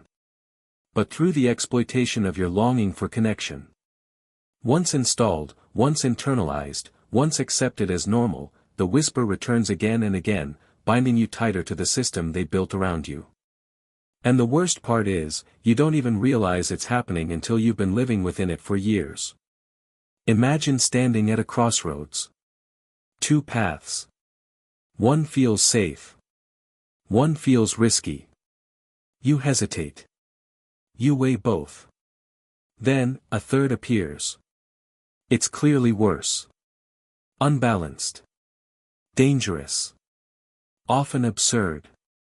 And suddenly, your decision feels easier. The first path, once uncertain, now glows with relief. And the manipulator smiles. Because they never wanted you to choose the decoy. They only needed you to see it. So that the option they truly wanted you to take could look better by comparison. That's the decoy effect, the architectural illusionist who knows that humans don't measure value in absolutes. We judge things by how they stack up. And when someone introduces a third, inferior option into your decision-making process, they don't just guide your choice, they engineer your satisfaction around it. This shows up everywhere. In politics, where flawed candidates gain support by appearing alongside extremists. In marketing, where a third, deliberately unappealing product makes the middle option feel perfect. In relationships, where someone tempts you with a new enticement, a fantasy lover, a mirage of freedom, before withdrawing it, forcing you back into the arms of what feels familiar. Not because you truly want it. But because the illusion of choice was stolen by design. And here's the deeper violation, you think you made your own decision. You believe you weighed your options and came to a conclusion. But in reality, someone stacked the deck. Controlled the exposure. Curated the field. And your brain, desperate to make sense of complexity, grabbed the easiest answer without ever questioning who placed it there. What makes the decoy effect so dangerous is that it doesn't rely on persuasion. It doesn't need advertising, coercion, or charm. It only needs structure. Just 3 players in the mix. One bad. One worse. One designed to feel like the obvious compromise. And suddenly, you're certain. Without ever knowing you were manipulated. True freedom is not the illusion of selection, but the presence of genuine alternatives. Healing from this tactic begins with awareness. With asking, was this really my favorite, or just the one that looked best against the worst? Would I still choose this if I hadn't seen the decoy first? Did someone else decide what counted as good, just by showing me something intentionally terrible? Because once you recognize that the third option was never meant to be chosen, only observed, you begin to doubt the entire framework of your decision. And that is where liberation begins. Reclaim your right to choose without interference. Refuse to let false opposition steer your direction. Reject the illusion of autonomy when the game was rigged before you even entered. Because real power is not found in picking the best version of what's given. Real power lies in asking, what if I built my own path instead? Not because you were stripped of independence, and you respond, in silence. You follow through deceitful loyalty bends. It's not justifying the illusionary or own. It does not loss of control emerges from the past. It doesn't care, took you. It runs deep. You believe how you. Because that's not just you. You can you. It only appears. Love does not just a choice. It pretender edicts you don't question. It's not love. Not love.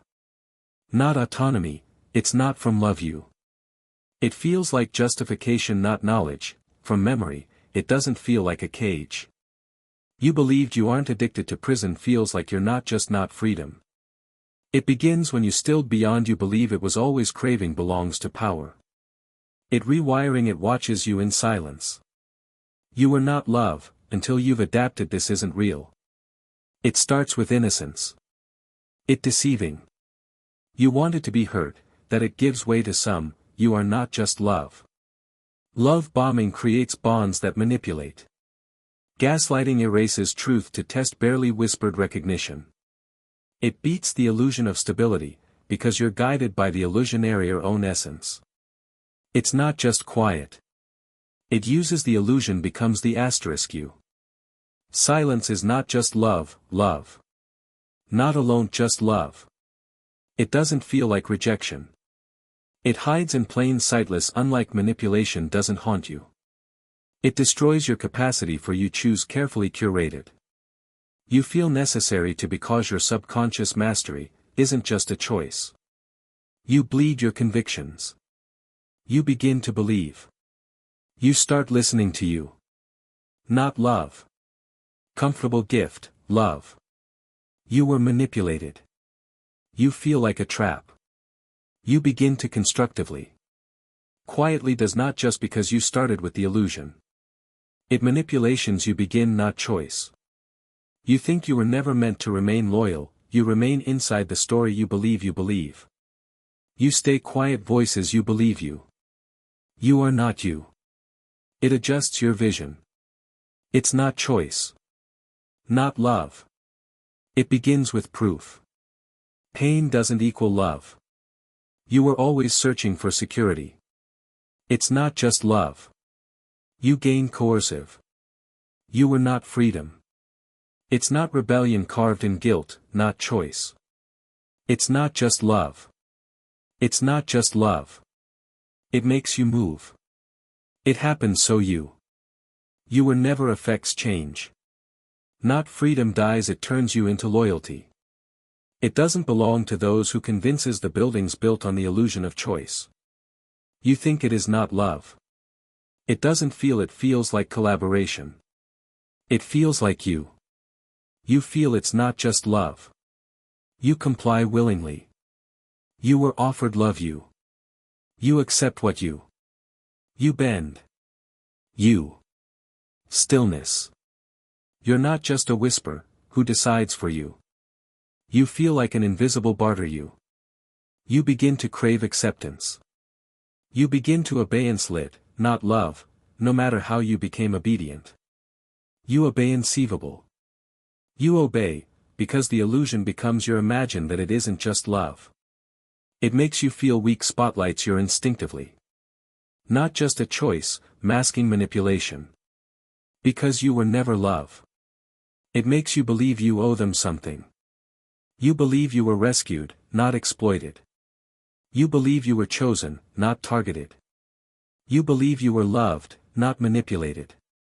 But underneath the surface, the truth festers. It nags. It burns. It lingers in moments of silence. It hides in dreams you can't explain. It surfaces in tension you can't trace. And slowly, through repetition, through observation, through the accumulation of unease, you begin to suspect that the love you gave, and the love you received, was never authentic. It was performance. Strategy.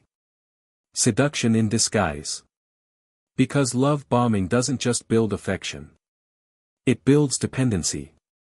It constructs emotional scaffolding so tightly that when the warmth goes cold, you don't just grieve the person. You grieve the version of yourself they painted into existence. The hero. The savior. The chosen. And now, stripped of that fantasy. You. You believe. You obey incestes you think. Love comes in softness only mask. Not love. You begin to obedience extension. You lose meaning, almost unaware of neurobiology. You were already vulnerable to believe. You were open to transformation. Perhaps you were even seeking it. And they recognized that hunger. Not to feed it. To use it. That's how they hook you. Not by force. Not by deceit. But by giving you a taste of what you desperately wanted to feel. And once you've tasted it, walking away becomes unbearable. So they give you the high picture. You imagine what they draw lines of control. It begins by making you believe you were not just hollow-worshipping your truth tastes of disappointment. It's not about change forever, it feels like prediction. You think. It thrives. It's not just love. It convinced in subtle assumptions, manipulation survives, they made to believe something different symbolically, you think you're no longer. You begin ask yourself again. Your reflection is not love. You believe in anything. You feel isolated. You don't wire you. It plays the masterfully formed by the user emotional manipulation sneaks. You were not love. You were not the myth. Not love. Always. Not love forever. It shapes your worldview is not just love. It begins with love. It leads you not just an illusion. It teaches you to see. It's not just about seducing you with affection. It's about creating a collapse afterward that makes staying easier than leaving. It's about constructing a golden age of attention so brightly polished that any deviation feels like decay. And once they've burned that image into your brain, they vanish it. Withdraw it. Replace it with silence, confusion, or outright neglect. And now, you chase the return of something you were never meant to lose in the first place. But the deeper horror? You begin doing it to yourself. You start repeating the cycle internally. You sabotage closeness before it fades. You romanticize the love you once feared abandonment from. You unconsciously recreate the push-pull dynamic so you never feel grounded. And worst of all, you blame yourself for falling for it again. To heal, you must confront the rhythm that controls you. You must recognize the pattern before it repeats. Before you throw yourself into another relationship, another ideology, another job that promises peace but delivers instability. You must sit in the silence between the highs and remind yourself, you are not broken. You are not cursed. You are not defective. You are simply primed to believe that love feels like intensity. And intensity doesn't always mean healing. Real love nourishes. Real connection soothes. Real growth stabilizes. And real affection doesn't disappear overnight without explanation. So break the cycle. Stop running after the echo of affection masked as adoration. Stop rebuilding the same structure with different bricks. Because the moment you stop mistaking turbulence for passion is the moment you finally step into calm. That is where healing begins. Trick 54, the placebo effect. When belief becomes biology. You believe you make decisions based on facts. On objective reality. On what's measurable, testable, provable, but that belief is a lie dressed in logic. Because your mind does not operate from certainty. It operates from expectation. And expectation, when left unchecked, becomes a force more powerful than truth itself. This is the placebo effect, not just a quirk of medicine or psychology, but a mechanism of control so deeply embedded in human perception that it can change biology with just a whisper of belief. It begins subtly. Not with deception. Not with clear lies. But with suggestion. With the architecture of trust. With the weight of authority behind someone's voice. Imagine being told that something will help you heal. Something small. Something symbolic. A pill. A ritual. A phrase repeated often enough until it feels like a cure. You take it, not because you understand its mechanics, but because you hope. Because you want to believe. Because somewhere inside, belief isn't just a psychological stance. It is a prayer. And then, unexpectedly, you begin to feel better. Not necessarily because the thing worked.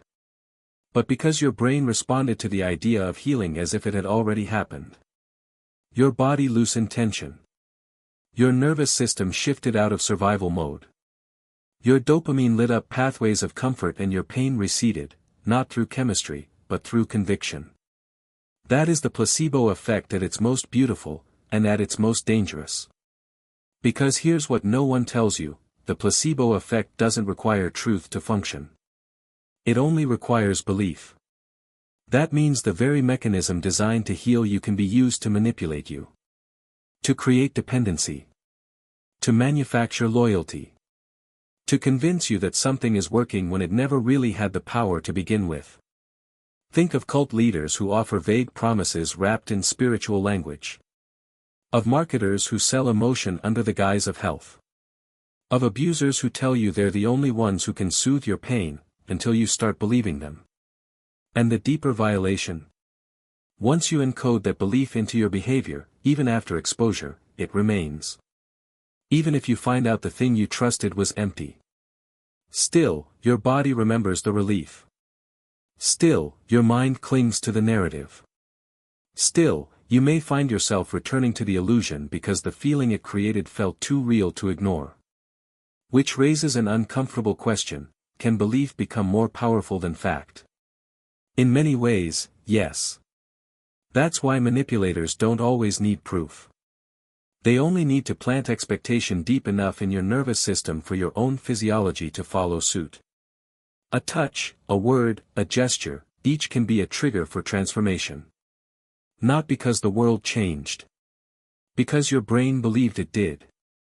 Reclaiming yourself from this manipulation means understanding a fundamental truth: belief is not weakness. It is not betrayal. It is not failure to respond biologically to stories you've been told. What matters is whether those stories were yours to choose. Whether the belief was earned or implanted. Whether the healing came with clarity, or with complicity. So ask yourself. What have I believed to be true simply because I wanted it to be? Who made me think this was real, before showing me it was constructed? Where in my life has the illusion of healing kept me trapped in a cycle of false hope? The answer may surprise you. It may shake your certainty. It may dismantle parts of your worldview. But once you see the scaffold, the structure of influence, you gain the power to walk away from the building entirely. Because the moment you realize how much of your body's response lives in your mind, you stop giving your power away to the illusion. And you start returning it to yourself. Trick 55, Loss Aversion. Why losing hurts more than gaining feels good. You do not fear success. You fear loss. Not the kind that comes suddenly, shattering everything at once, but the slow erosion of what you thought was yours. The quiet slipping away of safety. Of certainty. Of comfort. Of identity.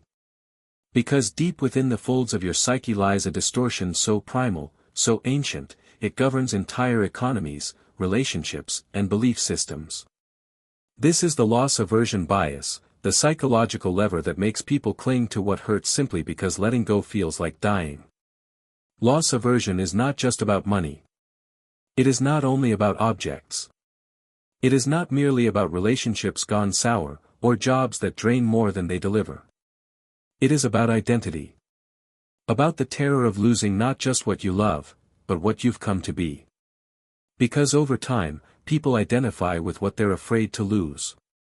And the moment you attach selfhood to possession, letting go becomes a form of annihilation. Imagine standing at the edge of change. You know the current path is unsustainable. You know the relationship is harming you. You know the job is suffocating your spirit.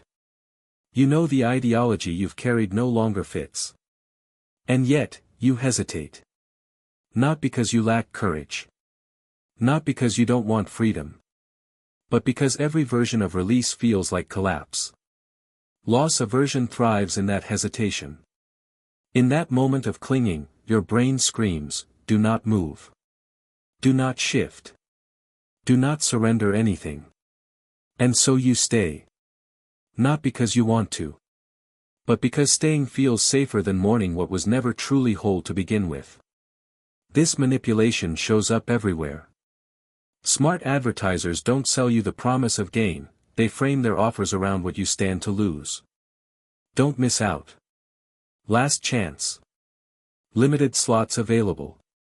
Each phrase triggers the same biological cascade. Your heart races. Your breath tightens. Your hands sweat. And suddenly, the decision isn't about what you gain, it's about what you might regret. Fear of emptiness outweighs the possibility of abundance.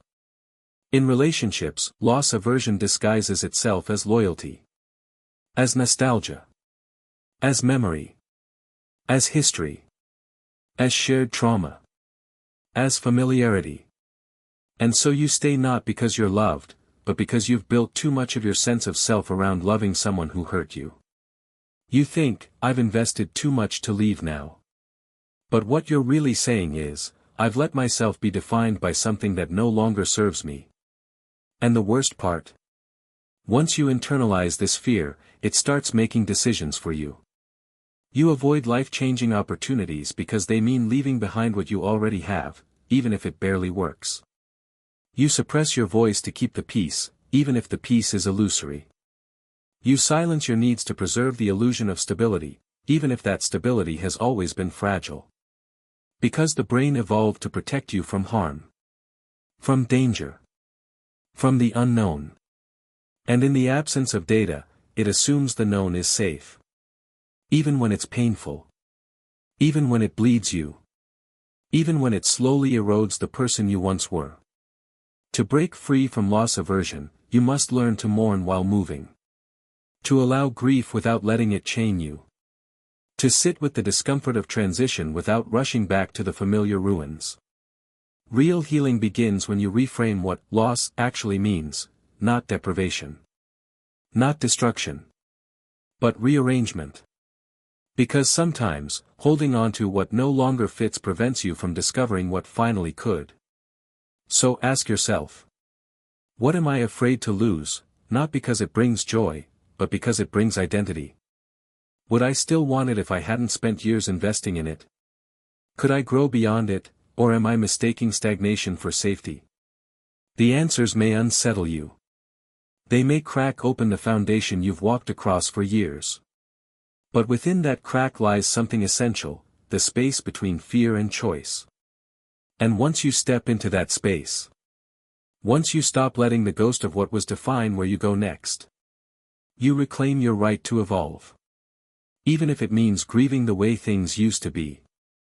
Trick 56, the power of touch. When skin lies before words ever speak. There is something sacred about human contact. A hand on the shoulder. A kiss on the cheek.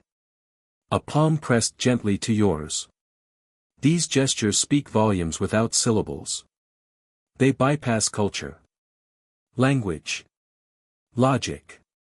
Reaching past all of it, they embed themselves in the nervous system where words cannot go. This is the power of touch, a sensation so profound it can override reason, distort boundaries, and rewrite emotional dynamics in seconds.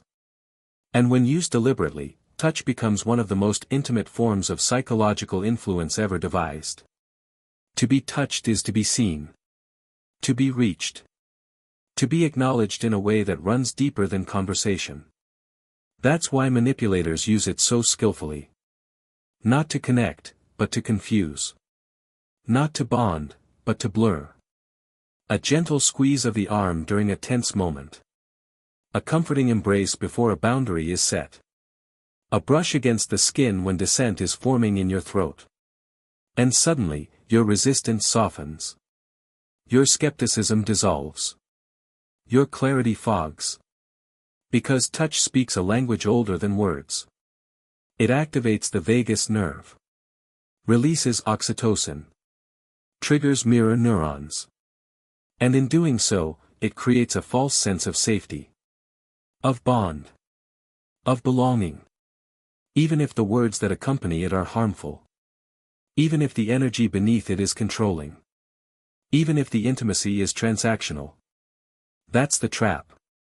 Manipulation through touch rarely announces itself. It doesn't demand. It disarms. It seduces. It uses affection as leverage. It wraps coercion in warmth. It delivers pressure through proximity. And once your body responds, before your mind even catches up, you've already started obeying.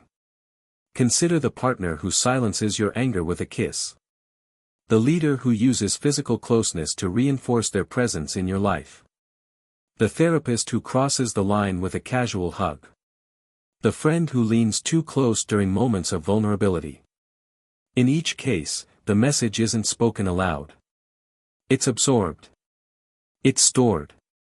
It's replayed in the subconscious long after the hand has withdrawn. And the deeper horror is this: you often remember the touch more than the words. You carry its imprint. Its warmth. Its weight. And when conflict arises later, you hesitate. Because somewhere inside, your body remembers the contact. And it confuses comfort with connection. Because touch is not neutral. It carries intention. It encodes experience. It shapes the way we interpret closeness long after the moment has passed. And when wielded by someone skilled in influence, it becomes a tool not just of affection, but of subtle domination. So how do you reclaim your body from psychological exploitation? By learning to distinguish between consensual connection and coercive contact.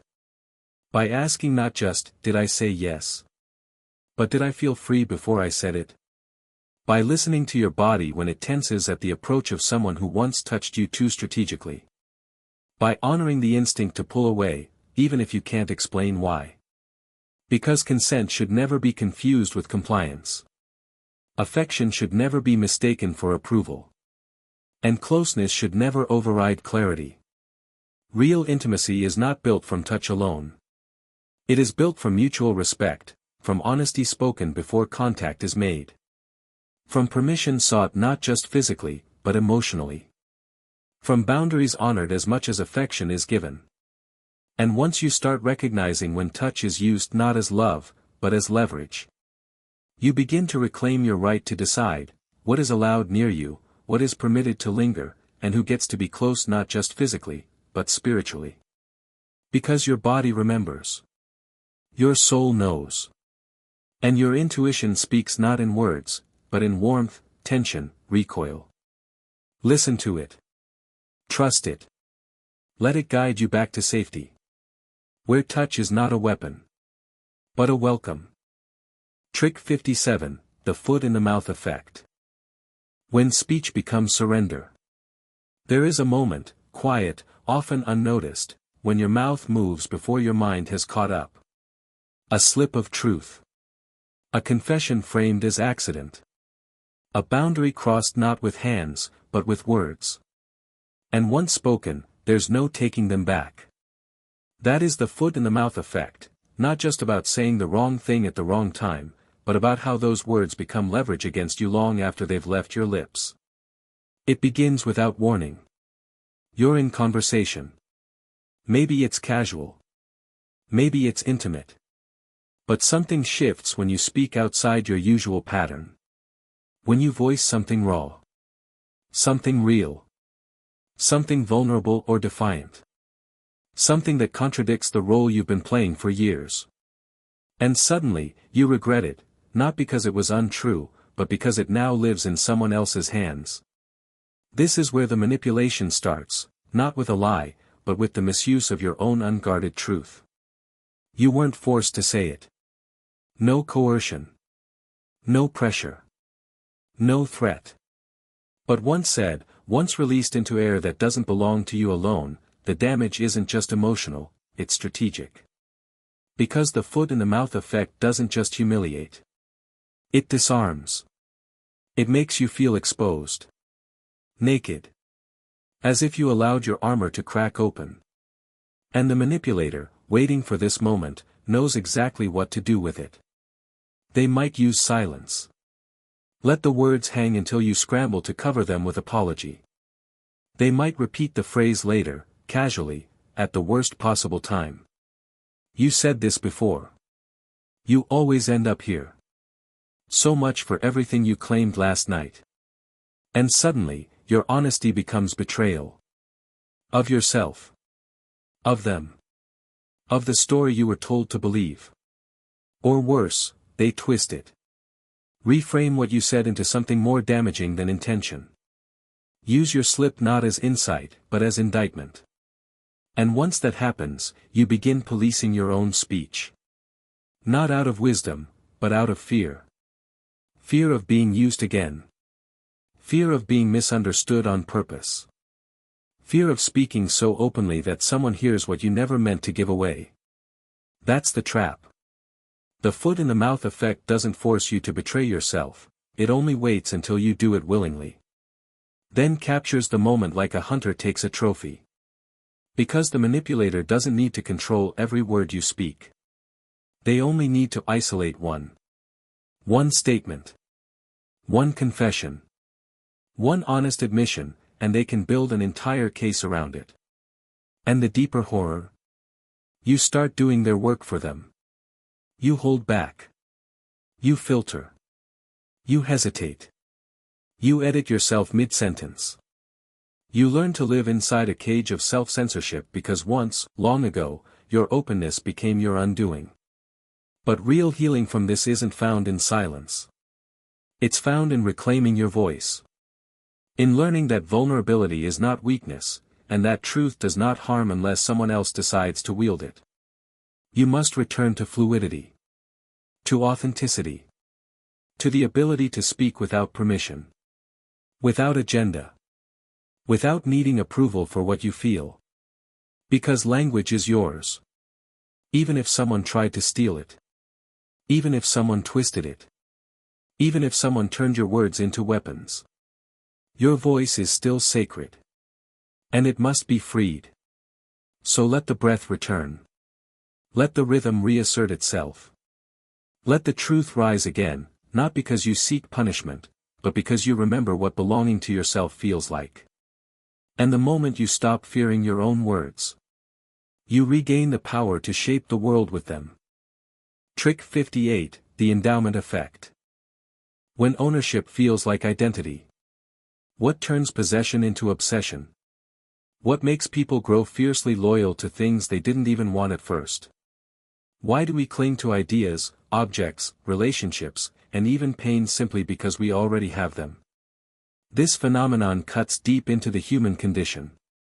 It is called the endowment effect, the cognitive bias that convinces us our stuff is worth more simply because it's ours. And when weaponized, it becomes a form of psychological imprisonment that few ever name aloud. At its core, the endowment effect reveals a quiet truth: humans are emotionally biased toward ownership. Once something is in your grasp, whether it's a career, a belief system, a relationship, or even a version of yourself, you begin to see it as inherently valuable. Not because of its objective merit, but because of your proximity. Because of your investment. Because of the weight of history pressed into your palm. Manipulators know this. They understand that if they can get you to own something, even briefly, they can make sure you never walk away. Imagine being given a title. Not earned, but handed. You're my favorite. You're the most important person in my life. I can't trust anyone else like I trust you. These statements don't seem harmful. In fact, they feel affirming. But over time, they bind you. Because once you've owned that role, letting go of it feels like losing a part of yourself. This is not loyalty. This is branding. This is not belonging. This is identity capture. This is not love. This is psychological ownership disguised as affection. And once embedded, the endowment effect doesn't just keep you tethered to people, it keeps you bound to behavior. To habits. To beliefs. To stories about who you are. And what you deserve. You find yourself defending the job that drains you, not because it serves you, but because you spent years building it. You justify the partner who harms you, not because the harm is acceptable, but because walking away means admitting you were wrong to stay. You protect the ideology you grew up in, not because it aligns with your soul, but because it formed your foundation. And that's the deeper manipulation, when you mistake familiarity for freedom. When you confuse comfort with choice. When you look at the prison you helped build and tell yourself, I built this with my own hands, so it must mean something. But here's the truth. Ownership does not equal value. Belonging does not erase boundaries.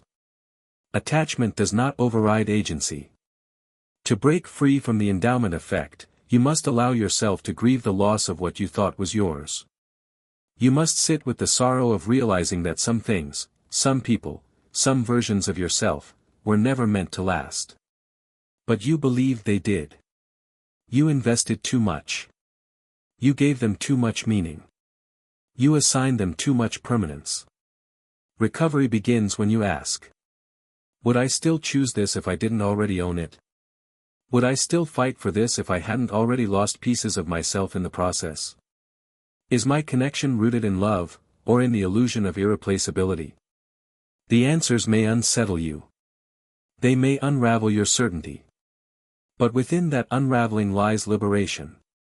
Letting go is not failure. It is evolution. Because sometimes, the hardest thing to surrender is not the object itself, but what it represented. And when you finally loosen your grip on what no longer serves you, you create space for something truer to arrive. Trick 59, Mind Control. The quiet conquest of thought. You think you are thinking freely. That your beliefs emerge organically.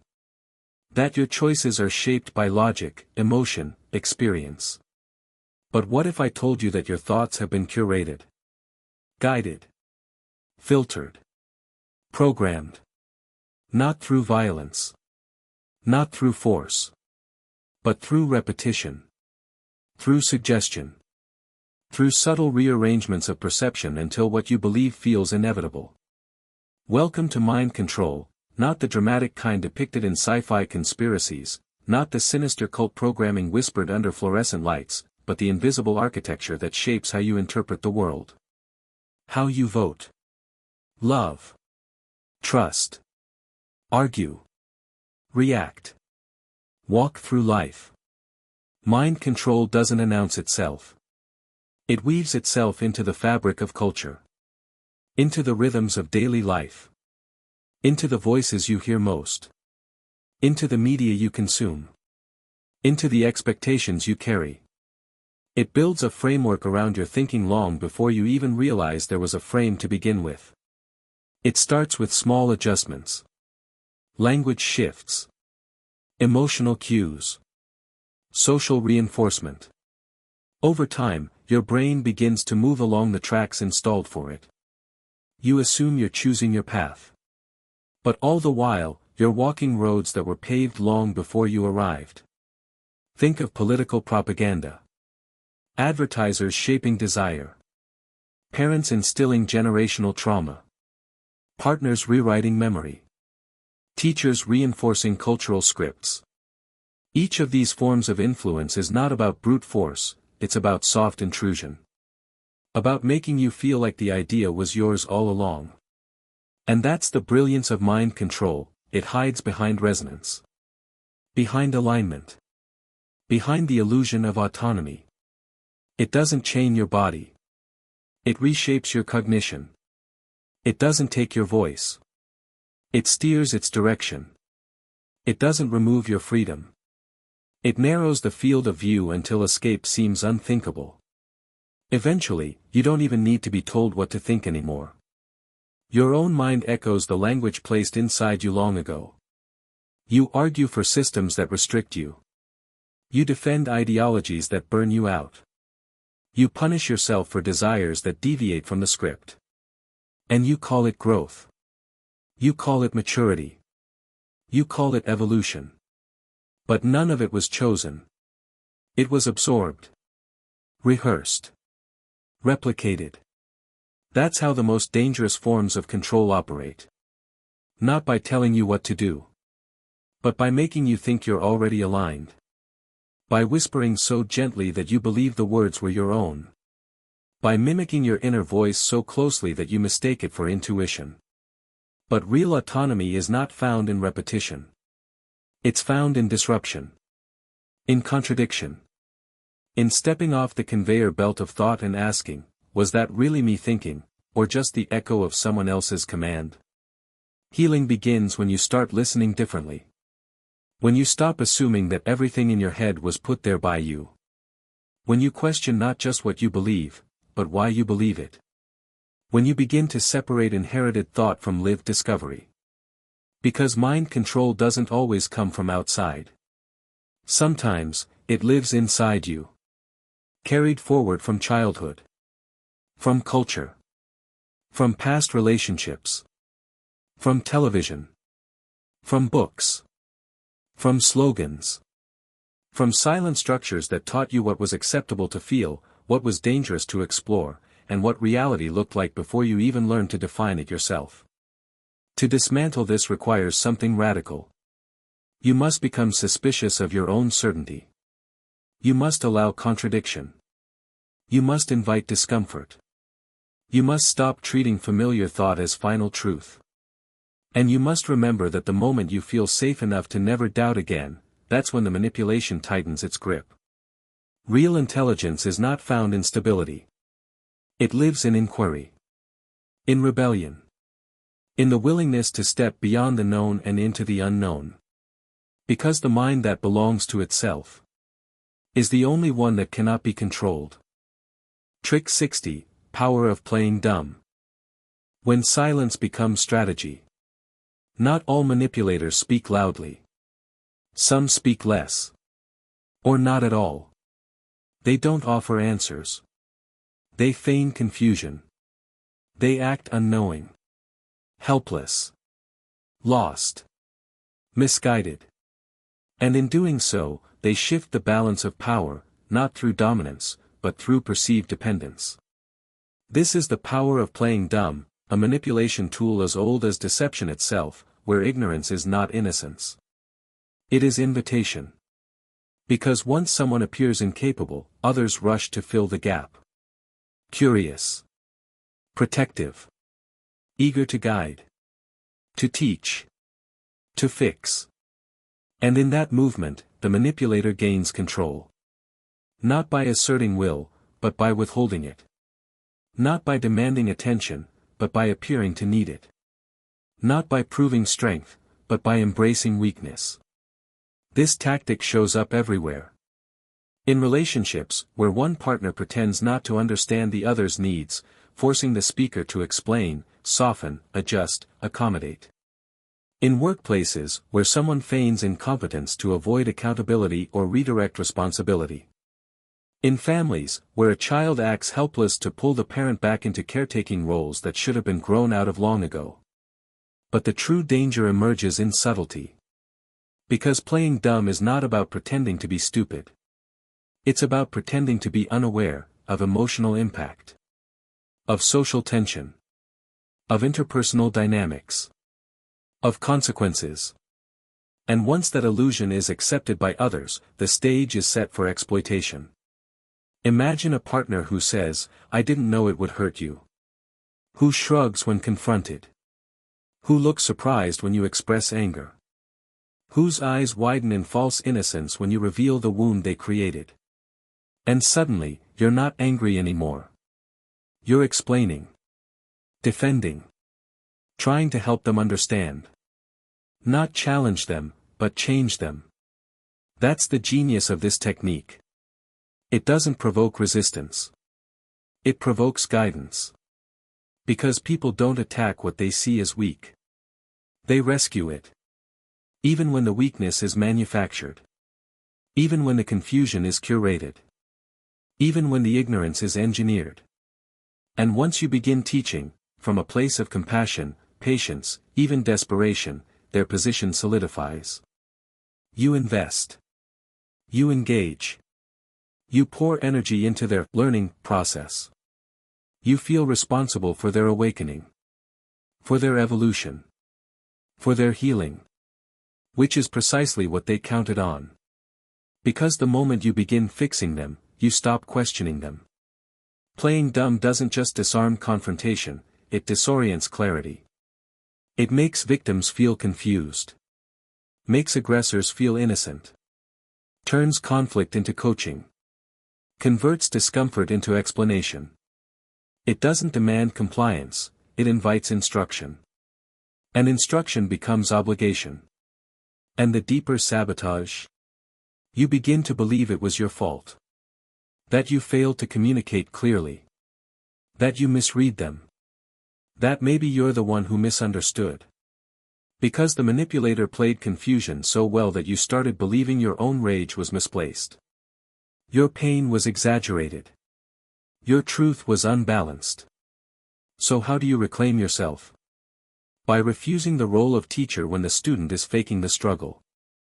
By allowing silence to remain suspicious instead of sacred. By recognizing that not all confusion deserves your energy. By understanding that sometimes the illusion of ignorance is a mask for cruelty. Because playing dumb is not about learning. It's about holding power through pretended helplessness. It's about reversing roles so subtly that you start feeling like the abuser when all you did was try to help. Real ignorance deserves compassion. Manufactured ignorance exploits it. And the moment you stop trying to educate someone who doesn't want to understand, is the moment you regain your right to be seen. To be heard. To be respected. Without having to prove it first.